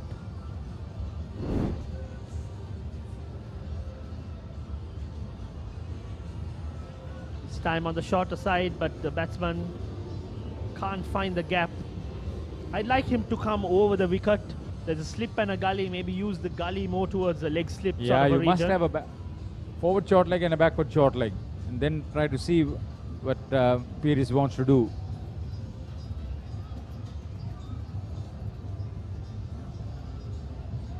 Bowled again right on the money. Good angle, good variation. He's opted to go around the wicket. You eliminate the LBW aspect for major part. But you've got players waiting for that edge. Oh, well bowled. When he tosses it up, there's something in the wicket. The slowness doesn't help, but end of 36 overs, 96 for 6.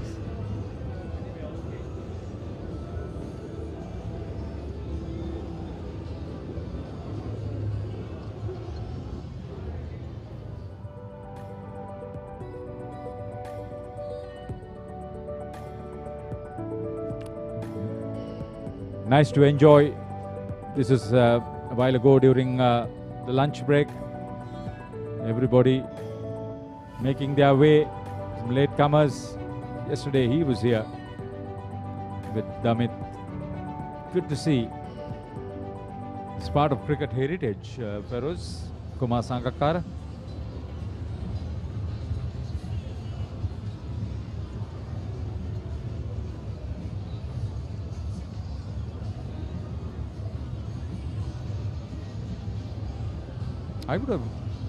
I would have had a silly mid-off just for the fun of it.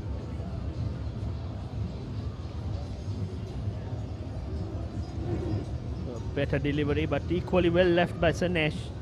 Yes, have someone under the helmet right in front of you, chatting. He's not going to catch you.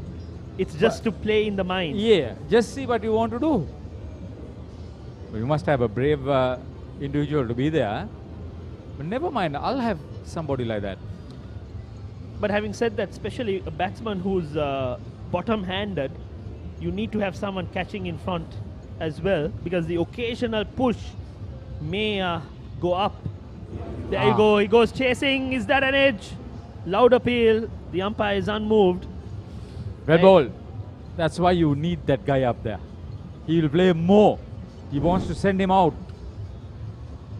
Well ball. Leaning into it. He's never going to play a good shot. His footwork was nowhere near getting near the ball.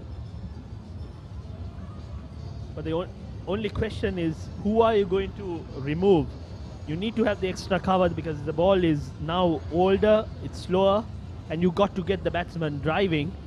And you've got 2 slips and a gully as well. Maybe, is there a short third man? No. A bouncer. I'll take that cover field and put him out there. Okay, you go and drive. Royal have enough runs, surely. That's an option. Yes, you're right. Get the batsman driving. I think Sanesh is happy to play on the back foot. He seems to be strong, but on the front foot, I'm yet to see a convincing shot. Especially with Bulan. Bulan gets that angling delivery onto the toe.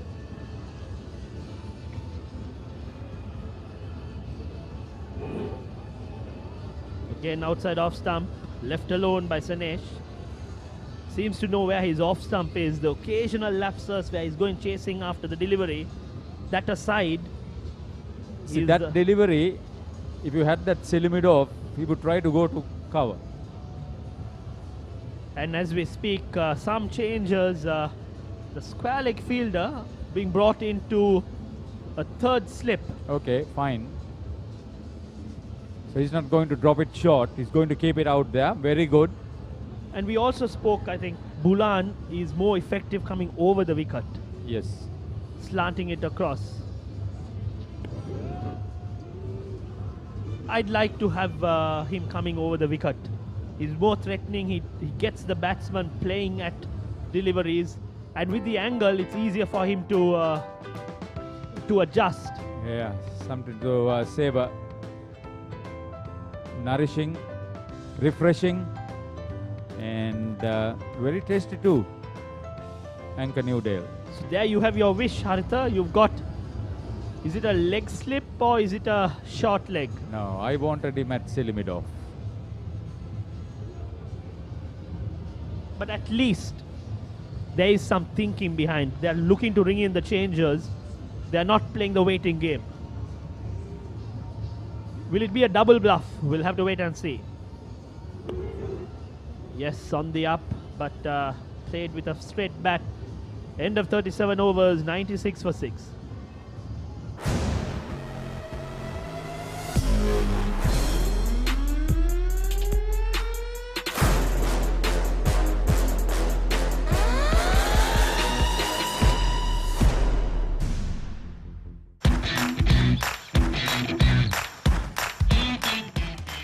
Keel's crest and I made his sausages, the bite that bites back. රුපියල් 60 මැලිබන් සේවරි පොඩ්ඩෝ එක match එකට set වෙන්න.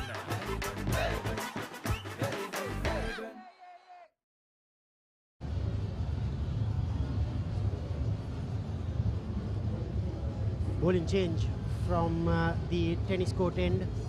Vice captain Sineth Jayawardena will be bowling his 4th over.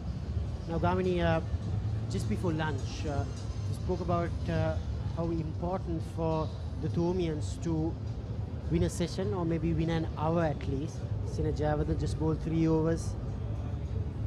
So they've done half of it. They've won the first 30 minutes after lunch. These two have shown the Thomian grit so far. Good start by Sineth. As you can see already, Manchanaka has made few changes in this half an hour, hasn't he? He's tried, this is for the 4th bowler he has tried in this half an hour. So that's what you need to do. You need to, when it comes to wide red ball cricket, it's amazing.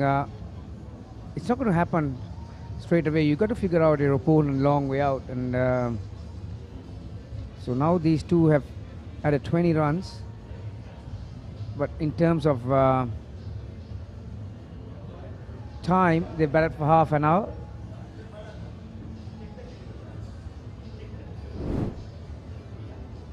And I like this move, Damit. Jayawardena. Good awareness from Charuk Pires that time. Because Jayawardena is a quickish off spinner. Sometimes on a track like this, if you don't give time for the batters to get back or get forward, there you are. It's quicker through the air, so he's naturally looking to bring that outside edge into play as well. Although Charuka, the dangerous ploy to get on the back foot. We've seen some balls staying low from this end, haven't we?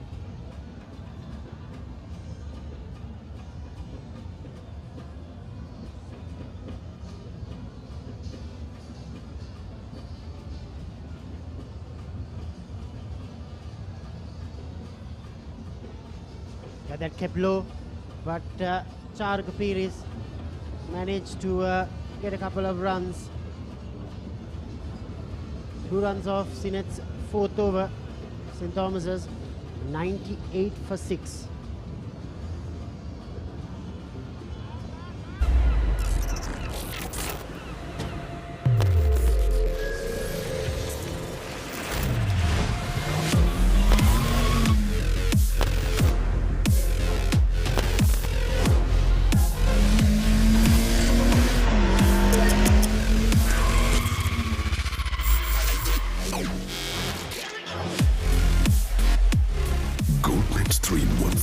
And face cream 3-in-1 fix එක sharp look එකට trick එක cheer up කරමාදව tin cream කොත්තුමි big match fun cream කොත්තුමි තියනකම්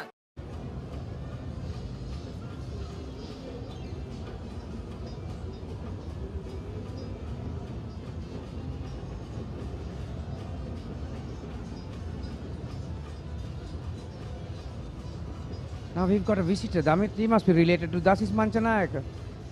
30 odd bands are played around the grounds and so much of music. It's past lunchtime now, isn't it? He's looking for some lunch. He doesn't hear anything. Normally birds like a bit of quietness, don't you? But Ricky seems like the flying ones and the lying ones.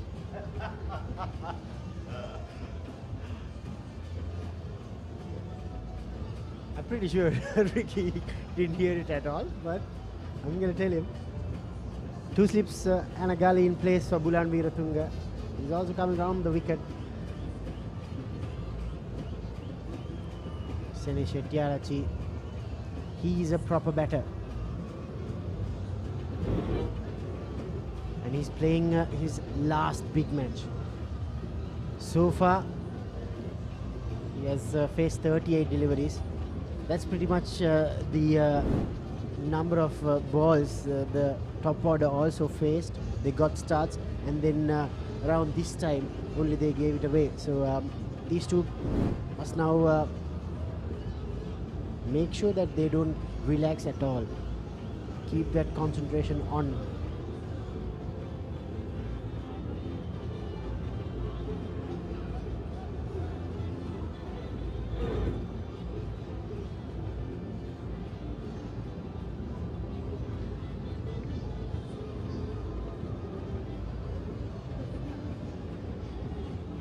Anura Bulankulame, the father of Senadi Bulankulame, scored a century in 1987, and then a year later he led St. Thomas's College to victory. They are first in 24 years.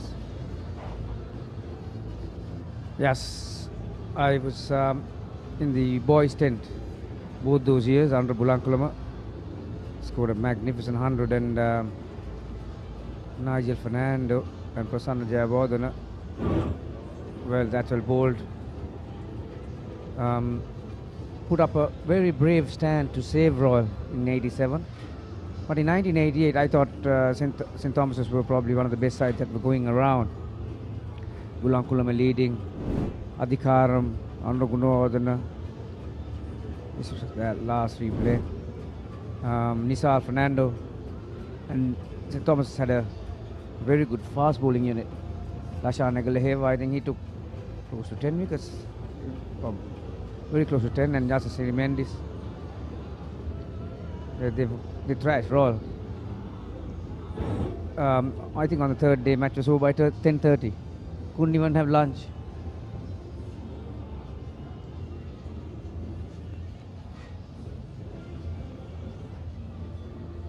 But today, they got the chance to have lunch. Will they have the chance to have tea? So far, they've done well. Sinesh and Charuka, 79 deliveries. They are delaying this Royal victory. The first innings, the Royal seamers wiped off the tail very quickly. But this time round, they are showing some grit, delaying proceedings. But this was a very good over, a testing one from Bulan Weerathunga. I mean, 39 overs completed, 98 for 6.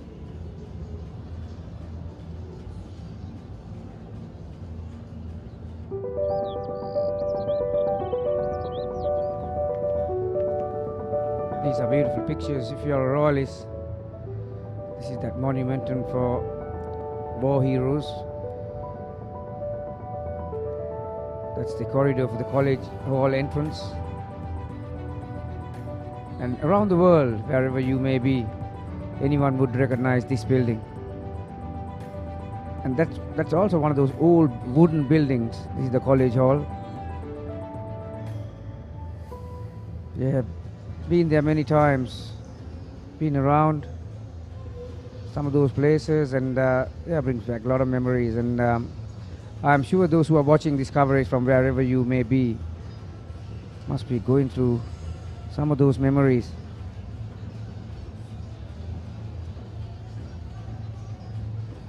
Sinesh Jayawardena coming over the wicket this time around. Gamini, what would be the thought process behind it? I think that's a good idea. When I was doing the pitch report this morning, I saw the odd rough marks just outside that off stump created by Akash Fernando and some of the right armers who bowl round the wicket. Because of the speed that Sinesh Jayawardena bowls, he might be able to get that odd ball spinning and bouncing, and he's got a short leg in place as well. Even the caught-hand ball might be in play here, because Charuka got used to playing the off spinner from round the wicket, and that's Fernando. But this now he'll have to take a risk when he drives against the turn. There you are. So he might be able to generate a bit more spin than what he was getting from round the wicket.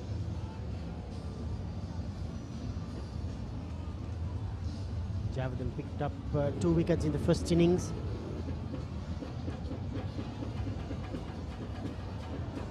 Loud appeal. No bat involved, says umpire Hannibal. This is good stuff from the Royal Vice Captain. Yeah, clear daylight between bat and the pad. Just the one scoring stroke in the last 18 balls.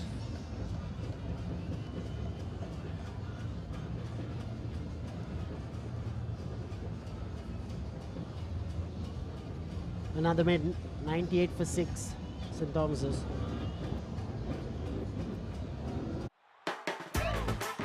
රුපියල් 60 බැලිබන් සේවරි පොඩ්ඩෝ එක match එකට set වෙන්න.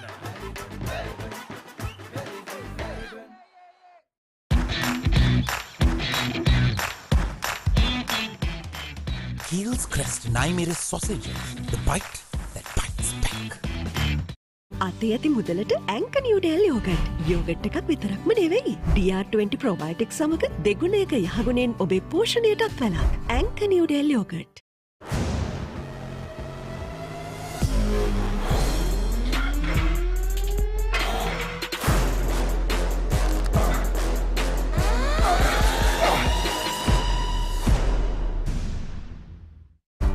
ඇංක Newdale yoghurt.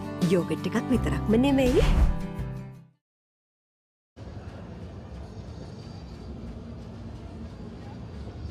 waiting anxiously, the little one, for the next Royal wicket, or St. Thomas's wicket I should say.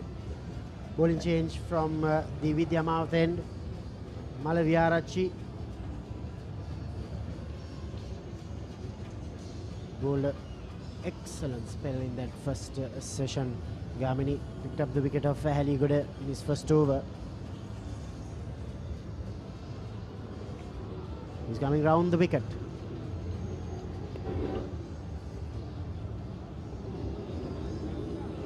Yeah, as he was running into bowl, Damit, I saw him holding the shiny side to his right side. So still this ball is going the conventional way. There is no sign of reverse swing yet. If you know how to maintain the Duke ball, after about the 50th over, that's the 100th run for St. Thomas's in the second innings. If you know the skills, you might be able to get it reverse.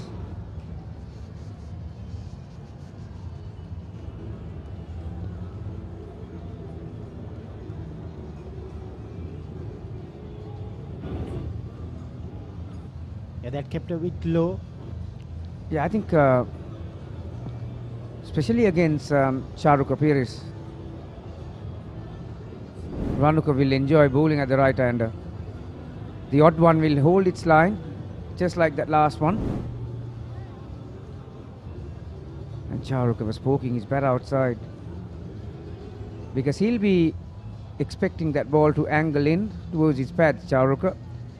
But like I said, there's a danger if one holds its line and the outside edge will come into play.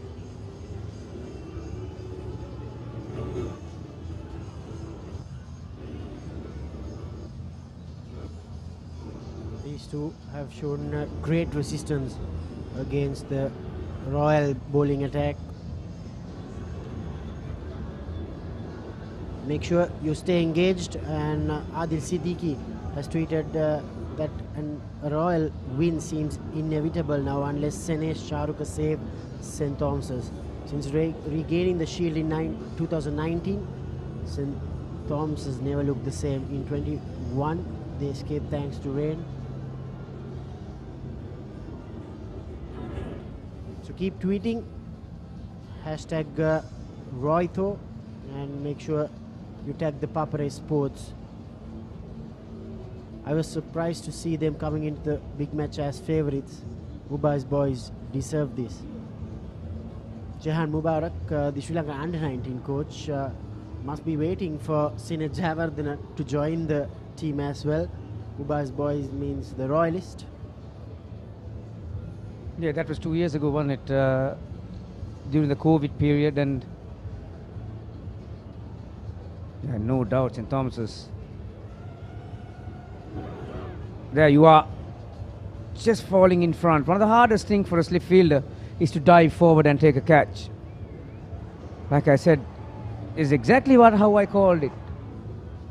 Bringing that outside edge into play, and one that held its line. But very lucky for Charuka, he's got smiles on his face because he's still there.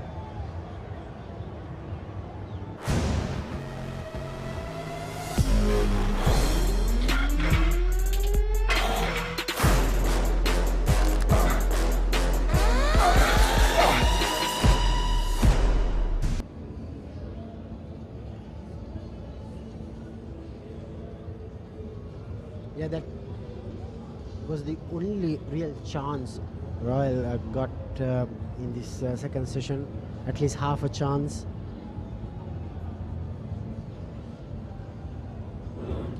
Oh, that's a beautiful delivery from Alaviarachi to end an exciting over. St. Thomas's 103 for 6.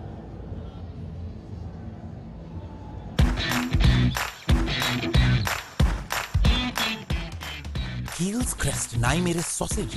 The bite that bites back. රුපියල් 60 බැලිබන් සේවරි පොඩ්ඩෝ එක match එකට set වෙන්න. Cheer up කරමු හදවතින් Prima කොත්තුමිය. Big match fun Prima කොත්තුමිය තියනකම්.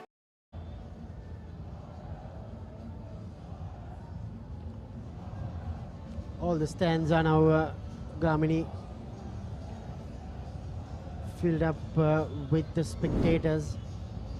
Here's the last ball, and they dropped the one which fell short of Anush Polnovita there. Yeah, he has been on the field for a while now, hasn't he? Anush Polnovita is one of the better catchers in this side. That's why predominantly he's at slips. Even when the spinners are operating, he's at first slip. He has pretty much caught everything that has come his way. Even picked up one on the bounce this morning.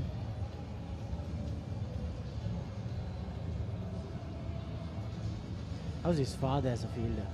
Yeah, he was a good fielder. Yeah, Anushka Polnovita, I heard Kumar Sangakkara talking about Polnovita, and yeah, Polnovita was only 15 plus when he made his debut under my captaincy in 1993, and scored 77 his debut innings. He was a very good fielder at any position.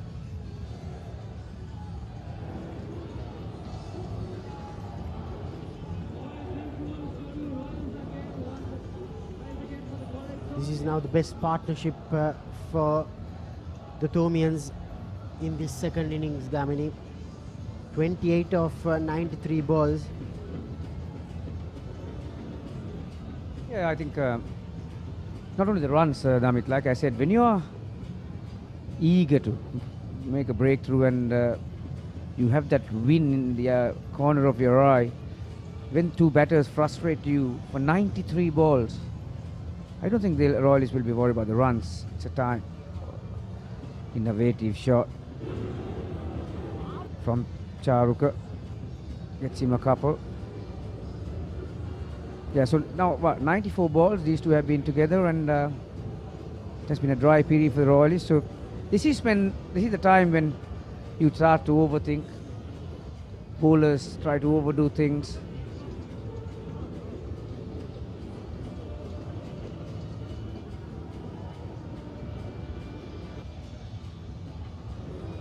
That's a beautiful shot coming from the drone.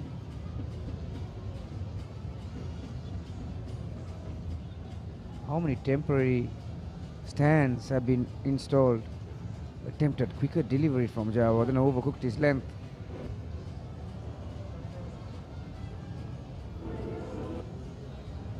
It's a hard task organizing this encounter, Damit. Very often we forget what the Royal Thomian Committee does, the joint committee. Another single towards the offside, and from the time I've known this match since 80s, it's always been a joint committee. So suddenly there is some cheer from the Thomian camp. For over an hour now these two have been together. Yeah, this committee starts to meet somewhere in September, I believe. So it's a 6 months long process. It's amazing the time and effort and the money they've spent trying to organize this. And every year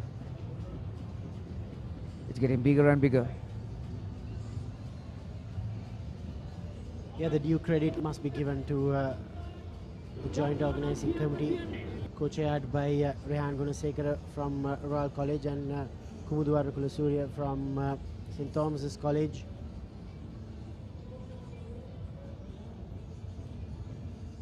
Great resistance by the Thomian pair continues. The Thomian grid continues.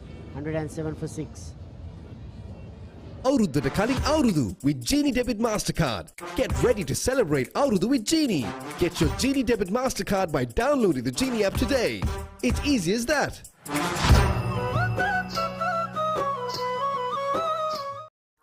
Rhino පුතා හැබැයි යා ගෙදර නිදියන්නෙම අමුතු තැනක. කාලගුණය කොහොමුණත් Rhino නං වහලට safe තමයි මුළු ගෙදරම. Rhino Cement Roofing Sheets. Then you know Rhino. I know. Anchor New Del Yogurt. Yogurt එකක් විතරක්ම නෙමෙයි.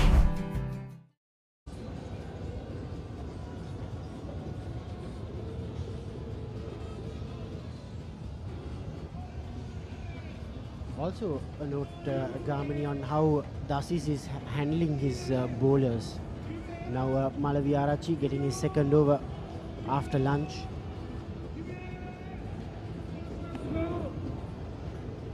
Very well fielded that time again. That's, I think, Netwin.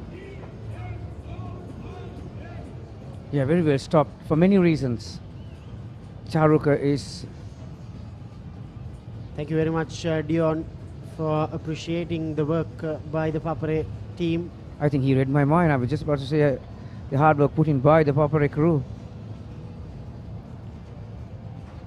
We are privileged and honored to bring all these pictures from the 144th Battle of the Blues. The Papare team, just as the joint organizing committee prepares for 6 months, the Papare crew also put in all the hard work for months and months in preparing for this March Madness. This is the pinnacle of March Madness, the Royal Thomian, and we take great pride in bringing these live pictures to your mobile phones, your laptops, or to your television screens. Hope you are enjoying. This is the third day of the 144th Battle of the Blues.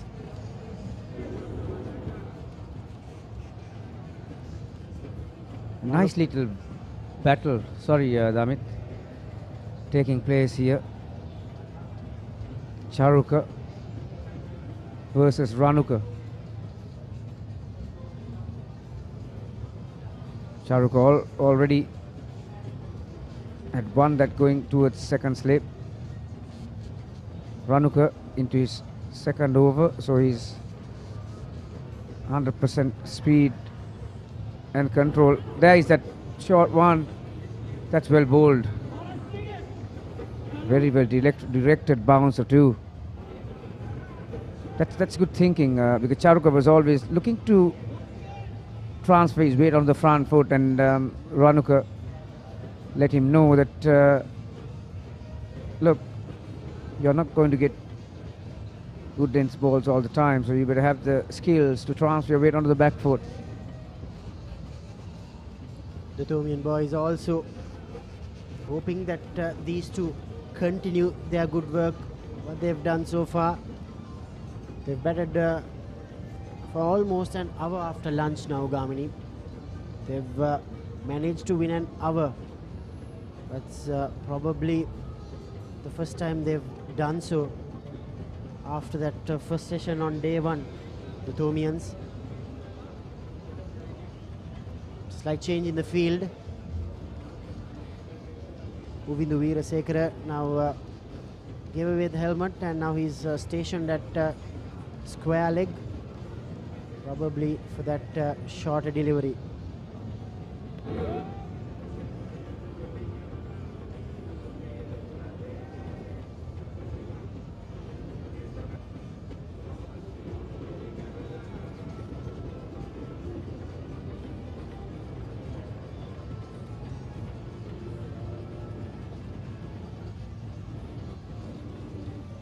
Yeah, Wow. The pledge by Dialog Asiata, the principal sponsor of the 144th Battle of the Blues. That came off the bat.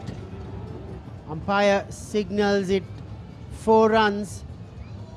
It's a hard chance for Senarath Sanviduarachi. A boundary to end the 43rd over. St. Thomas's 112 for 6.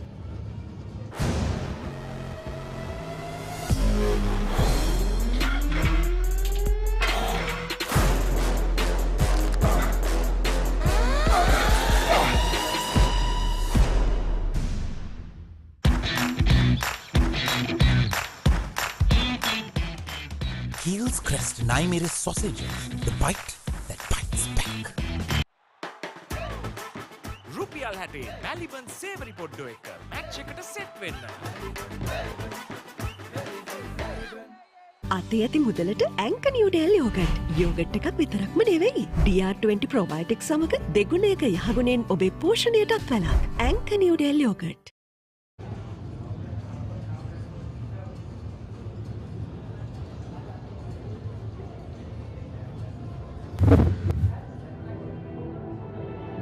The Tomians, Senesh Hettiarachchi and Charu Kabir is resilient and wanting to make sure that they see the Tomians through. 112 for 6 after 43 overs. St. Thomas's resisting the royal charge of wanting to win back the Right Honourable D.S. Senanayake Memorial Shield.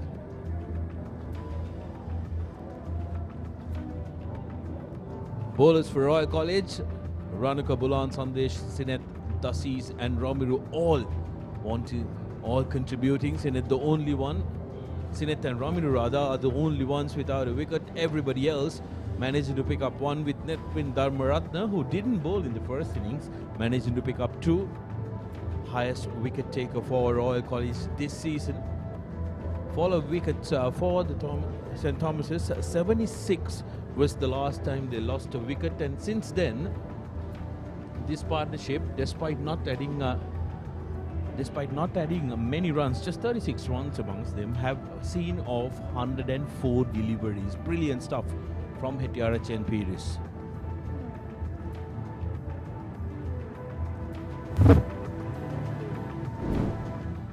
Six wickets fell for the Tomians, and this is how it all started in the second innings.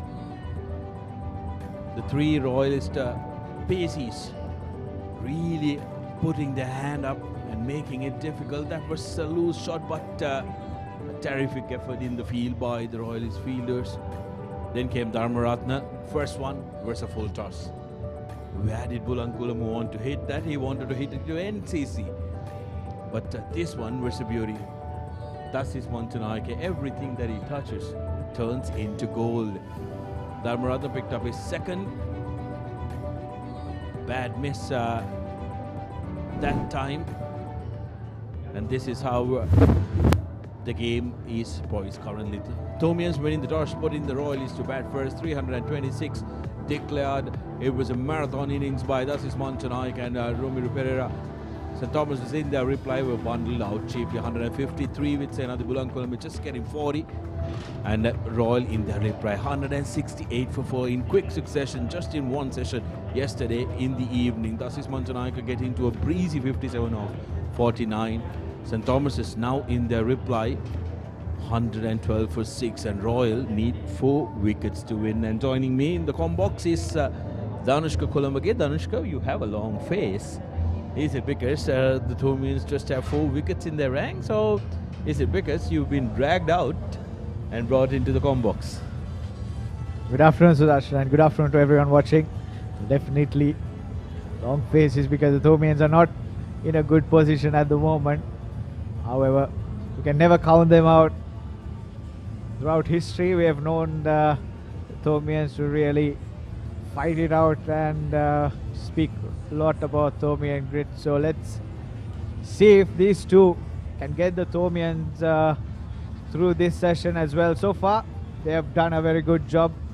They have played the ball on its merit, not taken too many chances, and have put up a good partnership. Senesh on 18, Charuk on 19, as Sinet Javardhana continues. Sudarshan, there's no major danger when you look at the pitch. There's no ball jumping, keeping low. So I think if these two really put their head down and bat, I think they can get through, because there are no big terrors on this SSC wicket. It's true that there are no demons in the pitch, but what the spinners from Royal College need to try and focus on is the fact that they need to buy these wickets. They need to be patient. They can't be trying too many things. Keep bowling in those good areas, and those foot marks might come into play. If you keep landing on them, there will be that one ball which turns different, which bounces different, that can trouble the batsman. Tarek Kabir is 19 of 62. Loud appeal. I thought that was quite close. However, Sharuka did put in a big stride forward, and I think it knocked his hand as well. Might need some medical attention. As we see, good flight at delivery. Turn back to end. I thought that was very close. Very, very close, yes. But and it hit his pad first and then his hand, most probably. we for very interesting viewing. Here's how they have gone about in their partnership so far. For 36 runs for the 7th wicket. Couple of edgers, so the rubber, the green, going their way. It's 36 runs between these two, Charuka Pires and Senesh Hettiarachchi. Both almost contributing equally, 19 runs for Charuka, 18 for Senesh. 109 deliveries in between the two. These two, I think, the last of the batsmen for the Thomians. And I think Charuka Pires has already got a half century, the Royal Thomian previously. But he has been used more for his bowling throughout the season by the Thomians, taking over 50 wickets.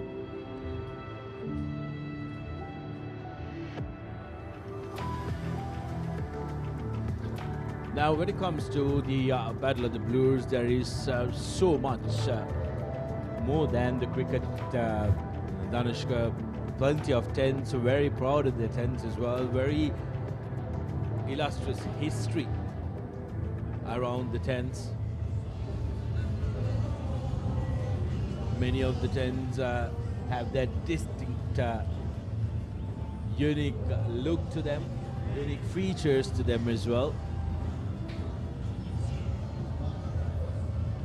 Their own massive legacy.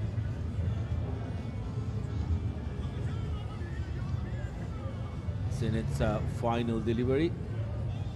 Is well blocked by Charuka despite in plane. 44 completed.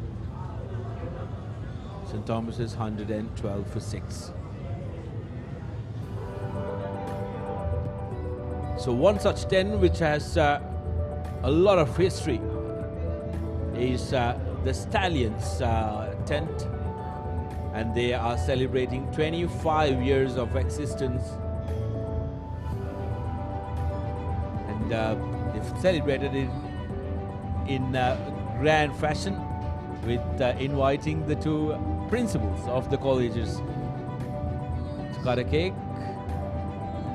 Great pictures here, and great milestone, and Stallions, one of the more famous and one of the oldest tents in the Royal Thomian. Those pictures basically epitomizes the camaraderie that is portrayed around the Battle of the Blues. Brilliant shot by Hettiarachchi, got on top of that delivery, and this is what has worked for this pair, this partnership. They played the balls on the merit, and thus is Manchanaika is not happy. It's a bit too short there. He doesn't have the pace to really go that short, and Senesh Hettiarachchi had more than enough time to rock back to his back foot and just hammer it through the vacant mid-wicket region for a boundary. He moves on to 22, 49 deliveries. I think both batsmen have got their eye in Sudarshan, and it's a matter of fact that they really put their head down and continue the next delivery. Well played once again towards extra cover. And will they take 3? Yes. A little fumble there. Poor fielding there. Now these kind of threes, which is after a boundary, are what can change the momentum of the game. That could really put your body language down as far as the Royalists are concerned. They've actually taken 2. Exactly, Sudarshan. I think that's what happened when the Royalists were batting in the first innings. They were 60 odd for 4 wickets down, And the Thomians let them loose with the field setting and bowling. You can see the replay. And Dasis Manjanayak and Ramir really took advantage of that. Great delivery there. Beaten all ends up. Lucky not to get an edge, but that's the length you have to bowl in this wicket.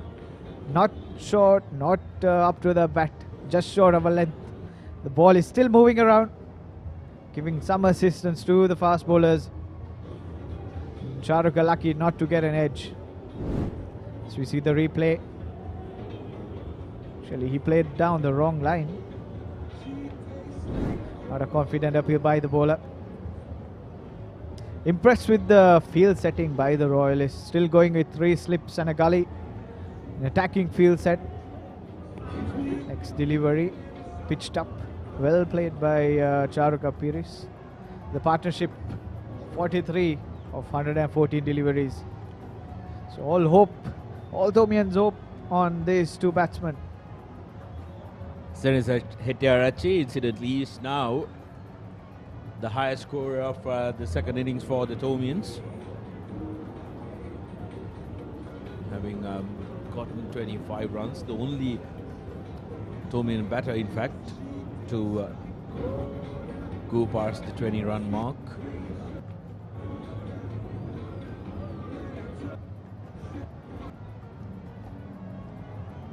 Joining in the conversation, Jayan says Royal well and truly bossing this game. If there was ever a time for a hero to stand up, this is it. Come on, Thora. So hashtag Royto and score by the sea as well. Well, Jayan, I think 2 men are really wanting to put their hands up. Senis Hettiarachchi and Charuka Piris can be the heroes, will be carried to Mount Lavinia if they can pull this heist, Danushka. Exactly, and that brings to end the 45th over. St. Thomas is 119 for 6. රුපියල් 60 බැලිබන් සේවරි පොඩ්ඩෝ එක match එකට set වෙන්න.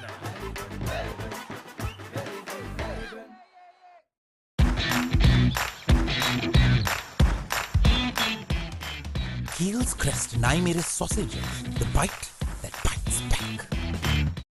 අතේ ඇති මුදලට ඇංක Newdale yoghurt. Yoghurt එකක් විතරක්ම නෙවෙයි. DR20 ප්‍රොබයොටික්ස් සමග දෙගුණයක යහගුණෙන් ඔබේ පෝෂණයටත් වැළක්. ඇංක නිව්ඩෙල් යෝගට්. Cheer up කරමු හදවතින් Prima Kottu Mee. Big match fun Prima Kottu Mee තියනකම්. The crowds have packed up, isn't it, Darushka? The turnout in the morning wasn't so great compared to yesterday, but now it's back to capacity here at the SSC. Everybody cheering them on. The Royalists wanting that victory. Thomians wanting these boys to continue what they're doing and make sure that they take them home. I think short delivery once again played towards extra. I think most of the crowd who have come into the grounds during the second half would be thankful for the Royalists for not putting the Thomians in yesterday evening itself. They had put them on the follow-on. Things might have been different. However, because Royal batted again last evening, I think the match has continued so far. Well, that's what the... Oh, chance, but slightly away from the slip that time and runs down to the boundary. Thomians will accept runs anyway that come. Take a look at this. Outside edge away from the fielder. Well, it's St. Patrick's Day today, so all the Irish luck with the lads from the school by the sea. Plenty of Irish influence with St. Thomas's anyway.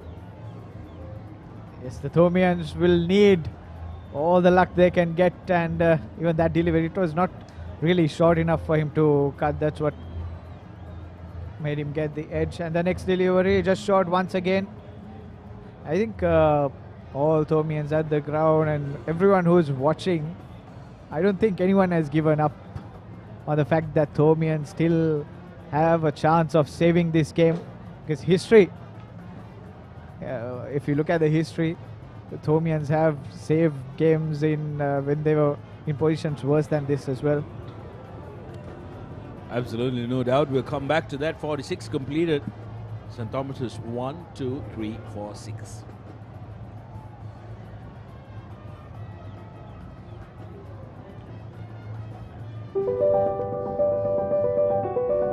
Spoke about things that happened around the big match, and Tomi and Salke Parade is one such colorful event. All the Tomians look forward to.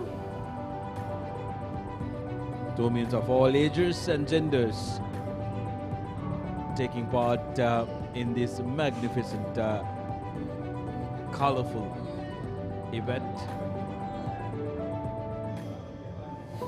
Conducted after 3 years, that would have been absolutely fun for all that were involved in it. Exactly, and I think it was raining on that day as well, but that did not stop the crowd from coming in. It was an amazing experience, the Thomian Cycle Parade. Traditions continue as Ranuka continues with 3 slips and a gully, just short of a length. So this partnership building up for the Thomians, 47 now. Most importantly, they are also taking time out of the game.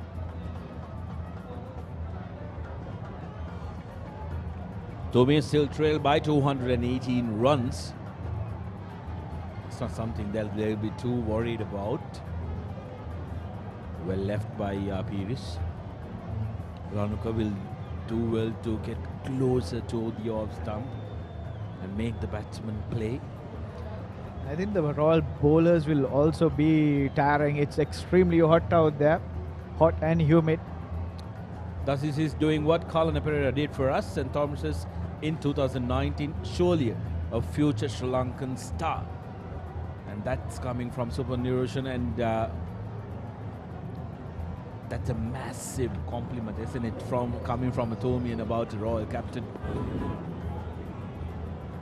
Exactly. I think Dasis Manchanayaka has what it takes to get there. He's a genuine all-rounder who can make things happen, and he's got a good head on his shoulders as well, and he can take in the pressure. He doesn't look under pressure at all, no matter what situation he comes in to bat in. When you look, you cannot tell that he's completely different from the rest of the batsmen. He will work the singles, rotate the strike, and that's what worked really well for him. And next delivery edged. It falls just short of the gully fielder. Well stopped in the end. Chances, plenty chances coming in. While the Thomians and the Royalists will be looking for a bite at the cherry, here we are taking a bite. That bites back. Absolutely top stuff from Keel's Crest Naimeris. The Keel's Crest Naimeris sausages, the bite that bites back, has been a favorite amongst the commentary panel for sure.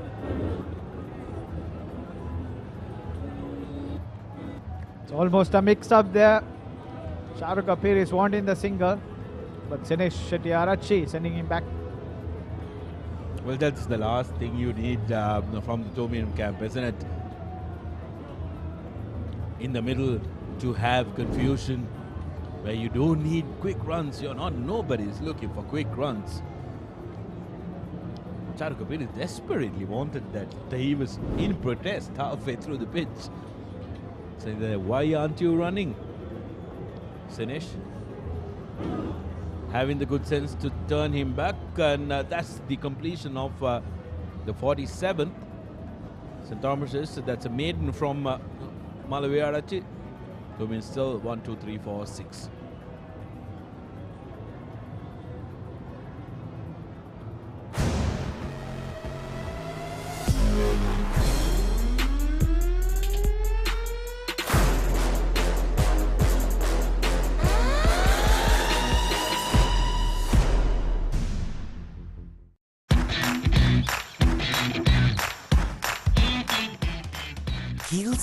නයි මෙරේ sausages, the bite that bites back.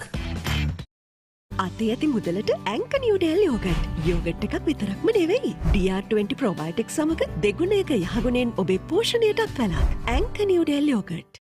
cheer up කරමු හදවතින් ක්‍රීම කොත්තුමිය. big match fun ක්‍රීම කොත්තුමිය තියනකම්. Welcome back, and as we commence the 48th over, we can see a bowling change by the Royalists. Ramiro Pereira, the leg spinner, is brought back to the attack.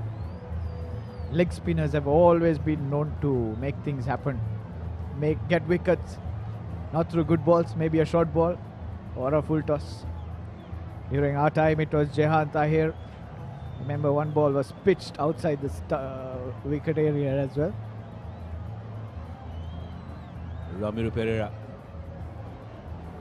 was stranded at 46, not out when the Royalists declared overnight.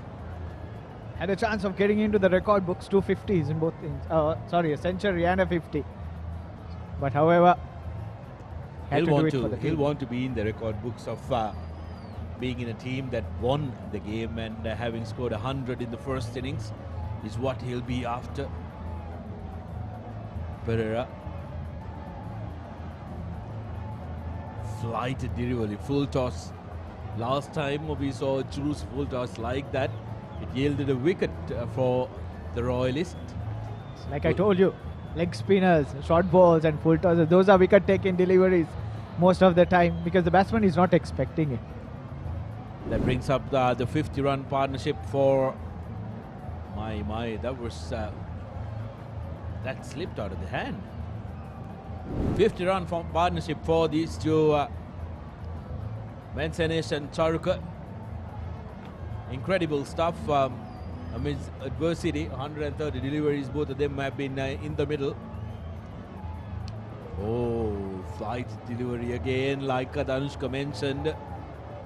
Romero is really making things work. Something different, isn't it, from what they were used to, and he's presenting a fresh challenge. Full toss once again. Sometimes when you bowl a full toss after bowling a good delivery, as a batsman you don't know where to hit it, so you end up hitting it up in the air. That's what happened to Senadi Bulang Kolama. Got out to a juicy full toss. Next delivery bowled once again by Ramiro. I think Nethwin, he didn't even bowl in the first innings. However, got two important wickets in the second. Another good delivery from Pereira to conclude the over. 48 completed. 1-2-6 for 6.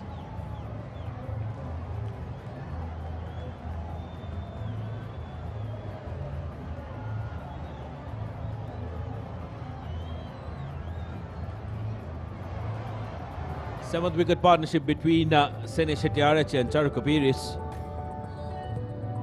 50 runs up in this partnership. Brilliant stuff from the lads who are keeping the double blue black flag flying high here at the SSC, frustrating the Royalists. But this is what the Battle of the Blues brings you, presents you, doesn't it? Time and time and time again. When things look done and out, there will be the unlikely pair or the unlikely batsman who puts his hands up and says, we are here to play. Charu Kapiris contributed 19 and Sene Shettyarache contributing 31 to the partnership, 50 between the two men.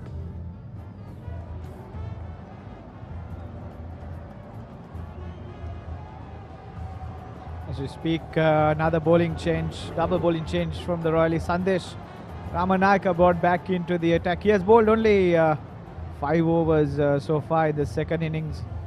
I thought the Royalists would want to use him much more, especially seeing the bounce and the movement he got in the first innings. It's never easy, isn't it, to be coming out and bowl when you're a PHA in this hot and humid climate. The sun is raging down on you.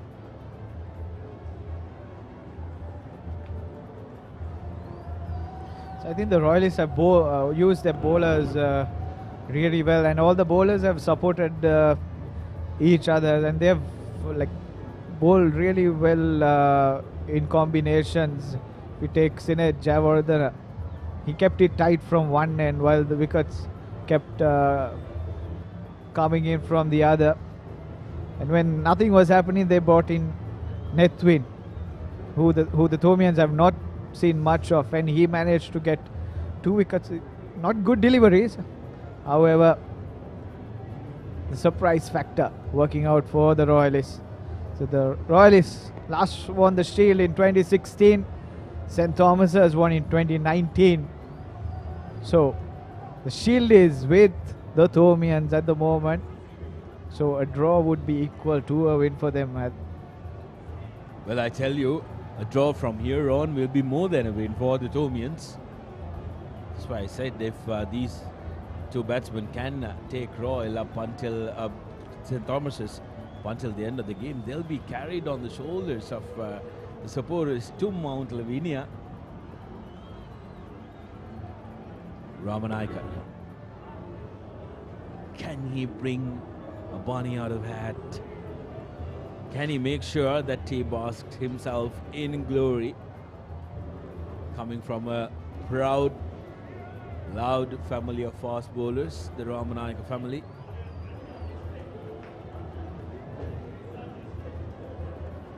Sandesh Ramanayaka, the youngest of the Ramanayaka brothers. All of them fast bowlers. As we see the batsman taking a bit of time. So if Royal win this year, it will be after a lapse of 7 years. They will be really pushing for a result. Short delivery. Floors Pires. That one floors him. A little bit of aggression from Ramanayaka. Nice to see. Short delivery. He wasn't ready for that. Pires ducking away from it. Now bring out that Yorker.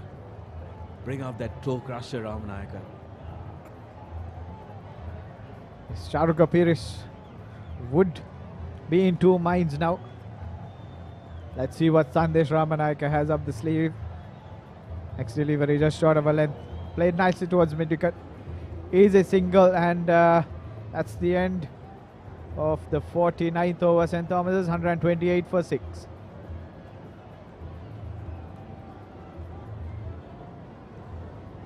Avurudata Kaling Avrudu with Genie Debit MasterCard. Get ready to celebrate Avrudu with Genie. Get your Genie Debit MasterCard by downloading the Genie app today. It's easy as that.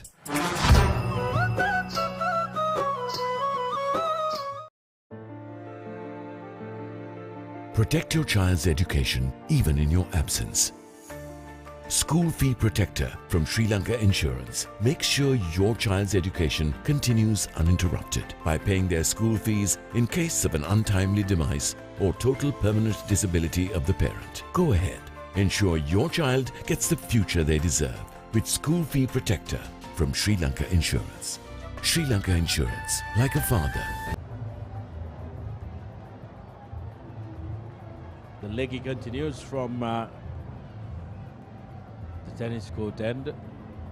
Rumidu Pereira. So when talking about Thomi and Grid Sudarshan, I think the last real effort which I remember is when the Thomians battered out almost 2 days to save the match. Fahim Salim and Nirushan put on a mammoth partnership, and they really battered out 2 days. Unbelievable match that was, and that's why the Thomians are still expecting these two to do something similar to that this year. Yes, they don't have to bat out 2 full days, so what they have to do is to make sure now to get their heads around, to make sure that they bat till tea, then reassess. Oh, that bounced. Where did that come from? I'm sure that must have hit the foot marks. Bounce and turn for Ramiru. However, wrist spinners are known to get the most out of the wicket because they are more than a conventional off spinner, because the wrist spinners get more purchase off the wicket. And he's coming around the wicket now. His first over was over the wicket. He's coming around the wicket for the left-hander. So making use of the foot marks. He's bowling with a Silimi Dawn fielder as well. Next delivery wide outside the off stump, and if he hit the wicket, he might have been run out. He thought the ball had gone behind the wicket. He started to run and stopped. Chaos in the middle. Confusion amongst the fielders, not knowing whether to appeal, whether to try and hit the wickets. Here's what happened. Completely missed. Hit the keeper. Oh, that would have been a run out. An easy one at that as well. If he did not throw the ball up in the air, he could have got him run out. Missed opportunity for the Royalists.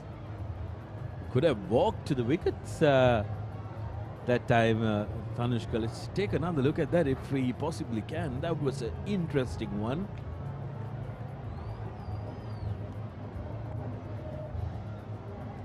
Hettiarachchi is like a feline with 9 lives.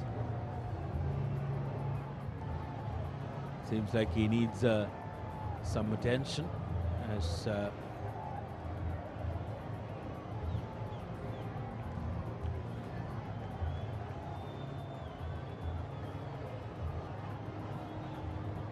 well, until Hettiarachchi is tended to. Here's what happened last year. Royal won the toss and put St. Thomas's to bat. 242 all out, the Thoomians. Senis Hettiarachchi getting a 50 there alongside Charu Kapiri. So this pair are no strangers to making sure that they put their head down and bat. That will be something very interesting for the Thoomian fans who will be wishing and willing this pair. Royal in their reply, 219 for 8 declared. With the Veerasekara and Ramiru Pereira putting up 66 and 34 respectively, and St. Thomas' in reply was 142 for 6. The match ended in a tame draw. In the bowling front, Kishan Balasuriya was impressive for Royal, picking up a match bag of 6 wickets, while for the Thoomians, Kamindu Rice was the pick of the bowlers, picking up 4 wickets. Here's another look at what happened. Completely missed the batsman, hit the wicketkeeper who was dazed a little. Oncoming player collected it. Final delivery, again misses everybody and will run down to the boundary. Hettiarachchi riding on luck. 4-by signal by umpire Hannibal as we come to the end of the 50th over. 50 up in overs, and St. Thomas has 129 for 6. අයිනෝ පුතා හැබැයි ගෙදර නිදියන්නෙම අමුතු තැනක. කාලගුණය කොහොමුණත් Rhino නං වාලට safe තමයි මුළු ගෙදරම. Rhino cement roofing sheets. Then you know Rhino. I know. Anchor New Del Yogurt. Yogurt එකක් විතරක්ම නෙමෙයි. Big match fun, Prima Kottu Mee තියනකම්.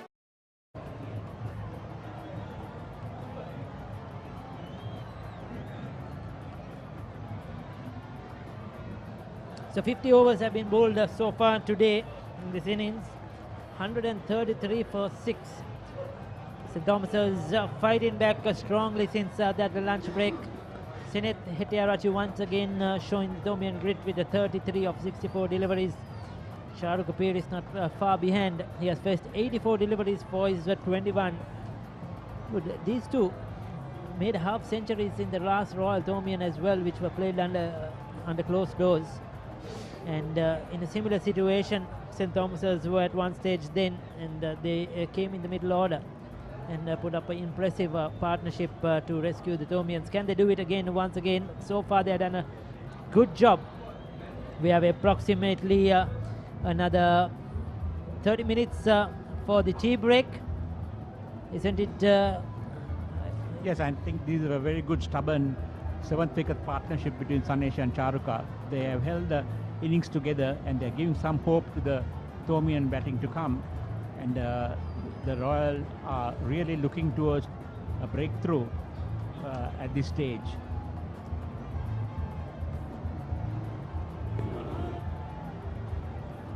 Going through for a quick single.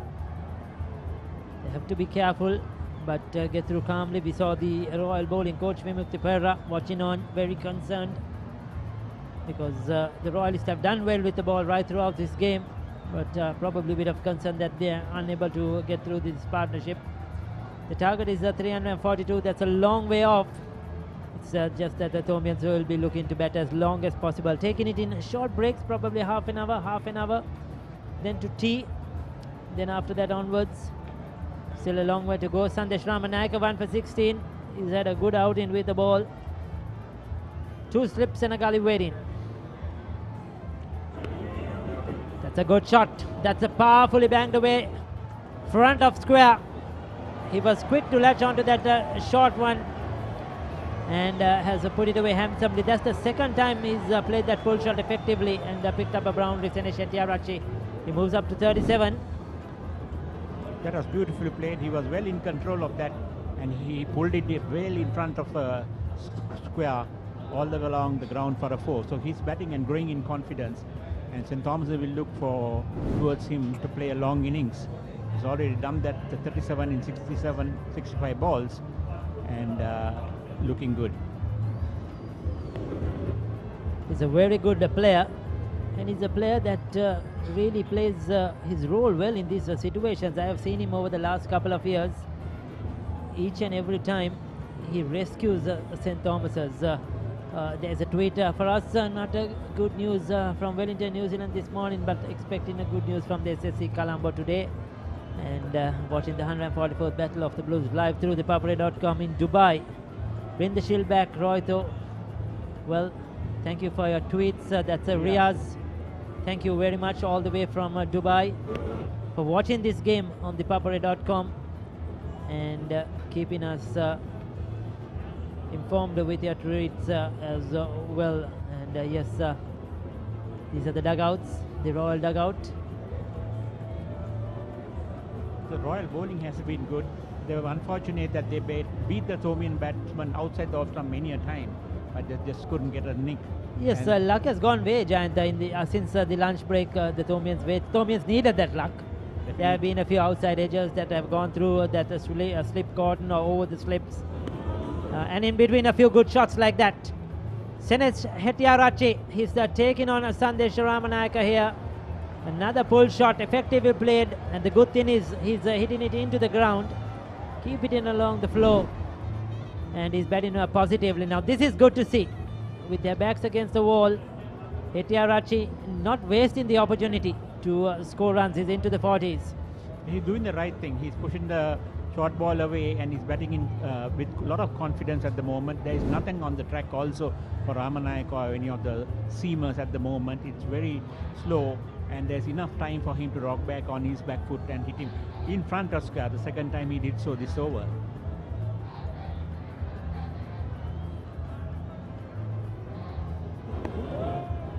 That's well bowled, good comeback.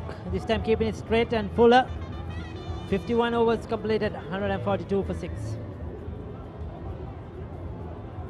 What's the best ceiling sheet, Mr. Basundan? That's the Ino ceiling, the Rhino ceiling, a wood pattern finish. You can color it your way. The plain ceiling. The roofing's Rhino. The ceiling's Rhino. Incredible strength. I know. Durability that's high. I know. Cost effective too. I know. It's the best choice always. Rhino. Over half a century of trust. Now in a new formula. Rhino Roofing and Ceiling Sheets. I know. Rhino. Anchor New Del Yogurt. Yogurt එකක් විතරක්ම නෙමෙයි. So yeah, you go. That's the aerial view from our sky cameras here of the SSC Grounds in Colombo. Another tweet coming to you from Vipulananda. Royalists awaiting a breakthrough at SSC in the afternoon session as the Thomian batsmen test their patience. Yes, the hashtag Battle of the Blues. Keep sending those tweets. He's bowled him. He's bowled him, the X Factor, I called him yesterday as well. He's made a huge difference to the Royal lineup. Ramiro Pereira, beautifully bowled. Charu Kapir is trying to work that on the onside. He was in a tangle. That dipped on him. He missed it. Hit top of the off stump. He's disappointed. That was a fantastic partnership. And they were looking good. But leg spinners, they are always the wicket takers, isn't it, Jayant? And against the run of play, that was not a good shot. Not a good shot. He was playing across the line, just trying to work it on the onside. It dipped on him. He missed it completely. And Ramiro Pereira, he will take that. He's flying high. Royal are flying high at the moment. The flags are flying. The 10s have come alive once again here at the SSC. Charu Kapir is departs for 22. It's 142 for 7. So the breakthrough Royal wanted came through Ramiro. He was tossing the ball up. He was not afraid to toss it up. And that particular ball, Charuka was deceived. I think he was not quite sure whether to take it full or take it on the half volley. And he went and missed it completely. Beautifully bowled. And I think Ramiro has brought the breakthrough that Royal are looking for since lunch. Akash Fernando, he can bat a best score of 47. But those runs he has scored throughout the season have come in quick time. But what St. Thomas's need now is a different role for him to play. He has to just hang around there. Give much as the strike as possible to Sene Shettiarachchi. He needs to go on, but that was an important breakthrough, isn't it, Ramiro Pereira? Well, aren't they jubilant? Yes, he was. I thought if he could have played that straight, he would have probably got more bat on ball. He was looking to play through that onside angle back, playing against the spin as well, Jayant. Difficult shot to play, isn't it? Absolutely, he's played against the spin, and what deceived him was the flight. He was not quite sure. He was trying to take it on the full, and in the process, he completely misread the line of the ball and missed the ball completely, and that's beautifully bowled. And now there's a lot resting on Sane's shoulders.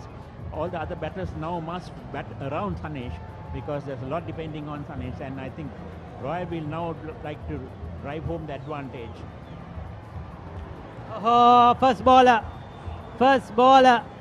is it? Royal are celebrating. The umpires are going to have a chat, is it? Well, the batter departs. He pushed at it outside the off stump. Even we didn't see what happened. Probably it hit the leg of one of the fielders and ballooned in the air. We'll take a look at that one. So what we saw was that he was driving the ball, and we saw it going up in there, but we really didn't see where it went. Yes, because they are celebrated quickly. We'll take a look at that one in the replays. 142 now. And another wicket down. Akash Fernando is walking off. He's got a first bowler. He pushed at it. It was in the air. And straight into the hands of Selimidov. Of that Selimidov. Well, there was a bit of over-excitement, over-celebration as well in the process. One of the players in front of the batter. But Akash Fernando, he's disappointed. St. Thomas's have lost 2 in this over. He has to be. I mean, that's a very poor shot to play for a ball that he could have easily left. It was outside the off stump, but it was flighted, and he was tempted to go for it, but in the process he lifted it in there, and a very good catch at Selimidov. And now 2 down in 2 balls, and Ramiro is now turning circles around this Thomian batting. So we see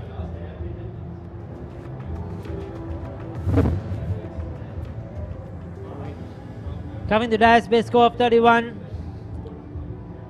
Well. He has a lot to do. The top order can't do it. Can the tail-enders do it? Can they survive? But 2 wickets in the over. Ramiro Pereira, he's had the magic arm. He's delivered for Royal. He did it with the bat when they were in a very poor situation on day 1 with a brilliant blistering 100. Picked up a wicket in the first innings, and now when they needed the breakthrough, he's got 2 in 2. Pressure on Kavindu Dias. And Ramiro is on a hat-trick. Goes a full toss, drives it away on the offside. Well, you feel sorry for Sane Shettiarachchi. He's stuck at the non-striker's end. He's batting so well. He pushed it straight into the hands of that silly mid-off. The Thomians were looking good in this partnership, but unfortunately, Ramiro Pereira from the tennis court end here at the SSC has done the damage. So the Royalists are now with their tails up. Ramiro brought them back into life with those 2 quick wickets.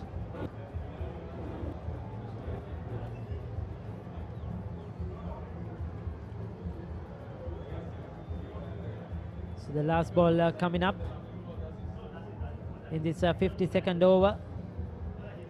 Oh! Is it caught behind? It missed everything. It missed everything. It turned into the left hander. It missed the bat, missed the pads, missed the stumps.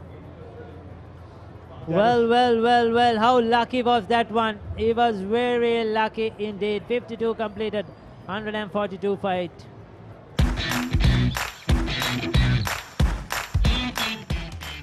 Heels crest and I made a sausage. The bite that bites back. රුපියල් 60 බැලිබන් සේවරි පොඩ්ඩෝ එක match එකට set වෙන්න.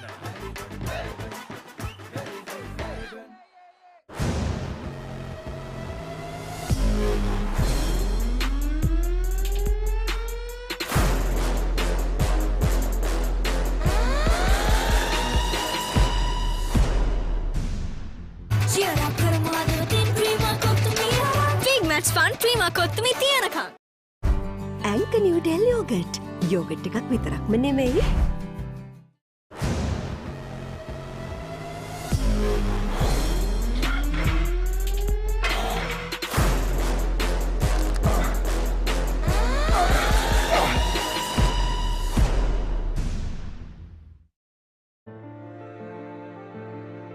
Protect your child's education.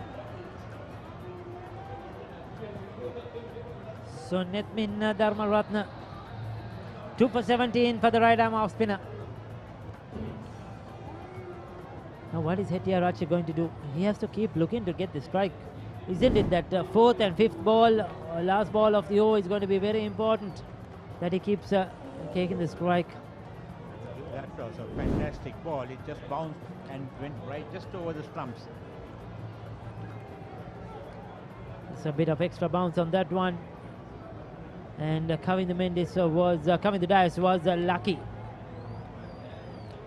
So Royal College just need 2 wickets to win the 144th Battle of the Blues. Hettiarachchi continues. Now will he take the single? They have to keep looking for the 2s. Now this is dangerous. Kavindu Dias has to face the 3 deliveries from Netwin Dharmaratna. Now Sunny has to farm the bowling, and I think he has to look for the 2s and try to take most of the strike, because now even Netwin is getting a little spin, and I think suddenly in the afternoon session, late in the afternoon session, we see a bit of spin and bounce, and this is dangerous, and the Royal spinners are exploiting it.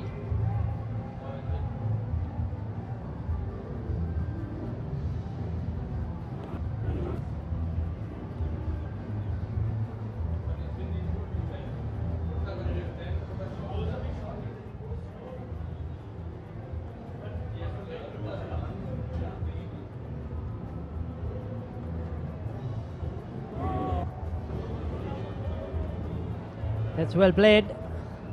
He'll get some runs. He'll get 4 runs, in fact, coming to Dias to open his account. It was a poor delivery down the leg side, just letting that pressure go away a bit. That will be a relief shot for coming to Dias. He played it well, got run right on top of it and just swept it round the corner. There was no field anywhere around, and it just went down for 4. So good way to open his account. That will give him a lot of confidence.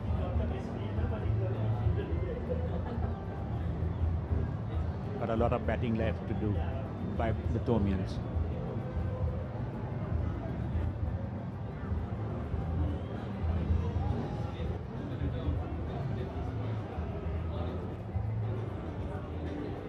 So and 53 overs, 147 for 8.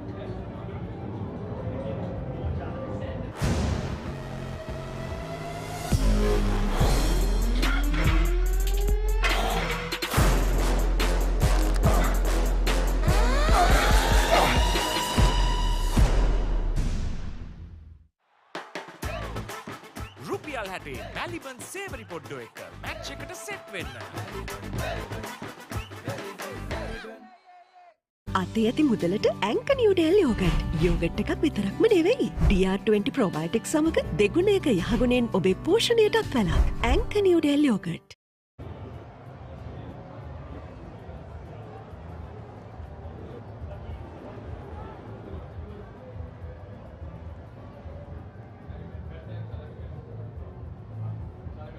So 53 overs, 147 for 8.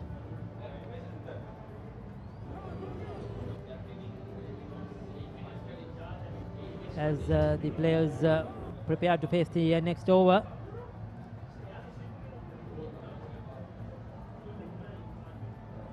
So Ramiro with his tail up, continuing to bowl from the scoreboard end, and he's already got 2 wickets in 1 over, and he really broke the partnership and the backbone of the Thomian resistance after lunch.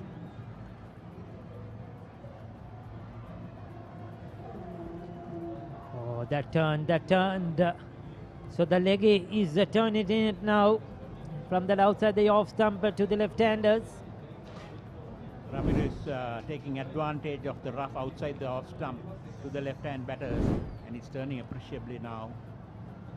That was slightly too wide. He's bowling into the rough, the foothold marks of the seamers from the further end, and he's getting quite a bit of turn now and bounce.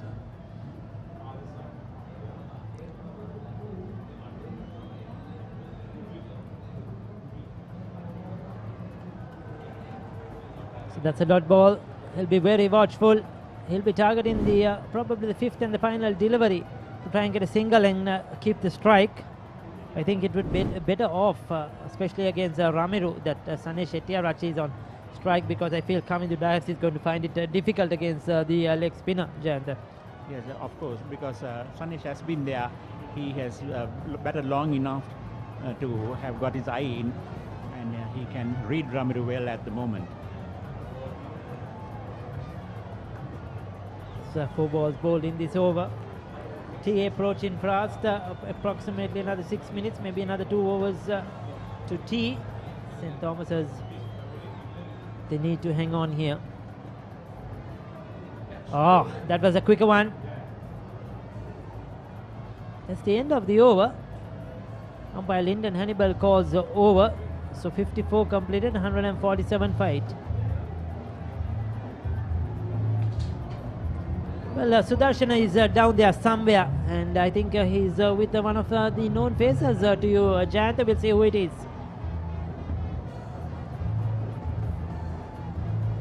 Well, St. Thomas is reeling at 147 for 8. Royal need 2 wickets, and they are chasing after it. And joining me on the sidelines is a very, very happy Loris, Anjana Kudahetti, former first 11 cricketer of Royal College, played in 2012 and 13, Anjana, 11 and 12 rather. Anjana, you must be a very happy man. Yes, of course. I mean, we are just 2 wickets away from a famous victory. Royal came as underdogs, but now if you look at it, we've been taking the upper hand of the match. Really proud moment as a Royalist, as a past cricketer as well. Well, we've come to know in the 144th Battle of the Blues, and during this series, you cannot take anything from the season that precedes the Battle of the Blues, isn't it? Come the Battle of the Blues, come to SSC, it's a different ball game altogether.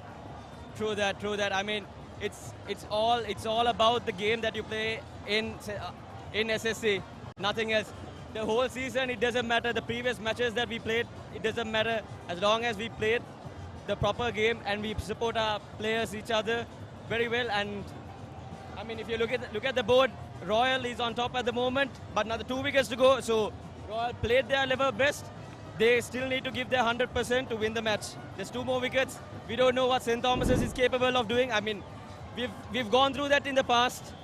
St. Thomas's grit, that's something that we have to break with the Royal spirit. So let's see how that goes. Sanesh Hettiarachchi currently in the middle, 42 of tremendous amount of deliveries, and with that boundary, Sanesh Hettiarachchi is really putting a spanner in the works of all the hopes of the Royalists, because he is a man who can bat long, Anjan. And also, let's talk a little about your captain. Fantastic. Das is Manchanaika. First innings, incredible 137. Follows it up with a terrific half century as well. First Royal captain to score 100 and follow it up with a 50. I mean, amazing inning. If you look at it, it was pure class, and he took so much of responsibility when he was batting. What I loved about his inning was he always ensured that he spoke to the other batsman on the other side. When the other batsman was batting, he always supported him. He knew what to hit, what not to hit, what to leave. That's a pure captaincy. That's all about captaincy, taking responsibility, come the game. That's the man. Oh, absolutely. I think my favorite moment of Dasis was making sure that he scored the single every time he scored a boundary. Absolutely brilliant stuff from Dasis Manchanaik, and now Royal College are beautifully in the driving seat as Netwin Dharmaratne delivers his final delivery of the over. A single to conclude the over, and Tomians now 151 for 8.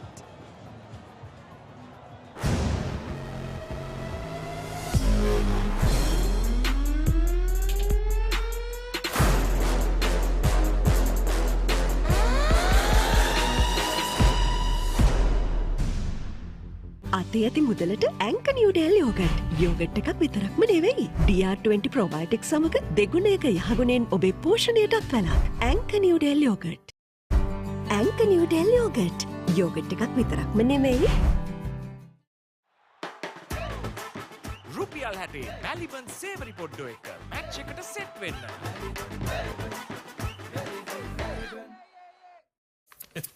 මේ අසනීපයක් වෙනවා කියන්නේ පවුල් පිටින්ම වැටෙනවානේ අඩියටම. වාහනයක් පාවිච්චි කරන එකත් ලේසි නෑ.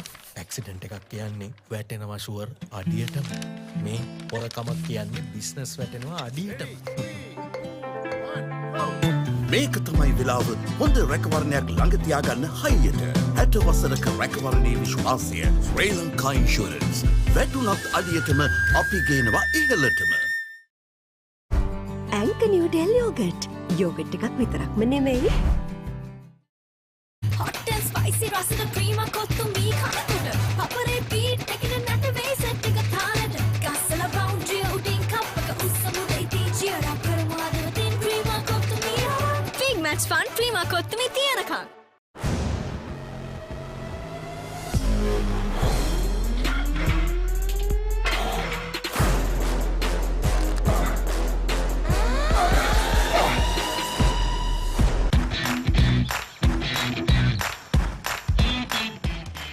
Heels Crest Naimir's sausages, the bite that bites back. රුපියල් 60 මැලිබන් සේවරි පොඩ්ඩෝ එක මැච් එකට සෙට් වෙන්න. ඇංක නිව්ඩෙල් යෝගට්. යෝගට් එකක් විතරක්ම නෙවෙයි.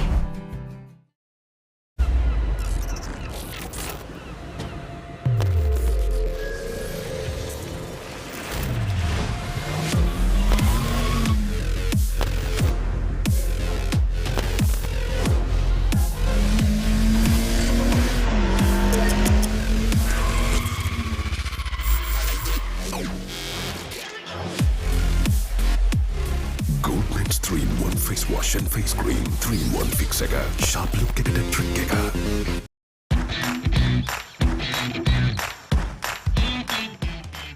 Heels Crest Naimir's sausages, the bite that bites back.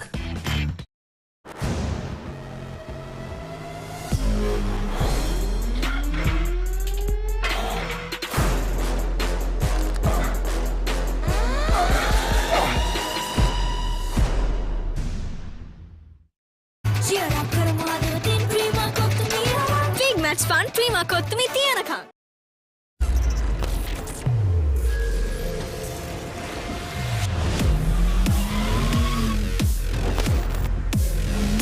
Goldman's 3-in-1 face wash face cream 3-in-1 fix එක sharp look එකට trick එක. රුපියල් 60 මැලිබන් සේවරි පොඩ්ඩෝ එක මැච් එකට සෙට් වෙන්න. අතේ ඇති මුදලට ඇංක නිව්ඩෙල් යෝගට්. යෝගට් එකක් විතරක්ම නෙවෙයි. DR20 ප්‍රොබයොටික් සමග දෙගුණයක යහගුණෙන් ඔබේ පෝෂණයටත් වැළක්. ඇංක Newdale yoghurt.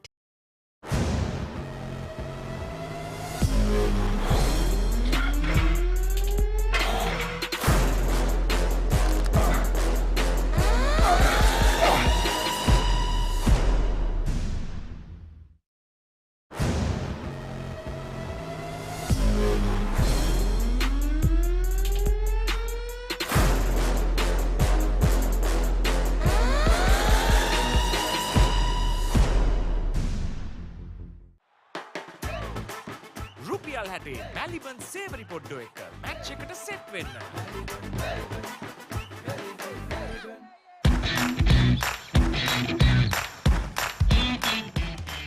Heels Crest Naimeris sausages, the bite that bites back. I know Rhino පුතා හැබැයියා ගෙදර නිදියන්නෙම අමූතු තැනක.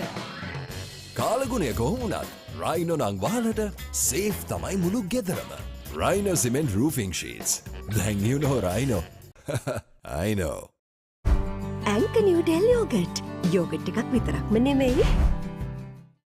අතේ ඇති මුදලට ඇංක නිව්ඩෙල් යෝගට්. යෝගට් එකක් විතරක්ම නෙවෙයි. DR20 ප්‍රොබයොටික් සමග දෙගුණයක යහගුණෙන් ඔබේ පෝෂණයටත් වැළක්. ඇංක Newdale yoghurt.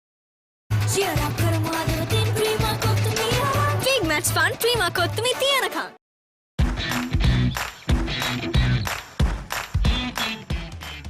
Heels Crest Naimeris sausages, the bite that bites back.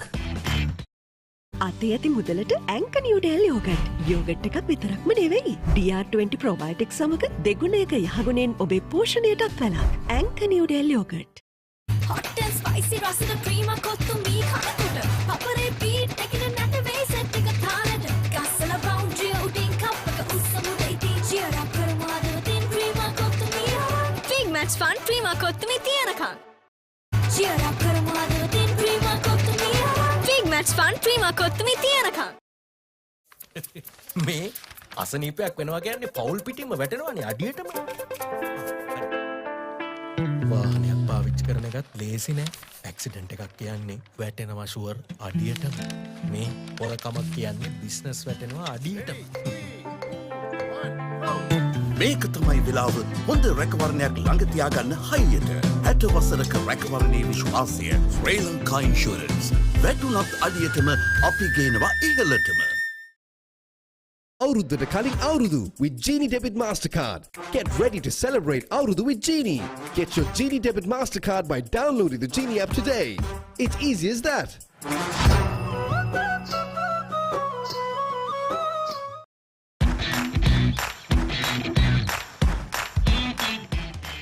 Heels Crest Naimeris sausages, the bite that bites back.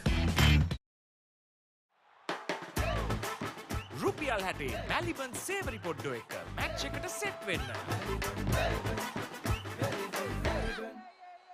අතේ ඇති මුදලට ඇංක නිව්ඩෙල් යෝගට්. යෝගට් එකක් විතරක්ම නෙවෙයි. DR20 ප්‍රොබයොටික් සමග දෙගුණයක යහගුණෙන් ඔබේ පෝෂණයටත් වැළක්. ඇංක නිව්ඩෙල් යෝගට්. cheer up කරමු ආදරෙන් Prima Kottu Mee. big match fun Prima Kottu Mee තියනකම්. මේ අසනීපයක් වෙනවා කියන්නේ පවුල් පිටින්ම වැටෙනවානේ අඩියටම. වාහනයක් පාවිච්චි කරන එකත් ලේසි නෑ. ඇක්සිඩන්ට් එකක් කියන්නේ වැටෙනවා ෂුවර් අඩියටම. මේ පොරකමක් කියන්නේ බිස්නස් වැටෙනවා අඩියටම. මේක තමයි වෙලාව හොඳ රැකවරණයක් ළඟ තියාගන්න හයියට. 60 වසරක රැකවරණයේ විශ්වාසය ශ්‍රී ලංකා ඉන්ෂුරන්ස්. වැටුණත් අඩියටම අපි ගේනවා ඉහළටම. Protect your child's education even in your absence.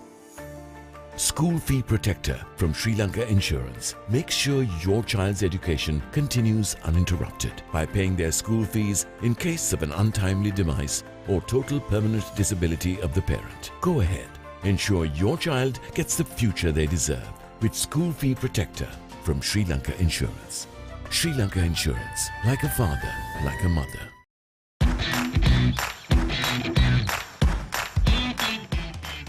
Heels Crest Naimeris sausages, the bite that bites back. රුපියල් 60 මැලිබන් සේවරි පොඩ්ඩෝ එක මැච් එකට සෙට් වෙන්න.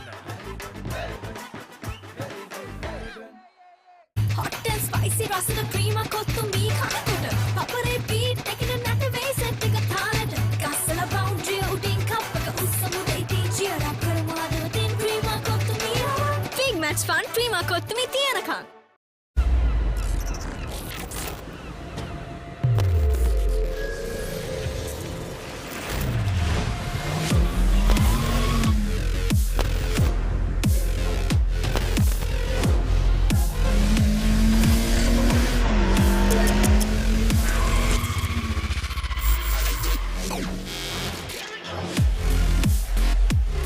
Goldman's 3-in-1 face wash and face cream. 3-in-1 fix එක.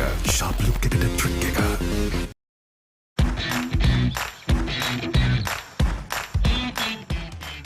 Keel's Crest Naimeris sausages. The bite that bites back. අතේ ඇති මුදලට ඇංක Newdale yoghurt. Yoghurt එකක් විතරක්ම නෙවෙයි. DR20 ප්‍රොබයොටික් සමග දෙගුණයක යහගුණෙන් ඔබේ පෝෂණයටත් වලක්. ඇංක Newdale yoghurt. ඇංක Newdale yoghurt.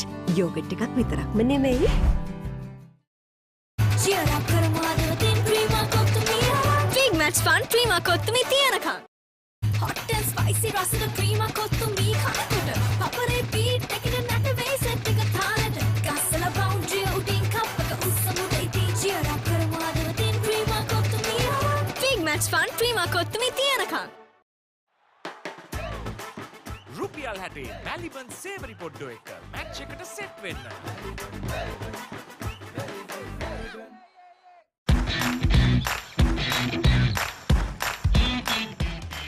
Keel's Crest Naimeris sausages. The bite that bites back. Auruddata කලින් අවුරුදු with Genie Debit Mastercard. Get ready to celebrate අවුරුදු with Genie. Get your Genie Debit Mastercard by downloading the Genie app today. It's easy as that.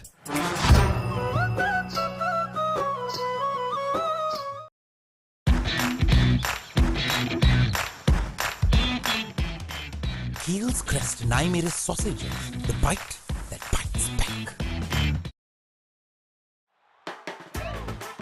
රුපියල් 60 මැලිබන් සේවරි පොඩ්ඩෝ එක match එකට set වෙන්න.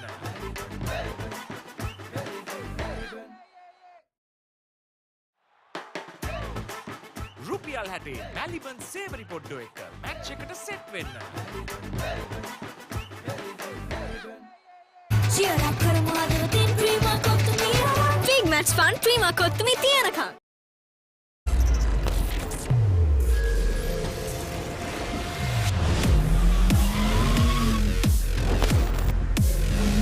Goldman's 3-in-1 face wash, face cream. 3-in-1 fix එක. Sharp look එකට trick එක. මේ අසනීපයක් වෙනවා කියන්නේ පවුල් පිටින්ම වැටෙනවානේ අඩියටම. වාහනයක් පාවිච්චි කරන එකත් ලේසි නෑ. ඇක්සිඩන්ට් එකක් කියන්නේ වැටෙනවා ෂුවර් අඩියටම.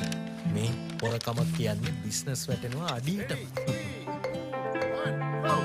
මේක තමයි වෙලාව හොඳ රැකවරණයක් ළඟ තියාගන්න හයියට.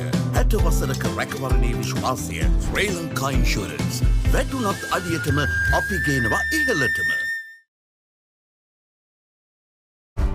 ඇංක නිව්ඩෙල් යෝගට්. යෝගට් එකක් විතරක්ම නෙවෙයි. රුපියල් 60 මැලිබන් සේවරි පොඩ්ඩෝ එක මැච් එකට සෙට් වෙන්න.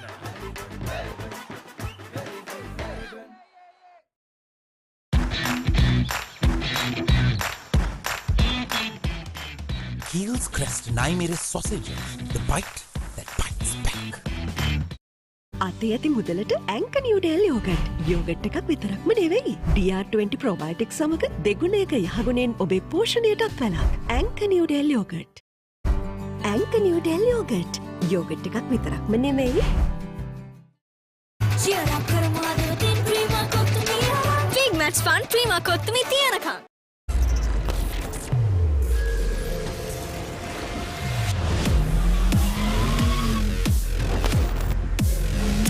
Goldman's 3-in-1 face wash, face cream. 3-in-1 fix එක. Sharp look එකට trick එක.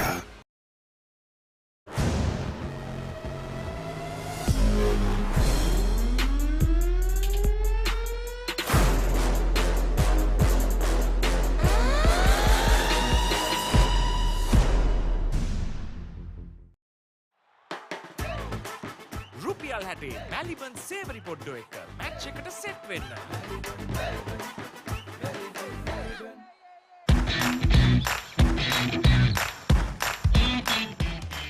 Heels Crest Naimere sausages, the bite that bites back.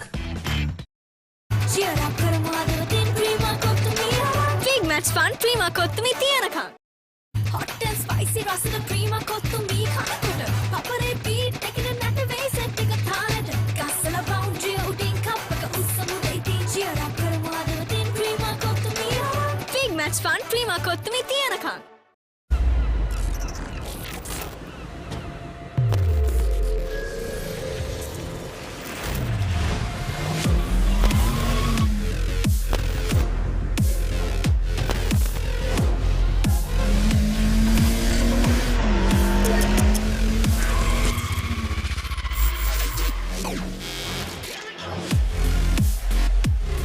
Goldman's 3-in-1 face wash and face cream. 3-in-1 fix එක. Sharp look එකට trick එක.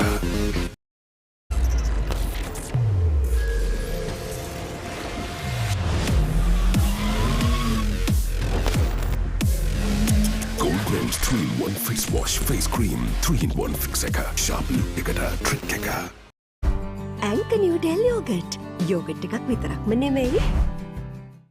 අතේ ඇති මුදලට ඇංක Newdale yoghurt. Yoghurt එකක් විතරක්ම නෙවෙයි. DR20 ප්‍රොබයොටික් සමග දෙගුණයක යහගුණෙන් ඔබේ පෝෂණයටත් වැළක්. ඇංක Newdale yoghurt.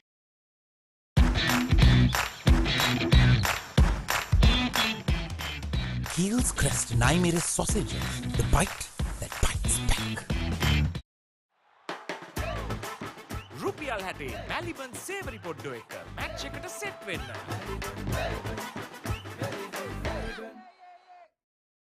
Hot and spicy රසද ක්‍රීමා කොත්තුමි කනකොට. Papare beat එකකින් නැට වෙයි සෙට් එක තාලෙට. ගස්සලා boundary උඩින් කප් එක උස්සමු දෙයිති. Cheer up කරමු හදවතින් ක්‍රීමා කොත්තුමිය. Big match fun ක්‍රීමා කොත්තුමි තියනකම්. Protect your child's education even in your absence. School Fee Protector from Sri Lanka Insurance makes sure your child's education continues uninterrupted by paying their school fees in case of an untimely demise or total permanent disability of the parent. Go ahead, ensure your child gets the future they deserve with School Fee Protector from Sri Lanka Insurance. Sri Lanka Insurance, like a father, like a mother.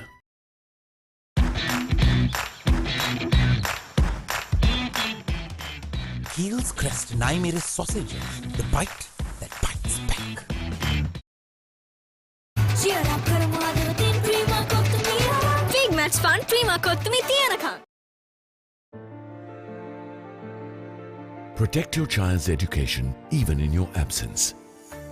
School Fee Protector from Sri Lanka Insurance makes sure your child's education continues uninterrupted by paying their school fees in case of an untimely demise or total permanent disability of the parent. Go ahead, ensure your child gets the future they deserve with School Fee Protector from Sri Lanka Insurance. Sri Lanka Insurance, like a father, like a mother. රුපියල් 60 මැලිබන් සේවරි පොඩ්ඩෝ එක match එකට set වෙන්න. අතේ ඇති මුදලට ඇංක Newdale yoghurt. Yoghurt එකක් විතරක්ම නෙවෙයි. DR20 ප්‍රොබයොටික් සමග දෙගුණයක යහගුණෙන් ඔබේ පෝෂණයටත් වැළක්. ඇංක Newdale yoghurt. ඇංක Newdale yoghurt. Yoghurt එකක් විතරක්ම නෙවෙයි.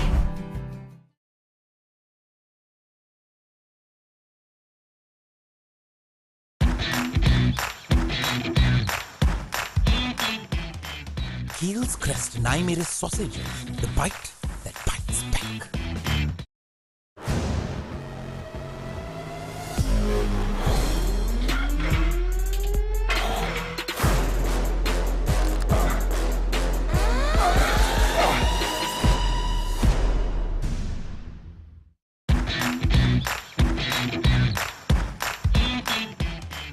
Heels Crest Naimere sausages, the bite that bites back.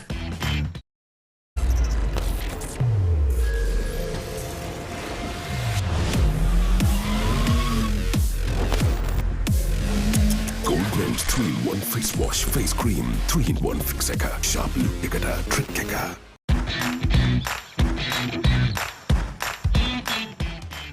Heels Crest Naimeris sausages. The bite that bites back. Protect your child's education even in your absence. School Fee Protector from Sri Lanka Insurance makes sure your child's education continues uninterrupted by paying their school fees in case of an untimely demise or total permanent disability of the parent. Go ahead. Ensure your child gets the future they deserve with School Fee Protector from Sri Lanka Insurance. Sri Lanka Insurance, like a father, like a mother. මේ අසනීපයක් වෙනවා කියන්නේ පවුල් පිටින්ම වැටෙනවානේ අඩියටම. වාහනයක් පාවිච්චි කරන එකත් ලේසි නෑ. ඇක්සිඩන්ට් එකක් කියන්නේ වැටෙනවා ෂුවර් අඩියටම. මේ පොරකමක් කියන්නේ බිස්නස් වැටෙනවා අඩියටම. මේක තමයි වෙලාව හොඳ රැකවරණයක් ළඟ තියාගන්න හයියට. 60 වසරක රැකවරණයේ විශ්වාසය Sri Lanka insurance.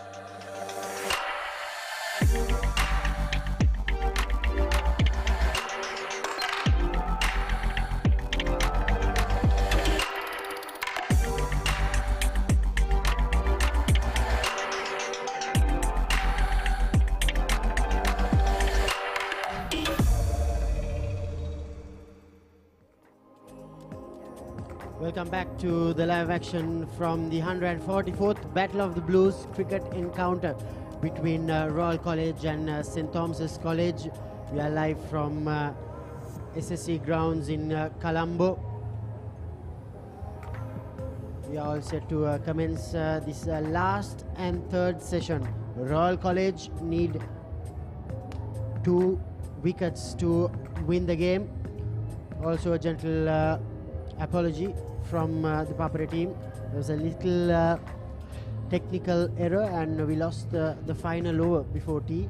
We apologize for any inconvenience caused. But we are all okay now and we are all set to begin this final session. Massive moment in this game. Haritha, You're lost for words. Royal College. Don't think many would have predicted this. Yes, it's not over yet. Cricket is a funny game, but Royal on the verge of a famous win. It's not only famous, it's a big win. On record, St. Thomas's were the better side on facts. Ruchira Palya Guruge and Lyndon Hannibal, the on-field umpires, coming out to the middle. This 9th wicket partnership has added 15 runs, 14 of them to Kavindu Dias. Just feasted on a few loose deliveries. At the other end, Senne Settiarachchi is not out on 42. If he makes it to 50, it will be good for him to bow out of the Royal Thomond series with a half century.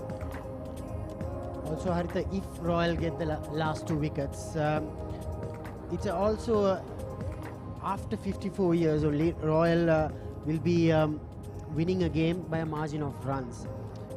It was last recorded in 1969. Their following means in 1983, in 1990, 1991, 2006, 2013, 2016, all came after successful run chasers. This time, if they get the remaining 2 wickets, it's going to be a big win, as you said, by a margin of runs. Yeah, so the margin of runs, good stats, Damit.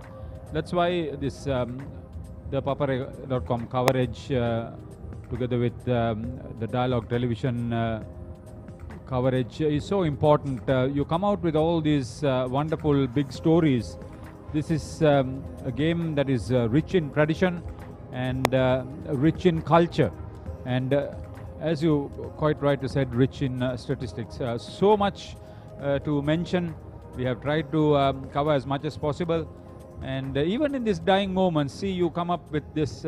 This could be the biggest margin of victory for over 70 years, according to what you have just mentioned. So that is part and parcel.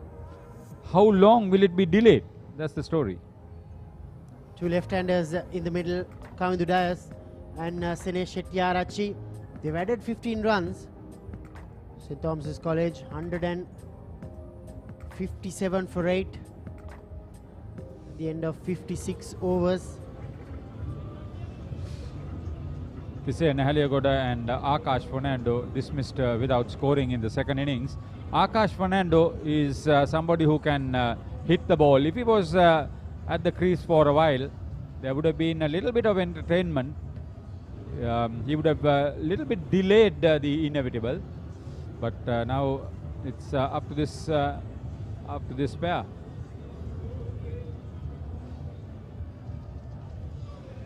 Full house, absolutely marvelous atmosphere. Yes, Sine Jayawardena. 2 slips, a short leg and a silly point in place.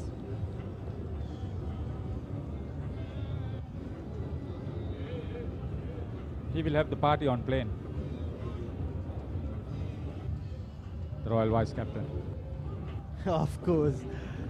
To anyone who might not know, Sine Jayawardena will fly off to the United Arab Emirates to take on Afghanistan under-19 and Bangladesh under-19s. Long appeal given. Sine Jayawardena picks up the penultimate wicket in this 144th Battle of the Blues. Went on with the arm. Kavindu Dias trapped in front. It's only a matter of minutes. Abhit Parnavidana would not stay there for long. Oh, what a big story this is. Immediately after tea, sent packing. Enjoyed a brief moment before tea. Missed it altogether. Royal College. For anyone following Royal College, it's a massive moment. Kavindu Dias departs for 14. St. Thomas's 157 for 9.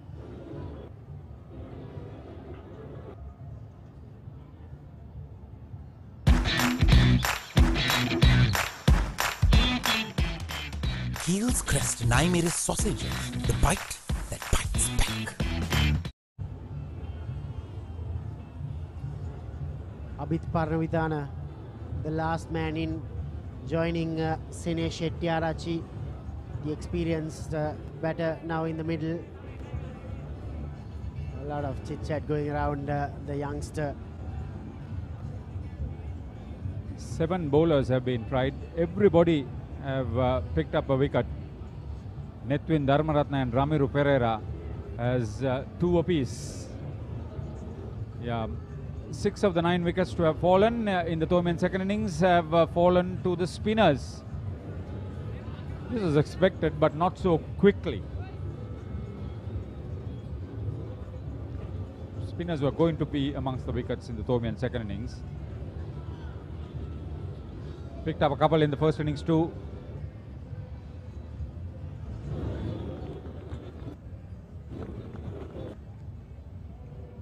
Sine Jayawardena, his first wicket in the second innings. Incidentally now, Haritha, all the 9 wickets were taken by all the 7 bowlers used by the Royal Captain, including himself. 7 bowlers, 9 wickets, and everyone has done their part. Yeah, 6 of them to spinners. They've outplayed St. Thomas's in all departments. 57 overs completed, 157 for 9, St. Thomas's College. රුපියල් 60 මැලිබන් සේවරි පොඩ්ඩෝ එක match එකට set වෙන්න. Cheer up කරමු අදවතින් Prima Kottu Mee. Big match fun Prima Kottu Mee තියනකම්. අතේ ඇති මුදලට ඇංක නිව්ඩෙල් යෝගට්. යෝගට් එකක් විතරක්ම නෙවෙයි. DR20 ප්‍රොබයොටික්ස් සමග දෙගුණයක යහගුණෙන් ඔබේ පෝෂණයටත් වැළක්. ඇංක Newdale yoghurt.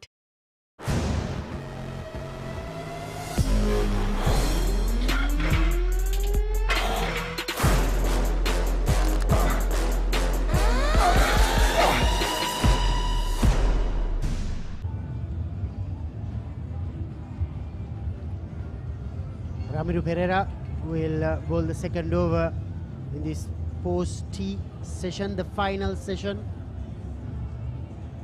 He broke the partnership between Charuka Pires and Senesh Hettiarachchi.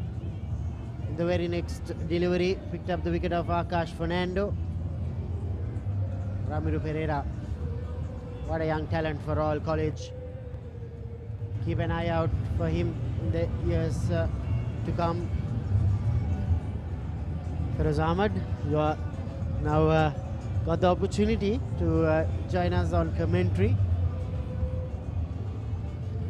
Royal on the brink of the unimaginable when they started off 2 days back. They played as a team, they brought in the changers, and Manchanayaka has led from the front. Many I know were circumspect coming into the game, but these lads have proven that the big match is a different ball game, and whoever has the heart, the spirit, comes out on top. The next delivery is powered off the back foot. Senesh, he's looked good. He's on 46, battling it out. One hit away from a very, very deserving half century. He has Abid to accompany. Just a matter of minutes. Yeah, he got a half century last year as well. Senesh Hettiarachchi. He has fought hard. Again, outside off stump, Ramiro looking to tie the batsman, using the rough. It's been a collective performance. You don't have any bowler standing out, but so far they've managed to get 19 wickets. A loud appeal, but batsman was well in. So end of that over, that will bring the 14-year-old Abid on strikes. 58 overs bowled, 161 for 9. රුපියල් 60 මැලිබන් සේවරි පොඩ්ඩෝ එක match එකට set වෙන්න. අතේ ඇති මුදලට ඇංක Newdale yoghurt. Yoghurt එකක් විතරක්ම නෙවෙයි. DR20 ප්‍රොබයොටික් සමග දෙගුණයක යහගුණෙන් ඔබේ පෝෂණයටත් වැළක්. ඇංක නිව්ඩෙල් යෝගට්. cheer up කරමු ආදරෙන් Prima Kottu Mee. big match fun Prima Kottu Mee තියනකම්.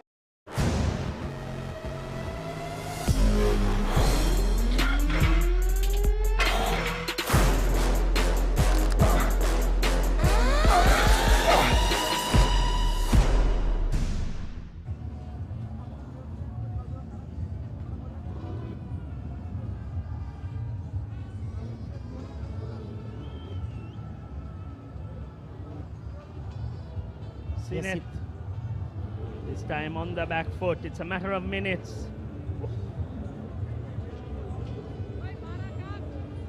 Just in time for the Royal victory. We have Keel's Crest, the Naimiri sausages. Feroz, it's almost done. I guess all our commentators have eaten everything because they were in the mood to spice up this royal party. Similar to the game, everything's almost done. Almost done.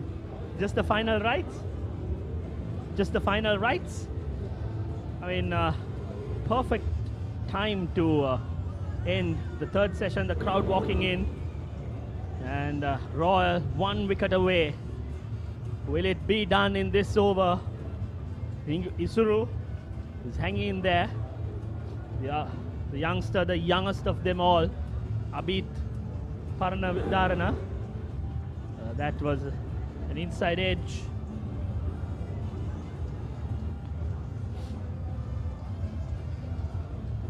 So everyone crowding out. A slip, a gully, a short leg, a silly mid-on, and also a shortish mid-wicket, all waiting for that catch. Got an extra cover as well. Sinet coming over the wicket. This time on the shorter. That's it! And that's gone. Manchanayaka holds it. That's the end. What a fitting end. The skipper holding on to a sharp catch. The boys have done it. Walked into this game as the underdogs, and the Royalists have come out on top, led from the front by Dasis Manchanayaka. It's been his game. He's led from the front, and the rest have just rallied around. The boys converge. The old boys, too, in their songs of merriment, walk in, run into the middle. The champions, Royal College, have regained the shield that they lost in 2019. It's goosebump moments. The skipper leading the cheer, Dasis Manchanayaka, on top of his schoolboys. He's a champion. He's going to be a hero for years to come. A legend in the making. What a story. He was on his knees crying. Feroz rather. What a moment. He completed that last wicket, the Royal captain. He'll be remembered for a very, very long time. From everyone involved with Royal College, Dasis Manchanayaka is a hero. Sanvidhu Senaratarachi, he had a great game behind the stumps, controlled everything. Another cheer by the skipper. He played the whole game with a smile on his face. It'll be very difficult to wipe that smile off his face. Royal College win by 181 runs. That's the last wicket. Shot there to be hit. And Manchanayaka runs across, holds it gleefully, and then rejoices with the crowd. Royal retain the shield after a lapse of 7 years. Regain the shield after 7 years. They lost in the year 2019. The Thomians dejected. It will sink in. It will take some time. But for the boys in blue and black, they will have to regroup, fight it out next year. But for the time being, it's the Royalists who rejoice. I don't think Dasis Manchanayaka will be able to come down from those royal shoulders. Well, he's not that heavy, and I'm sure he doesn't want to come down either. What a welcome. He's a champion cricketer, led from the front, and that smile has been there throughout the 3 days. First ever Royal captain to lead the team to victory after scoring 150 in the same match. Dasis Manchanayaka. His achievement is what kids dream of when they grow. He's made it a reality, and that's a message to the principal of Royal College. Monday is a holiday. I'm sure the boys are more interested in the holiday than the victory. Oh, this is a great moment. Ramiro Pereira, the other hero. 128 runs in the first innings. Picked up some crucial wickets with the ball. Well, he's a champion as well. And I've been told the president is here, Ranil Wickramasinghe, and I'm sure he has the authority to declare holiday. So boys, if you're out there, ask the president for a holiday. You want a national holiday or a school holiday? That's Ramiro Pereira. You never know how things have panned out lately. You never know. The champion Ramiro. Yeah, the Royalists will keep on cheering. It's a moment of celebration for all Royalists. They won the 144th Battle of the Blues. Well, my colleague Harita Pereira says that trucking was made an essential service, so Monday holiday is also a possibility. But let's not deviate from the story today. Royal College have come out triumphant. The boys, led by the captain, have fought it hard. They were in a spot of bother when at one time there were 19 runs for the loss of 3 wickets. Outstrode the skipper, Dasis Manchanayaka, led from the front, was ably supported by Ramiro Pereira. And on the field, it was a collective effort. All the bowlers contributed in whatever means possible. There's no one who stands out, but collectively they've done the job. A team effort from Royal College. What a great win. The schoolboys will be celebrating this win.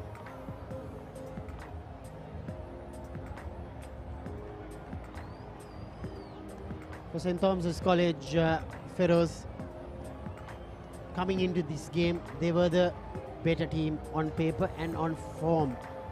They were unbeaten throughout the season. I think this is their worst performance of the season, and unfortunately for the Thomians, it came in the wrong game, in the big match.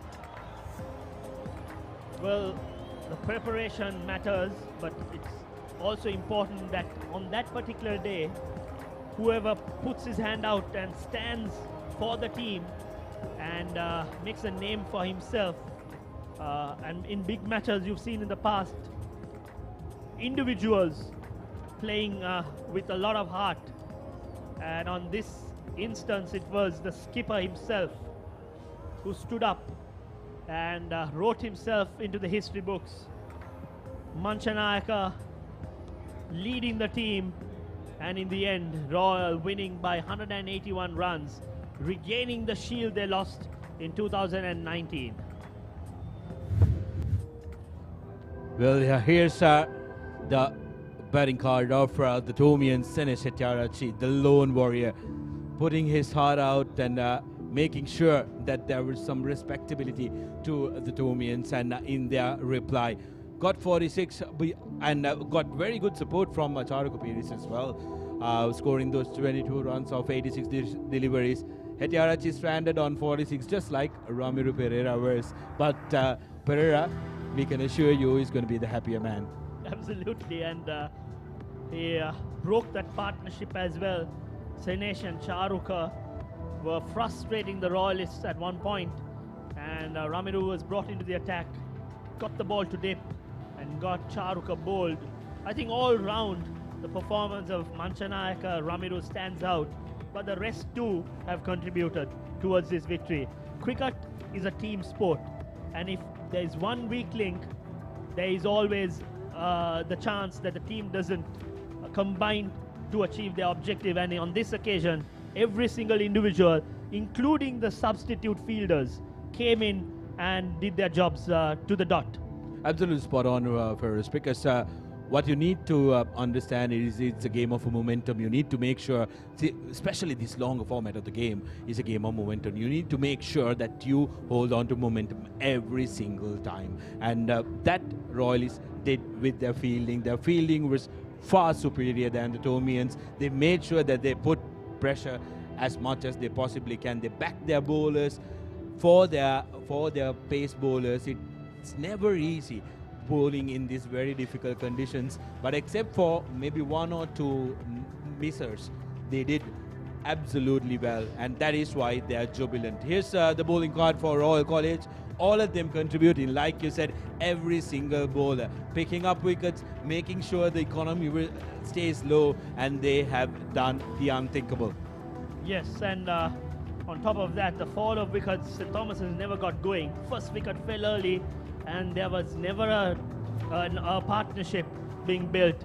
There was a brief partnership between Charuka and Senesh for the seventh wicket partnership of 74 runs, but apart from that, the scorecard reads a sorry sight.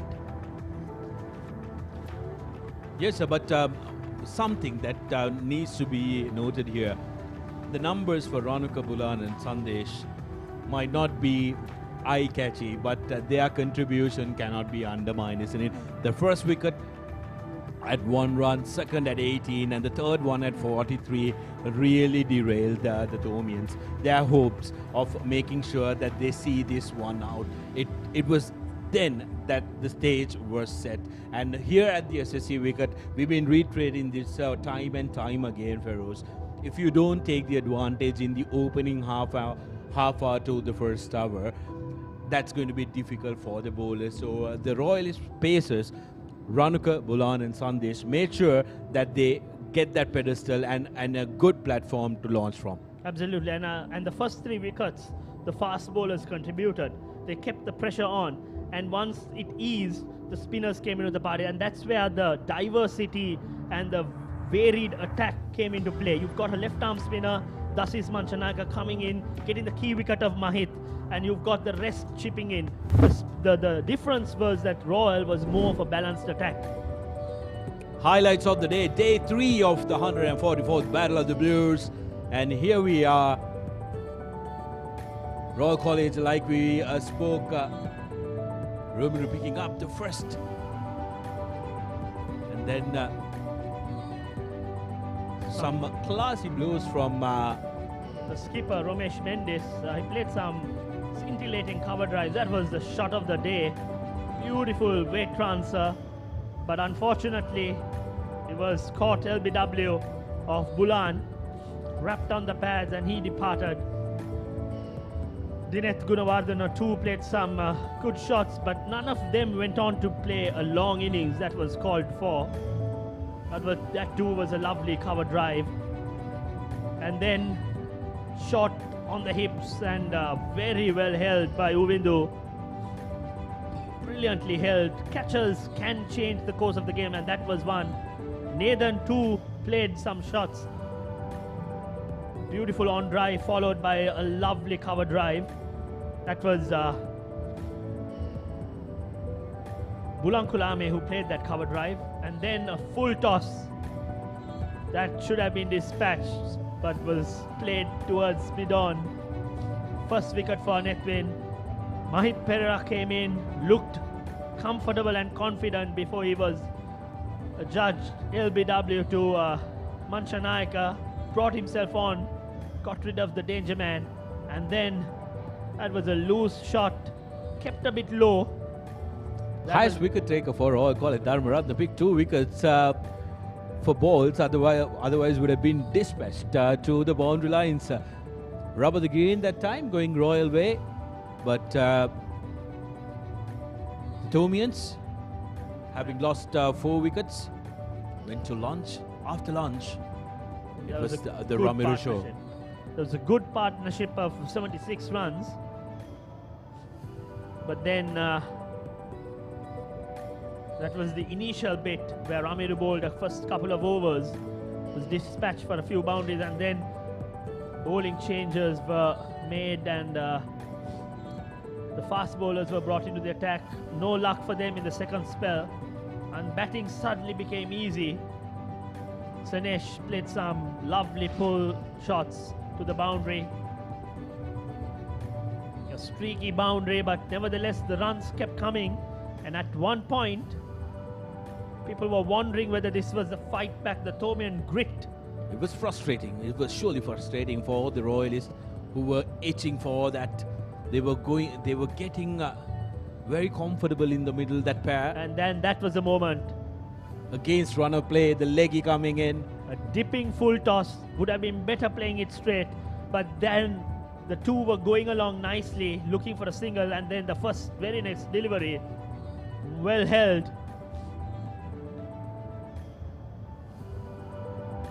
Coming to Dias, 2, tried his luck, and then LBW to Sineth Javardhana. That was the final boundary hit in the Tomian innings before this happened. Shot pulled straight to the skipper. Tears of joy for Manchanayaka, and the team rejoices. It was only right, isn't it? Manchanayaka having the last say of the game. We can't talk enough about this incredible captain marvelous for Royal College, for everything that he's done. The 137 in the first innings, 50 plus in the second, his wickets, and also the incredible game management he has at captain. Match summary: St. Thomas's won the toss and invited Royal to bat first, and bat first they did. 326 runs declared. Incredible innings by Dasis Manchanayaka and Ramiro Pereira. a record-breaking partnership. Thus is getting 137.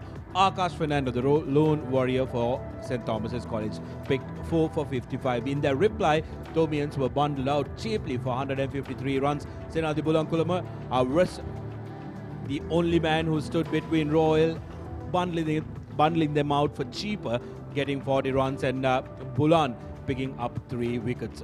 Royal opted to bat again instead of enforcing follow-on.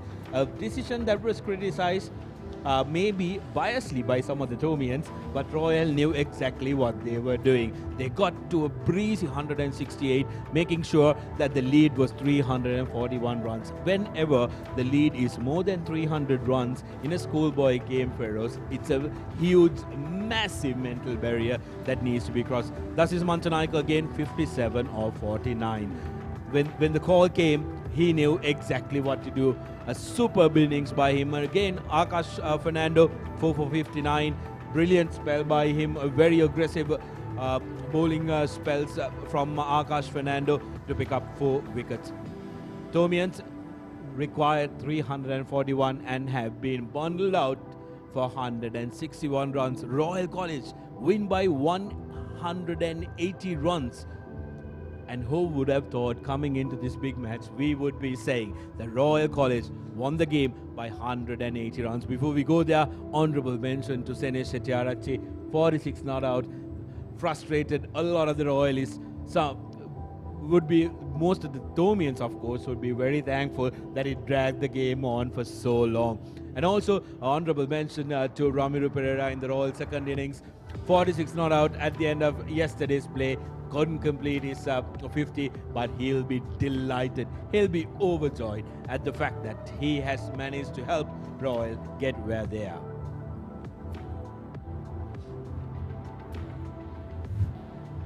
So the session card is going to look all yellow. Except the first session in which St. Thomas's dominated the first session. They elected to bowl first, and at one point had Royal reeling at 19 for 3. And 63 for 4 before Manchanaika and Ramiro Pereira got together. What a game it has been. Royal completely dominating the 3 days from the second session of the first day on. And clearly are the right Royal winners, Feroz. You must be a thrilled man, especially being able to watch this alongside many of your friends and family who got the opportunity to come back to SSC and witness this. Yes, I think even the crowd factor played a part. The loud cheer, which was missing for the last 3 years, and having a crowd. This is, at the end of the day, the Royal Thomian spirit. The game is unique because of the crowd, the atmosphere, the songs, and it kind of pushes the players to perform well, and that, I believe, kind of motivated the players to achieve, and especially after having lost into year 2019, the shield was in St. Thomas's, and I'm sure the boys were motivated and led by the captain, have the shield back to where it belongs. Well, I think some of the Thomians will disagree, but to be fair by the Royal, it's the first game was won by the Colombo Academy in 1879. But we need to chat a little bit more about the Royal bowling effort. They managed to get 20 Thomian wickets. Get them out twice within the span of 2 days is no easy joke. Not easy, especially on this wicket, which favours batting. But you can't discount the fact that Royal fielded well as well. I can't remember a single drop catch. There were not many misfields either, and every catch was well held. So at the end of the day, games are won by fielding, and I think that too played an important part, because the moment the fielding is on point, the bowlers are quite confident because they know they've got the backing of the fielders. And if you notice, most of the wickets were either LBW or bowled, which meant Royal made the batsman play, and they were continuously asking questions. Final moments, and we are joined by a jubilant, dancing, jumping, a very hype Harun Maujud.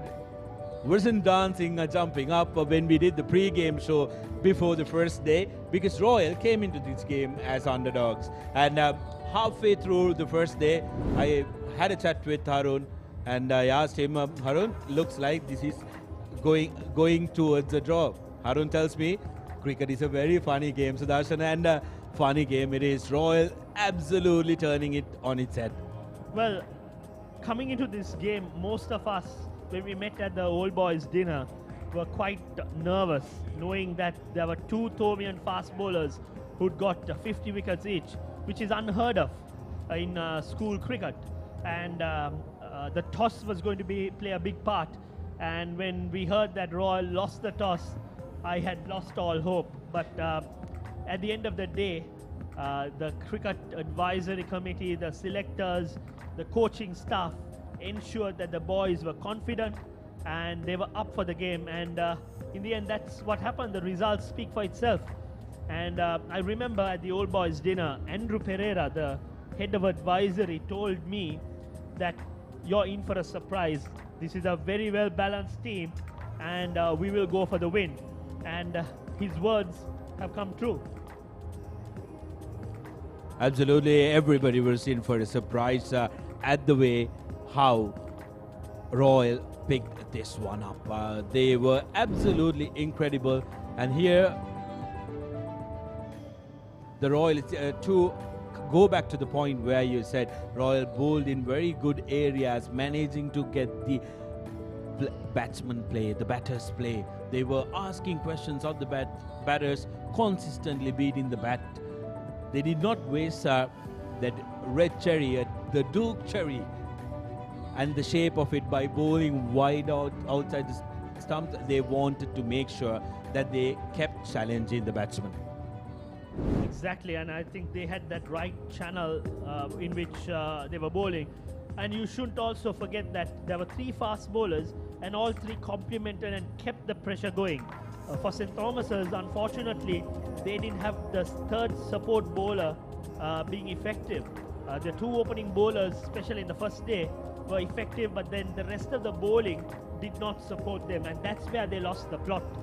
Yes, Akash Fernando and Nathan Caldera bowled beautifully. Like you said, they did not have that support.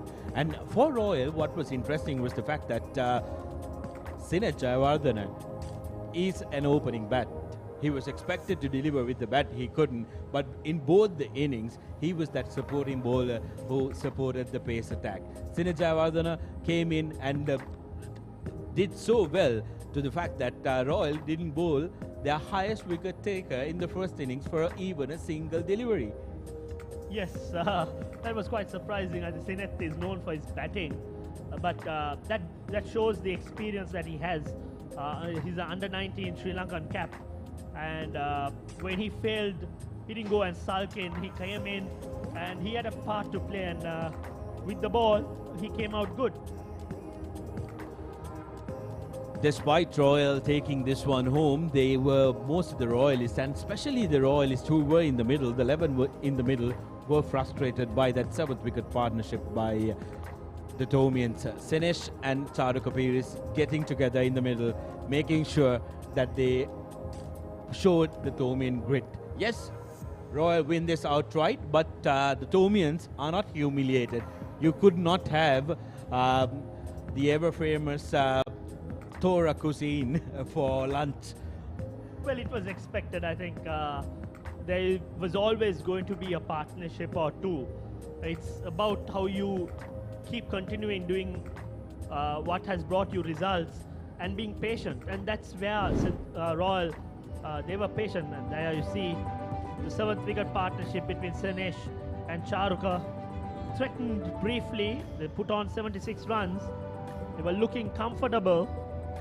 And I think there was that momentous moment of lapse in concentration where Charuka missed out a dipping, foolish delivery, tried to play it towards the mid-wicket region.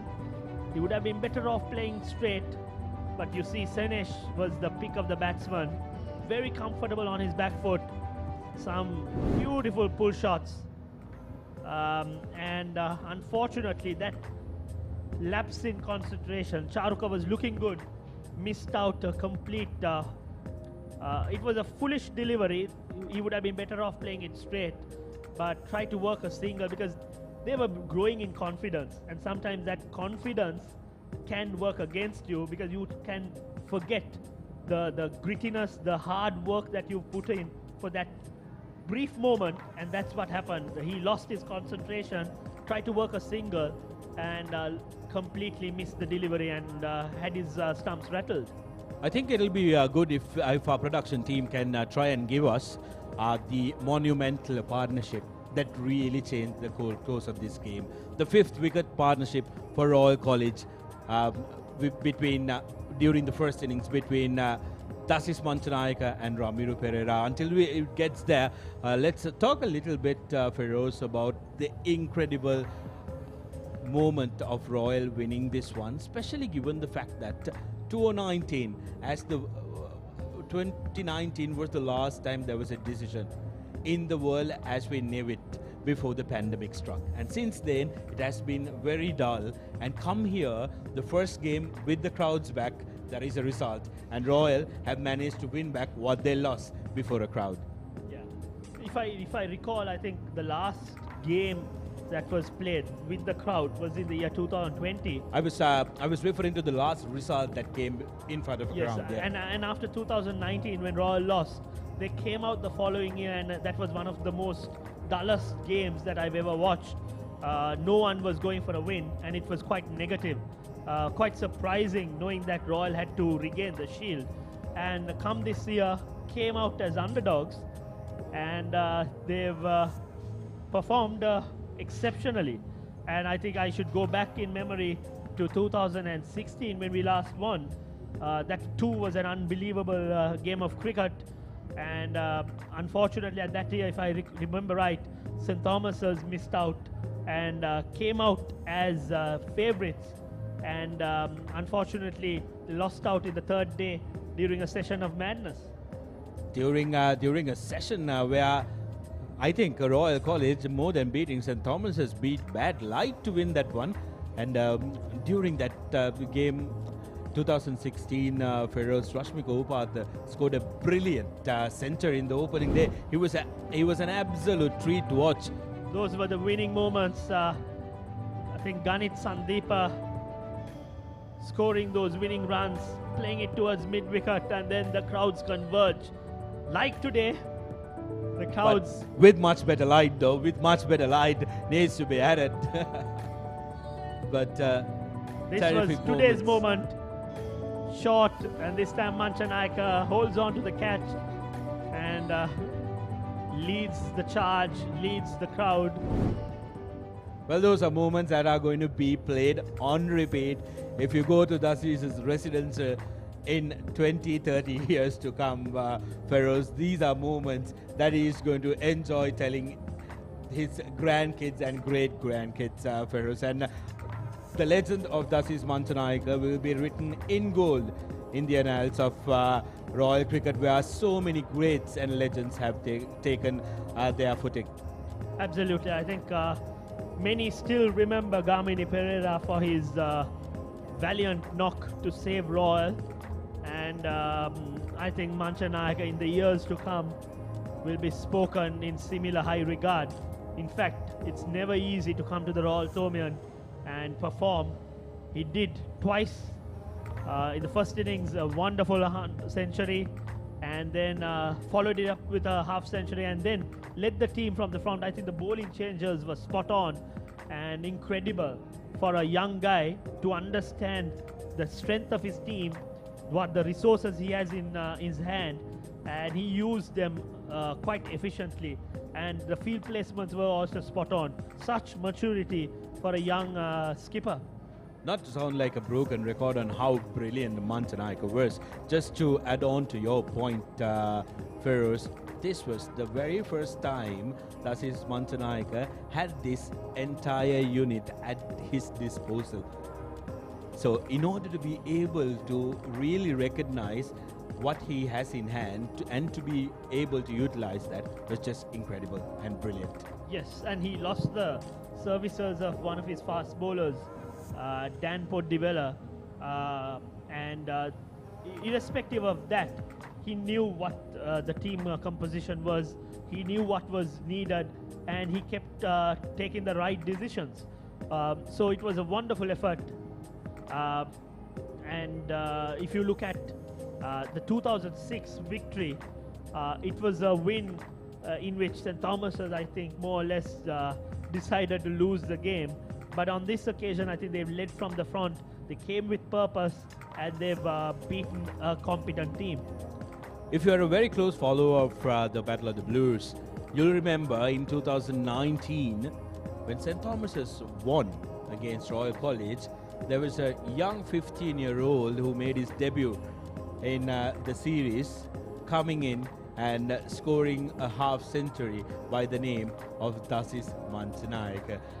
Couldn't have written a better script, Feroz. That young 15-year-old had matured into a 19-year-old leading his alma mater in his final year, and in the first innings he did this. Very strong off the square, and we've seen many comments on social media that he reminds of junior Arjuna Ranatunga, the way he uses his wrists, the way he maneuvers the ball, and the slog sweeps, the dabs.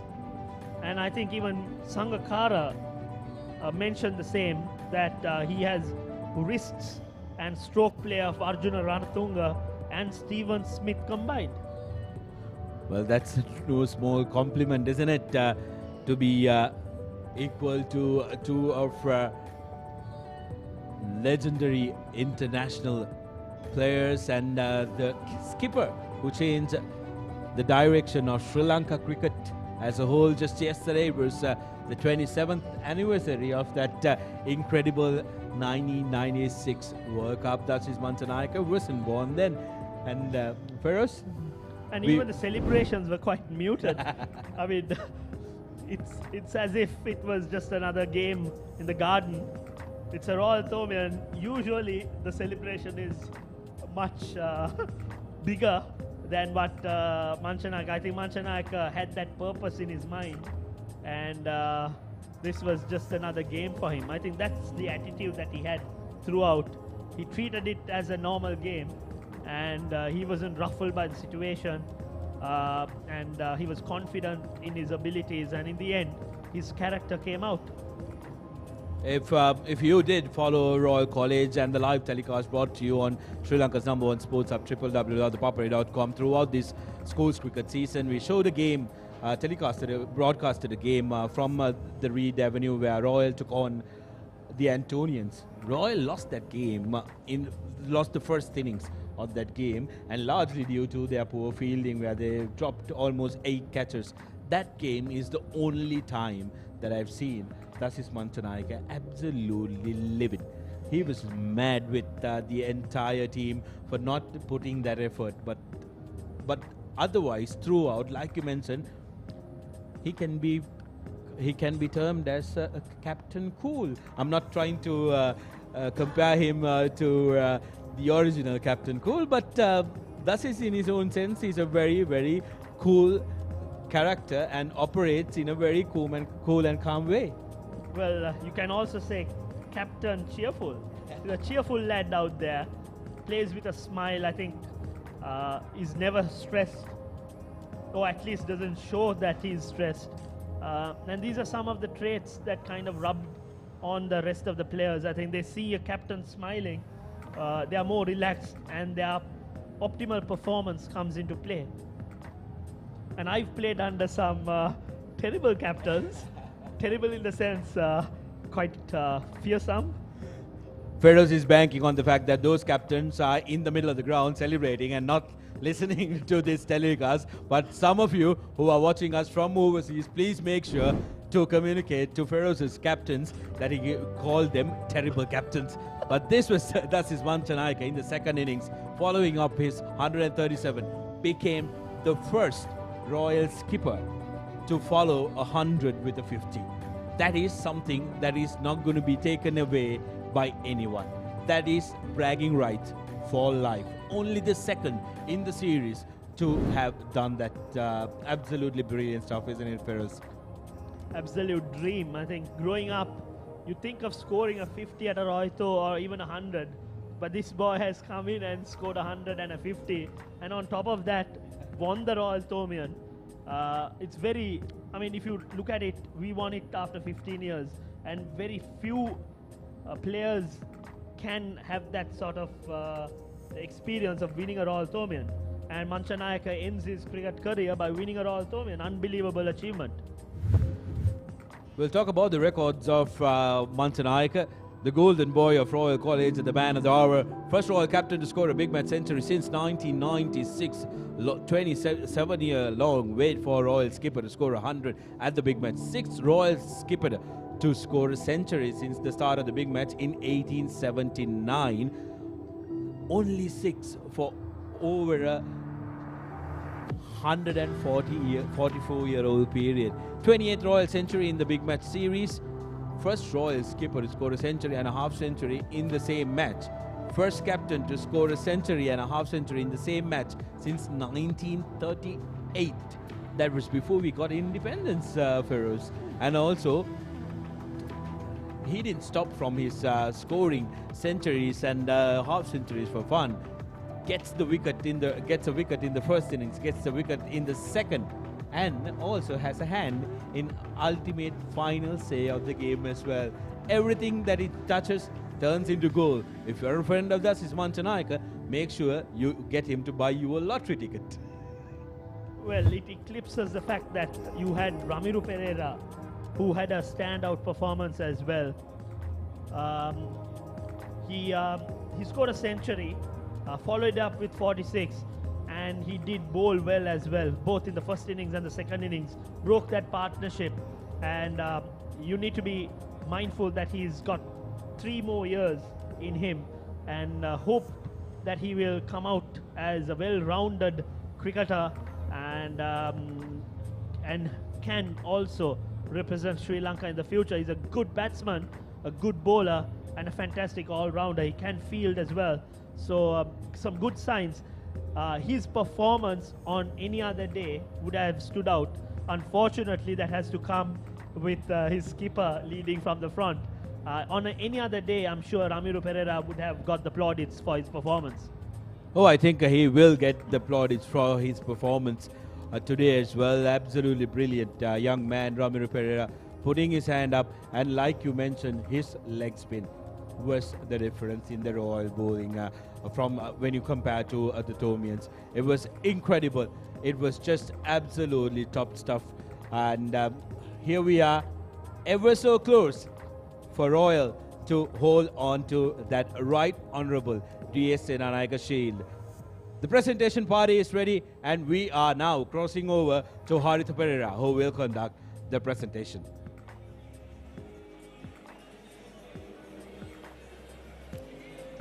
Thank you very much, ladies and gentlemen. At the conclusion of the 144th between SSC College for the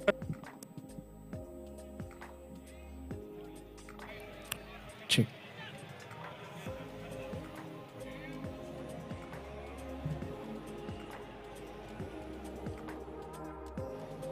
It has been a tremendous game. We are absolutely happy with the great spectator interest and the participation of all of you in this historic encounter, which is part and parcel of Sri Lanka's sporting heritage and culture. A game that has produced some of the best performances for individuals and the team from Reed Avenue. Ladies and gentlemen, take this opportunity to give a round of applause for the two teams.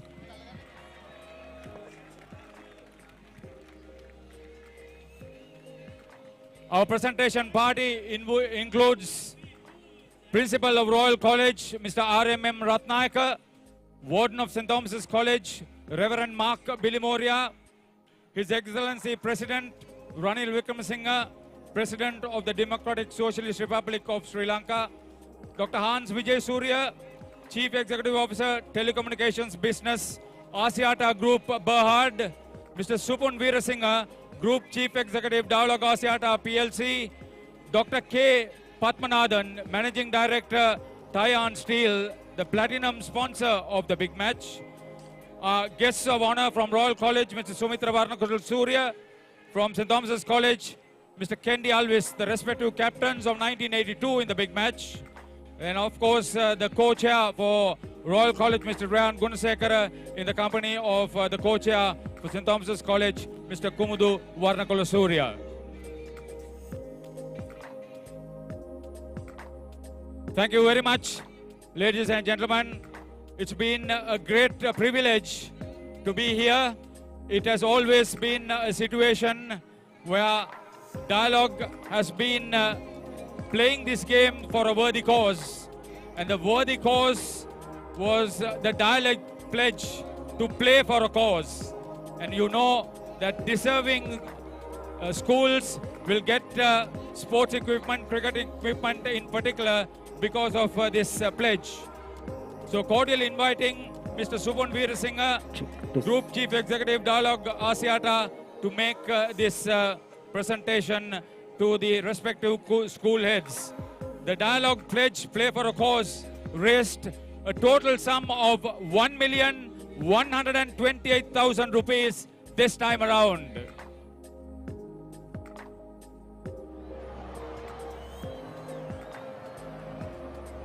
It's all for a worthy cause. Thank you very much, boys, for your wonderful participation in raising this amount. It was all your efforts that raised this amount.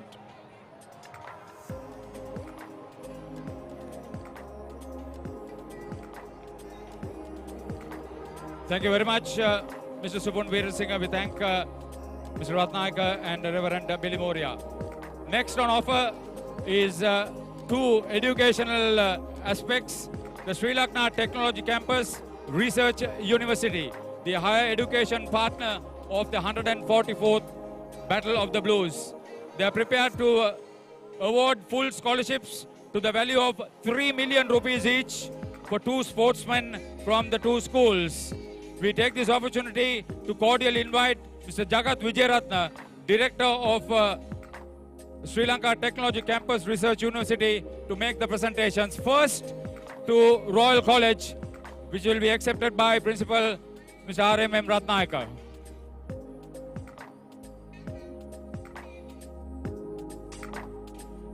Next, to St. Thomas's College, Mount Lavinia, which would be received by Reverend Mark Billy Moria.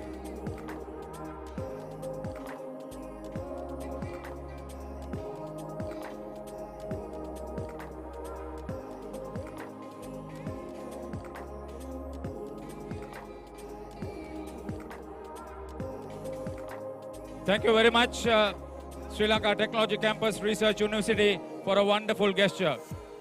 Now we come to the individual awards, which were adjudicated by the commentary panel on thepapare.com.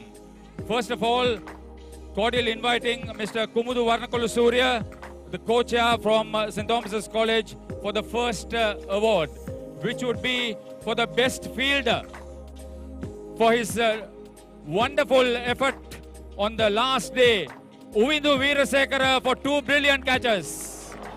Best fielder of the big match 2023.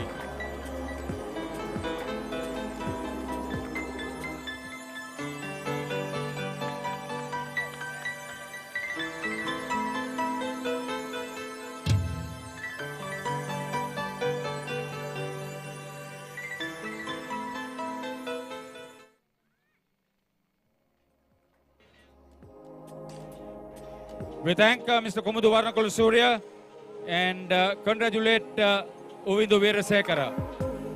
Cordially inviting Mr. Sumitra Varnakulu Surya, who was guest of honor on behalf of Royal College. He is the highest individual scorer of the series in his fresher year, captain of Royal College in 1982. This for the best bowler There will also be a gift voucher which would be presented by Mr. V. Sudarshan, Head of Human Resources of Taiwan Steel. For his 8 wickets, 4 apiece, Akash Fernando St. Thomas's. He was the highest wicket taker for the game.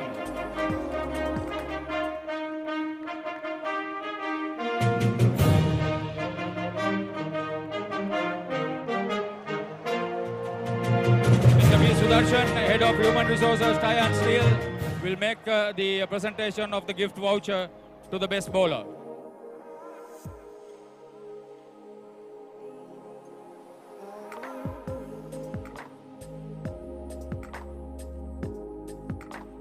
Congratulations, Akash Fernando. We thank Mr. Sumitra Varnakula and Mr. V. Sudarshan. Next up is the award for the best batsman. Cordially inviting Mr. Kendi Alves. He was guest of honor on behalf of St. Thomas's College. He was captain of St. Thomas's in 1982. There would also be a gift voucher presented to the best batsman. Mr. Punithan, the factory manager of Taiwan Steel, will make the presentation. For his wonderful effort of scoring a century and missing out on a half century, Ramiru Pereira of Royal. You could have been part of Royal Tournament history, but that's how the game goes. Well played, Ramiru. That's on top of your wonderful bowling too.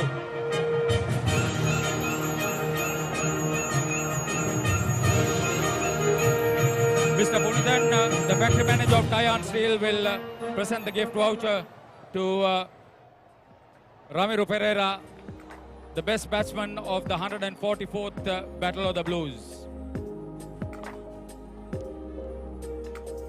We thank Kendi Alves and congratulate Ramiru Pereira. Cordially inviting Principal of Royal College, Mr. R.M.M. Ratnayaka, for the next presentation. The gift voucher will be presented by the Managing Director of Taiwan Steel. Cordially inviting both of you to be present. The award for the man of the match, there was no question about it. For his wonderful highest score of the match, followed by another blistering half century, which was the best for Royal. Not only that, holding on to catches, picking up wickets, and keeping the spirit of the game in progress through the 3 days. Thus is Manchanayaka Royal.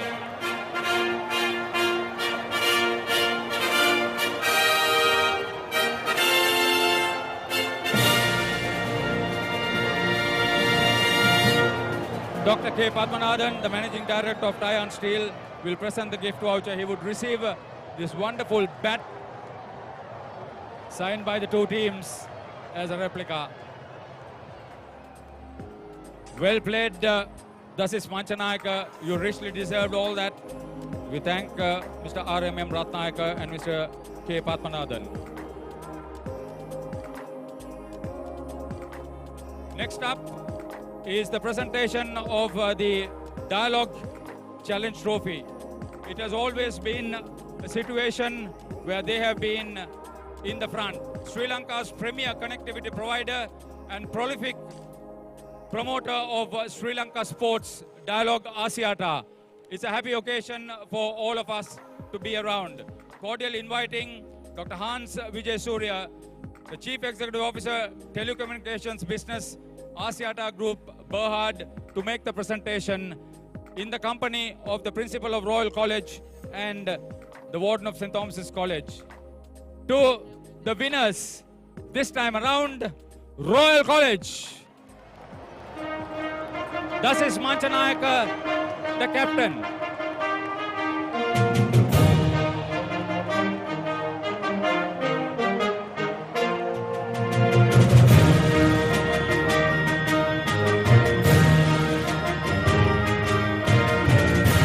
Congratulations, Tasis. It has been a wonderful performance for you and for your team.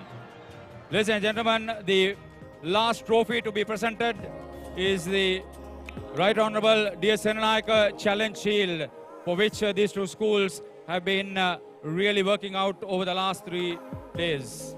It's our pleasure now to cordially invite our main presenters, His Excellency Ranil Wickramasinghe, President, Sri Lanka, Dr. Hans Vijay Surya, Chief Executive Officer, Telecommunications and Business, Asiata.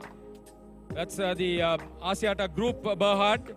Mr. Supun Veerasinghe, the Group Chief Executive of Dialog Asiata, in the company of the two heads of the institutions, Mr. R.M.M. Ratnayaka of Royal and the Warden of St. Thomas's College, Reverend Mark Bilimoria. On tradition, having had the shield at Mount Lavinia, in front of all of the others, the Reverend Mark Bilimoria will present the trophy to the winning captain, Dasis Manchanayaka of Royal.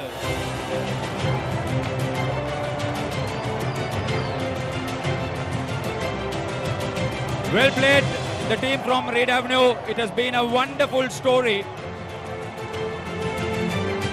They came here as underdogs on facts, but produced a truly magnificent all-round performance and have had the best of proceedings for most of the game.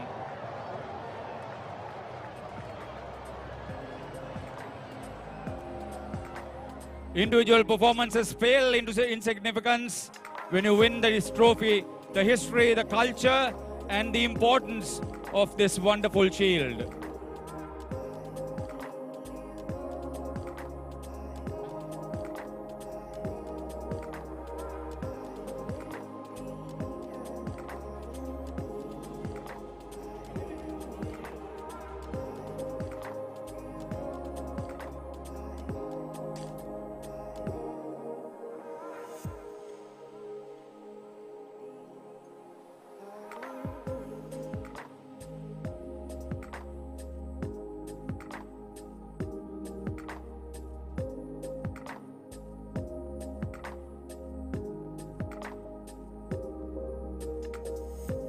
The opportunity has been a wonderful one for everybody involved.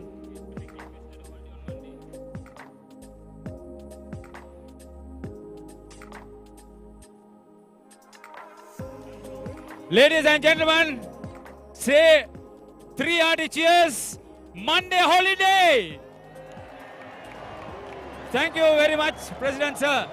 Only for Royal. Say some Warden.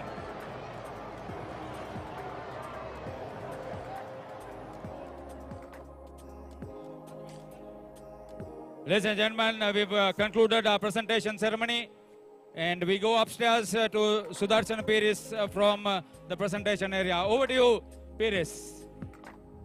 Well, thank you very much, Haritha Pereira. Absolutely incredible stuff. Terrific scenes here. Royal College, winners of the Right Honourable D.S. Senanayake Shield at the 144th Battle of the Blues Encounter 2023. In front of the crowds, in front of the President of Sri Lanka, they win this coveted shield, and what a game it has been. What an incredible encounter, and that man in the middle, Dasis Manchanayaka, will be absolutely thrilled alongside their entire team. They have earned bragging rights for life.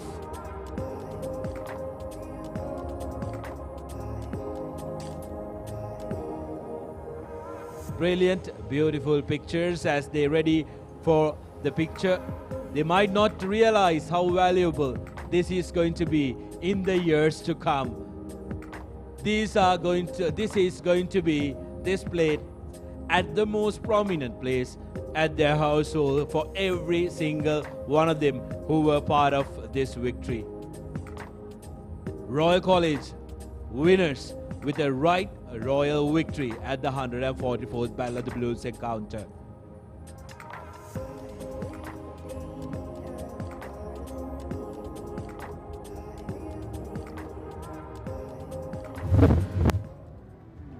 The match summary: 144th Battle of the Blues.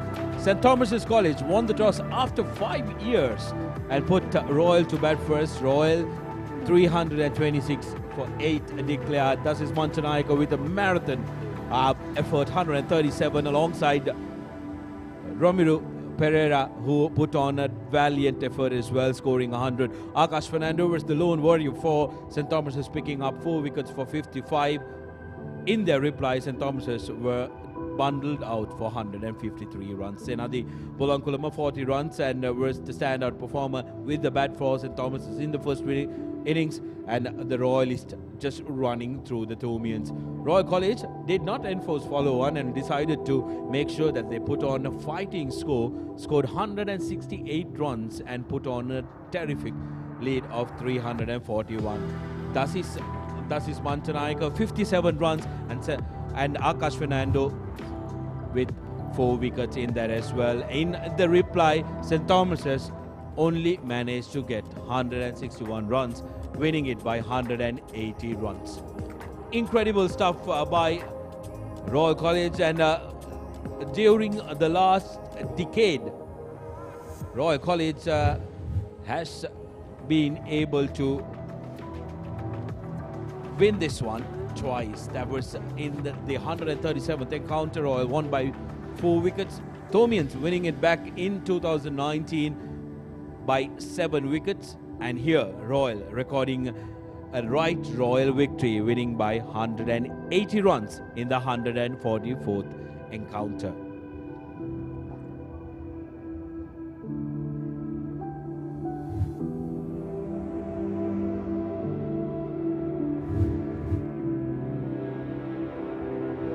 While the mother of all big matches are done, we have much more to present to you in this month of March Madness. 24th, 46th one-day encounter between Royal College and St. Thomas's College. The Mustang College 25th one-day encounter between the two schools. Malideva College and St. Anne's Kurunagala. 8th April, 17th one-day encounter between DS Senanaika College and Mahanama College. The Battle of the Hills, 21st and 22nd March, has been postponed to April.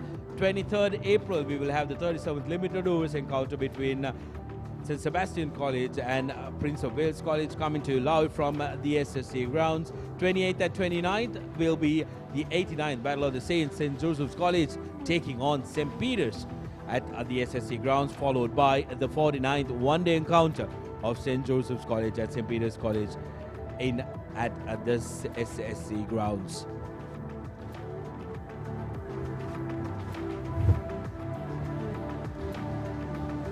The next one we will be bringing you live will be the Mustangs Trophy between Royal College and St. Thomas's College. It is going to be an incredible affair, 46th one-day encounter, because the two schools will want to make sure that they have the perfect finish. They have the perfect season. Royal College will be looking for a victory. St. Thomas's will be reeling with that defeat. They will want to fight back. They will want vengeance. So make sure that you log on to Sri Lanka's #1 sports hub, www.thepapare.com on 24th March, live from the SSC at 9 a.m. as we will bring you the Mustangs Shield between Royal College and St. Thomas's College.